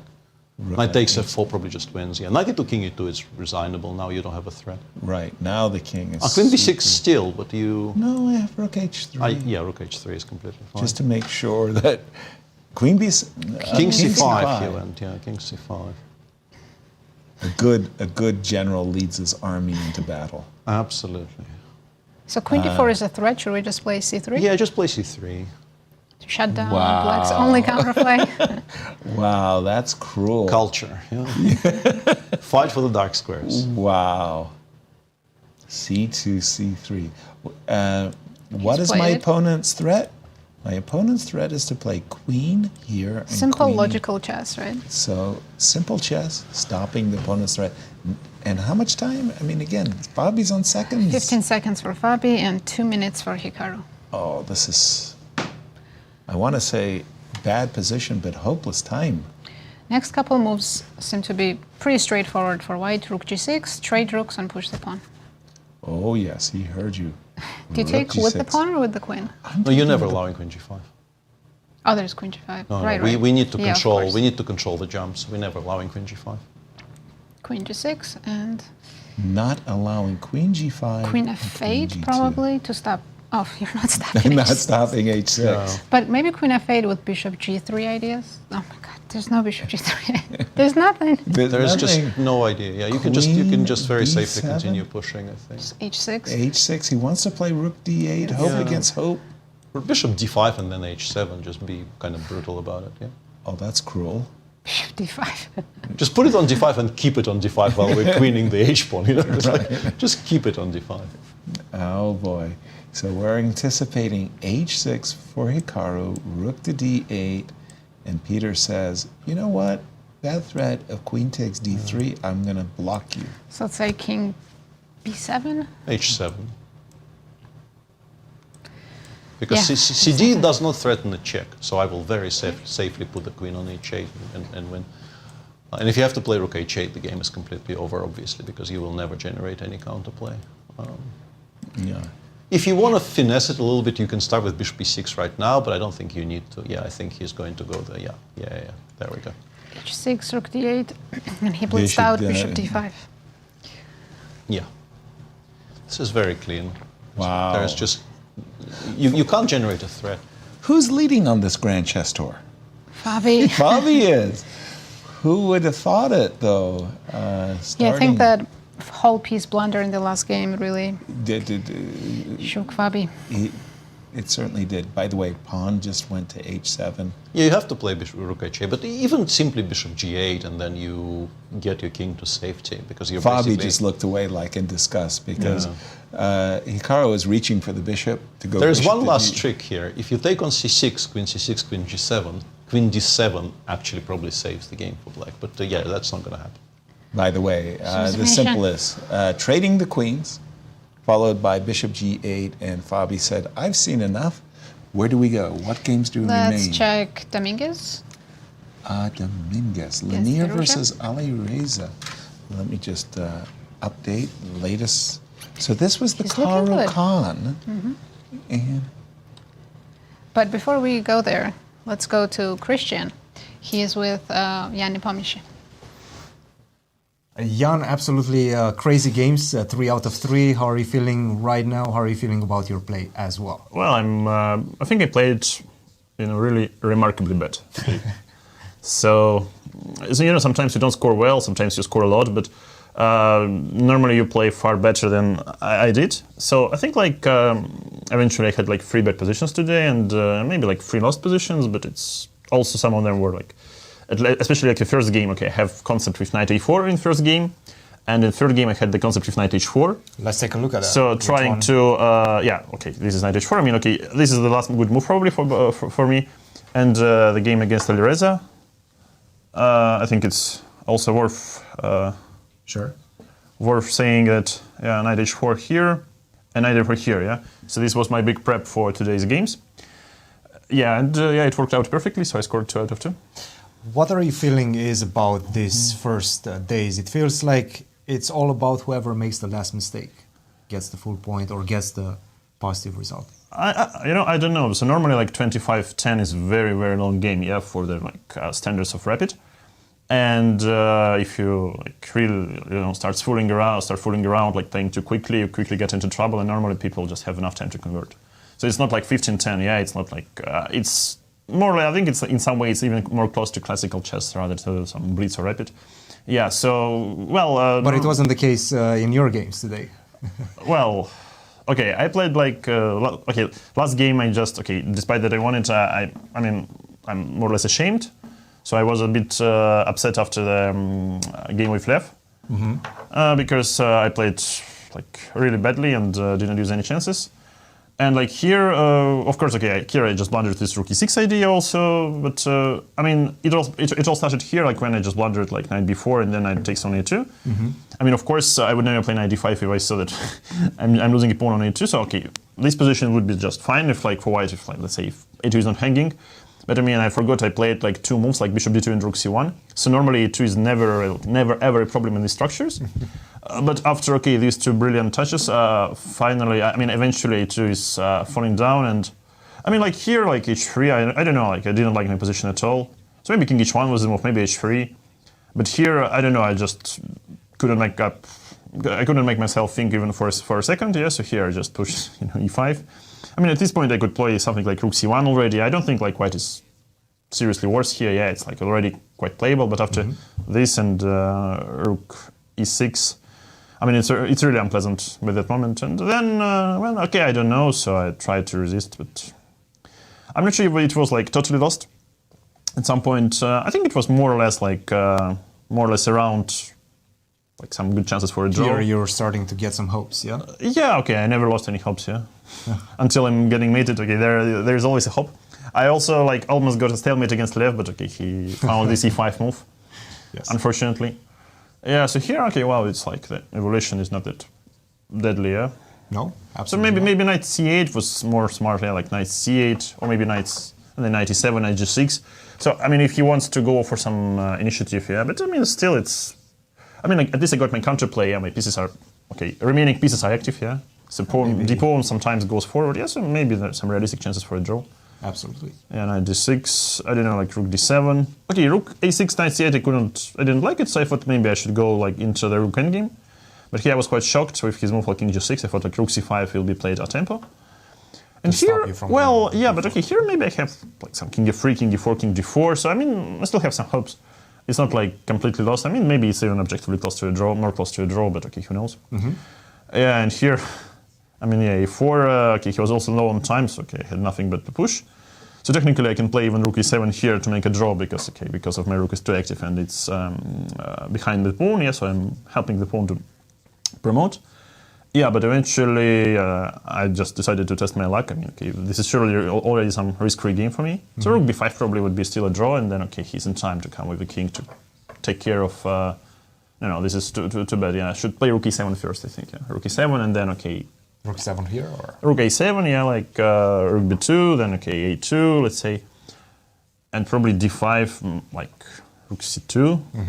Ah, wow, so I can play rook e2, okay, still probably... Okay, he just achieves some fortress, right? Because I have, like, two... I don't have enough pawns, simply, yeah. Yes. Okay, but this is a bit too far. But okay, he was low on time, and maybe he was still under some illusion of playing on for a win. So rook f6, d5 here. I thought, I mean, rook f4, maybe he holds, but I'm not sure.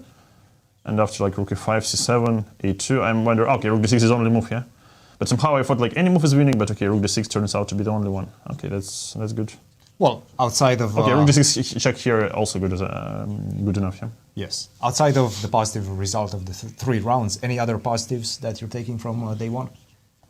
You know, like white color works finally, yeah, like getting some promising positions, knight on a4, knight on h4, yeah. Some new ideas. Yeah, yeah. I think both moves are actually novelties. Knight e4 is surely novelty, but knight h4, I have to check it. Perfect. Thank you very much, Jan. There's still some games going on. Yeah. We'll let you go rest, and we'll see you tomorrow. Thank you. Thank you, Cristian. Let's jump into the game of Leinier, Dominguez, and Alireza, as both players are under the pressure of the ticking clock as well as the position. Nasi, what's going on? It looked like, by the way, MVL won his game. Dominguez was winning, but I think... Leinier was winning? No, Leinier did win. No, Leinier versus Alireza. MVL has won. We've got that. Here and now he's a rook and an exchange ahead, but one rook is hanging, which he should capture, I'm assuming. Yeah, you can throw in queen a1 check, but eventually you'll have to take on f6. Exactly. Alireza found a very interesting bluff there, yeah, and Leinier was winning by force earlier, but the way he played, if we could just go through this a little bit. Do it on my board. Do it on my board. Where was his easy win? Instead of the move rook f6 on move 44. Go back. Yeah, rook f7, queen b6. The engine suggests bishop a5 here actually ends the game on the spot for whatever reason. Checkmate. Yeah, for checkmate reasons. Checkmate is a good reason. It's not immediately obvious why queen b3 loses, for instance, but yeah, this does win. Yeah. Okay, this was his... This wasn't found, but white is still much better the way Leinier played. But yeah, Alireza found this fantastic bluff with rook c3, rook g2, queen b3, which looks like, you know, the queen comes back to b1, the rook has control over the second rank, why not bc3? But actually after bc3, it looks like Alireza will hold. Instead, rook g2, g1 here wins. Exactly. That was the move I had expected. Just rook g1, and after rook c2, I guess what he may have missed is queen h8 check. Followed by rook takes d6. Followed by rook takes d6, and we protect b2 this way. Exactly. Yeah, rook g1 was more or less winning on the spot, but let's catch up to the current position, as we do have queen check on the board. And I think they've been here before. I think this is a repetition now. They repeated twice. Yeah, this is twice, and Leinier doesn't seem very excited about his winning chances otherwise. 4 seconds. He can play king b1, which will force queen takes f6, but honestly, it doesn't look like black is even much worse. Well, with a much safer king, one pawn for the exchange. A beautiful blockading bishop. I think he should accept the draw. Yeah, I think he's taking the draw here. And is that the third time? Yes, I'm it is. sure, yes. I think Yes, he can it claim is. now. Yeah. Yeah, he's claiming it's a big save. Wow, by yes Alireza. it is. Wow, and there it is, three-time repetition. Well, what a first day. So many decisive games.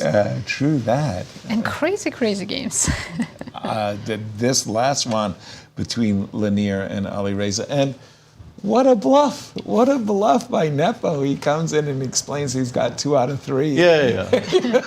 But he also says all the things I sort of expected him to say, and frankly, they didn't even sound made up, because Right. you play a game like he just played against Prague, you win it. Of course, you're happy with the point, but you also feel kind of, this was not great. Exactly. This was not how he wants to win games of chess. No, He'll of take course it. not. Of course. He'll take it happily, but Win is a right. win. And for Fabi, being Very bad day. in the cellar, 2 losses, 1 He draw. had a very good position against Leinier. Yeah. He was pressing, and Yeah. then to suddenly blunder like that. And he was winning Very in hard 10 to- moves with the white Yeah. pieces in the last round. Black pieces, Against Hikaru. We're going to have our standings up in just a moment, but a very eventful Who way to had start. a very good day today? MVL. Leinier was pretty good. MVL was great. MVL had the best day. MVL had a... in particular after winning that very, very sus position against Prague. Against Prague in round 2. Yeah. Exactly. Prague will feel like... Prague will, and here's our standings after 3 rounds of play. Nazi. Let's take a look. We have a sole leader, MVL, with 5 points. Closely following with 4 points are 3 players, Nepomniachtchi, Levon, Aronian, and Leinier Dominguez. Then 3 points for Abdusattorov, Hikaru, Nakamura, and Alireza Firouzja. Wesley saw at 2 points, and this is hard to believe, but sharing in last place Fabiano, Caruana, and Prague. Wow. But we do have Cristian with our leader, MVL. MVL, 5 out of 6 points after day 1. An absolutely great start. How are you feeling right now? Sum it up for us. Yeah, I'm feeling well, of course, but I was in some trouble, like in both my black games against Hikaru first. And like this position felt a bit dubious all the way until the end. Actually, Levon was discussing with me some ideas for white, although I thought the worst was over. And then, of course, against Prague, this English that didn't go so well, and this endgame where I was on the defensive side for a while, and then I just grabbed my chance when I got it. You definitely turned things around in that one. And then finally with the white pieces, yeah, you get your opening. He plays your opening against you. Are you feeling insulted? I'm not whenever sure, this because I happens? saw first game against Dominguez, he played Dragon. So because I didn't recheck, I thought, why not this? So you It's thought very perhaps he's solid, not going to go especially for I it. have, I'm 1+1, so you don't need to take too much risk. But there was a moment against Prague, actually. We can take a look at that as well. Yeah, this, see if I can just find towards the end, I almost fell victim to a beautiful trap, like after rook b7. I mean, of course, b5 should win, but I was calculating b2, king c2, h2, king b1, king c3. And it seems like I'm winning, but actually king d3 wins, but no. And rook h7. Oh. And like I cannot escape with my rook like I can. Oh, that's some that perpetual. is a naughty one. Yeah. Yes, that's very nice. Very nice. You almost fell for it. Panic for a second, right? I mean, I knew b5 was fine. I don't know what I was thinking. And yeah, in this game, if I felt like I probably had some game, I think, with black. Or something very similar against Sasha in some online event, and because I knew I needed to win with black, and I was getting completely crushed. But of course here it's not that much, and yeah, I was not sure with after queen c4. I was not sure I needed to go queen c5 because like I was considering b3, queen back to c8, knight a4. But somehow queen takes c2, and I was not sure. The computer calmly takes both pawns, but I don't. I mean, when there's this spin already with knight h5, Rook takes d4 ideas. Yeah. H5. It's always dangerous. Yes, or even rook takes d4 now. So, and then yeah, it came down to this position.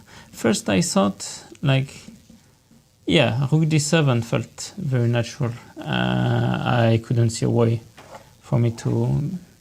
Because... Just to sort of help the knight to get out Yeah, of yeah, the way. and the difference is, at least what I thought was the main difference, is that here after knight d7, I have bishop d5, which looked very strong to me. Yeah. Because bishop takes, knight takes, and if king f8. Oof, yeah. That's nice. Let's show the checkmate. Yeah. Usually this type of checkmates Yasser misses. Okay. So we have to show them whenever I'm Yes. Obviously. And then, yeah.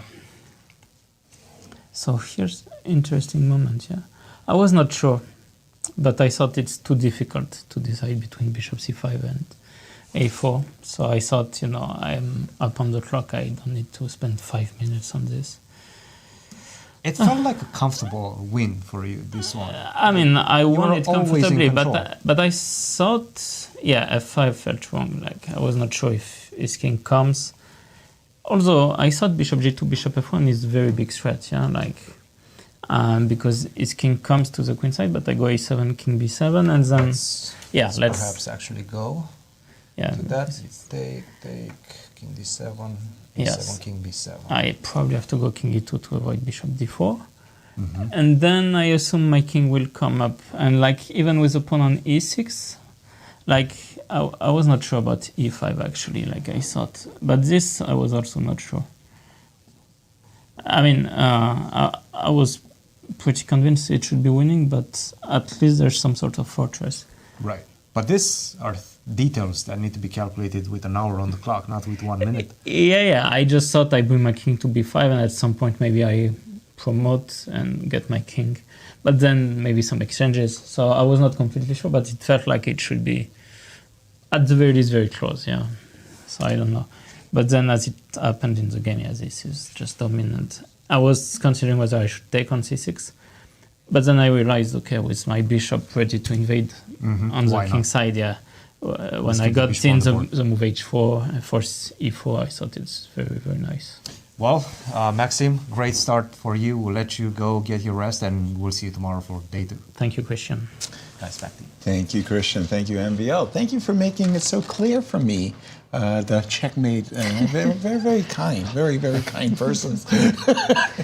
Let's take a look at our standings again. Please. After 3 rounds, we have a sole leader, MVL, with 5 points. Had a great day today. And sharing second are 3 players, Nepomniachtchi, Levon, Aronian, and Leinier Dominguez. Absolutely. Peter, I just have to ask you this. I mean, I'm looking at this position again. I was raised on the fried liver, Max Lang attacks. I'm looking at, after the move, h7, h5, everything that I know and love about chess and scholastics and everything convinces me that knight g5, absolutely black is busted, there's nothing to discuss. And there's always something to discuss these days, yeah. But it can be turned around so quickly. It's remarkable. It is remarkable, and it's sort of the beauty of things you can prove if you. I think this is the most valuable ideas that you can find these days in the openings. You start with positions which are sort of borderline incorrect, and you look for ways to gamble where absolutely precise play will give white an edge, but one wrong step and you end up where Hikaru ended up today. He didn't get punished for it because it's also very difficult to navigate if you don't remember exactly for black. But yeah, this is a very much a modern way of approaching opening. There are 2 schools of thought. You either play very, very central openings, you play precise, correct games, you're okay with a draw, but you're also not going to have fun very often. Or you do this. Which is frankly a gamble. But it's a gamble with very good chances of success because it's just such a mess. As we saw in Nazi, you do your preparation and then you don't play it. We were all over the map. Ouch. We were Anastasia, nice pick. There he is. Anastasia. Amazing, amazing. Cristian, what an eventful day 1. Final thoughts. Wrap up the broadcast for us. Well, I have to say I haven't picked Fabi to win the event in a long time, and this is what I'm getting for it after day one. Let's hope day two is going to go better for him. I have to say, very, very difficult matchups for him. Against Hikaru, he's always struggling, especially in the last couple of years. And we see that a lot in Classical, but right now we're seeing it in Rapid as well. Hikaru, what an important victory to get back into this game. But for the moment, after day one, it's the MVL show. He's proving that he's here to win it all and try to get back in the Grand Chess Tour standings. Guys, a lot of very fun chess, I have to say, after day one. Absolutely. Well, Nasi, Peter, thank you both. I mean, today was great fun calling the action with you. Very good. Well, never mind. Left me hang. There it is, folks. Join us tomorrow as the action returns with the St. Louis Rapid Blitz. Day 2, don't miss it. Thank you. See you tomorrow.